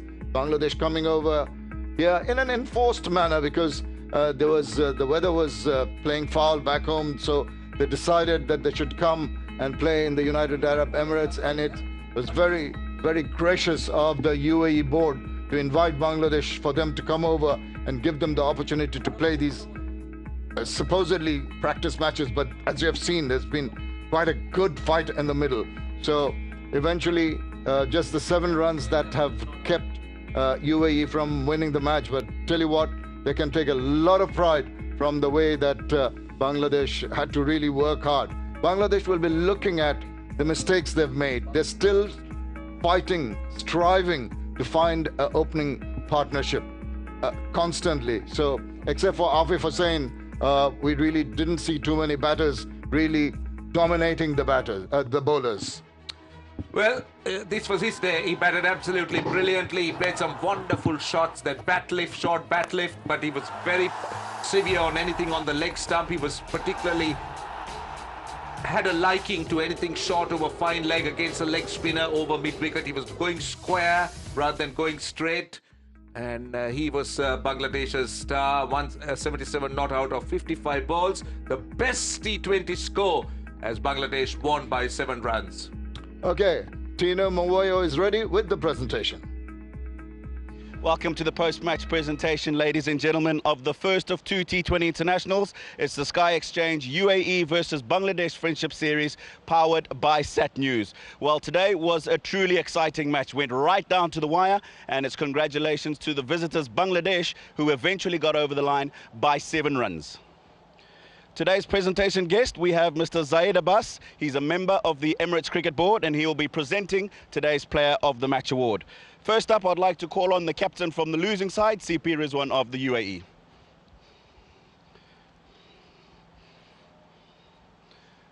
CP, the day started well, winning the toss and you bowled. Were you happy with the performance in the field? Yeah, I would say partly, because we had our moments. We had put them under pressure, and we couldn't grab those crucial chances. Obviously, that costed us.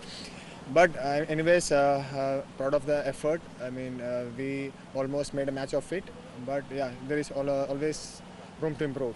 Yeah, you talk about the chances. We'll talk, of course, about Afif. You dropped him on 2, dropped him on 63, and he was the difference. So those opportunities you really got to take when they come your way. Exactly. And small things matter in the end. Hopefully, we'll learn from this quicker and come back stronger. 47 for 4 at one stage. Bangladesh, you had them. Were you disappointed that they ended up with 158 on the board? Yeah, having said that, if you don't take the chances of quality batsmen, obviously they'll make us pay. That's what he did. And if you would have taken those chances, you never know.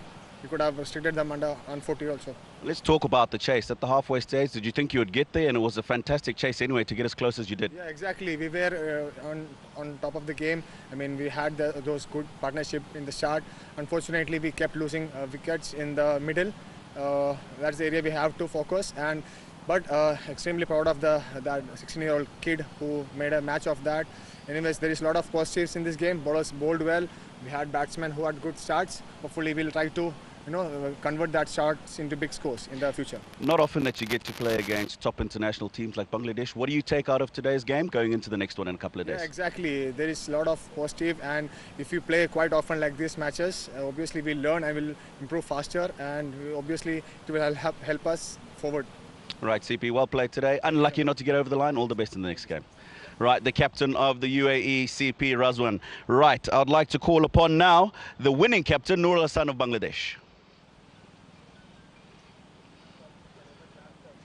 Nurul Hassan, congratulations. Has the heart rate come down? Because that was pretty close at the end there. Yeah, they played really well. Let's talk about the game itself. Did you think 158 was enough on the board, and were you happy with the way the batting started? They bowled very well in the power play. We lose few wickets, and in the later part of the match, there are a lot of dues. Bowler can grip the ball very well, but I think we shot it 10 to 15 runs. Yeah, talk about 10 to 15 runs. That's towards the end of the innings. Let's talk about the top of the order, because that's been a problem for you. New opening partnership today, but again, still losing early wickets. Yeah, they bowled really well in the power play, and what I said that we missed 3-4 wickets in the power play, but I think our bowler in later part of the match, like Shariful, Miraj bowled really well, because in the later part of the match there are a lot of dew. Bowler can grip ball really well, but I think the way Shariful and Miraj bowled, they give us the chance to in the match. Wonderful partnership between you and Afif, but you came in at a time when you're under pressure, 77 for 5. What were you saying to him throughout that partnership? Yeah, no, Afif played really well. He has rotate full the match, and I think it was a crucial moment for us. Okay, well, that's a really good performance today. You got over the line. All the best in the next one. Thank you. Right, winning captain from Bangladesh, Nurul Hassan Chauhan. Right, we get to the most important prize of the day, of course. That's the player of the match. And we had a couple of performances to consider as the commentators. Mahedi Hassan, 3 wickets and 2 catches, 2 fantastic catches, may I say. But the player of the match goes to Afif Hussain for his 77 in 55 balls. It included 7 boundaries and 3 sixes. I'll ask him to come forward and collect his trophy and his cheque from the Emirates board member, Mr. Zaid Abbas.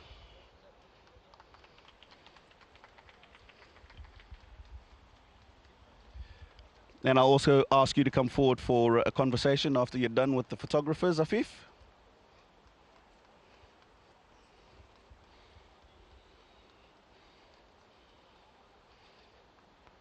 Afif, great performance from you once again. How does that make you feel to be able to play the role that you played, bringing the team out of trouble and getting the win? It always feels good when we was under pressure. I was thinking to bat till the end, and became success. Do you feel there's extra pressure on you? Of course, a few of the senior batsmen not in the side and a couple of them being left out. Does that put extra pressure on you to perform like you did today? No, there is no extra pressure. We have to play the best 11 every day we're playing, so there is no pressure on it. Good performance from you today. What can we look forward from you in the next couple of days? I wish I will get more runs on the next matches, inshallah. Okay, you performed really well today, and have you got a word for the fans? Because it looked like you guys were playing in Mirpur tonight. Yes, the fans was really good. Thanks to them. Okay, really well played today, Afif. Thanks. Right, that's the player of the match then today, Afif Hussain. So that's all we have from you from the post-match presentation downstairs. We're going to go back upstairs and join the commentators. Thank you, Tino. Well, that's the first one. Done and dusted. This is what's coming up. The second T20 International, the Sky Exchange Cup Friendship Series 2022 between Bangladesh and the United Arab Emirates. And we're on air at 17:45 local time for the second T20 International from the Dubai International Cricket Stadium. Well, thank you all for your company. Look forward to having you once again in a couple of days. Stay well. Goodbye.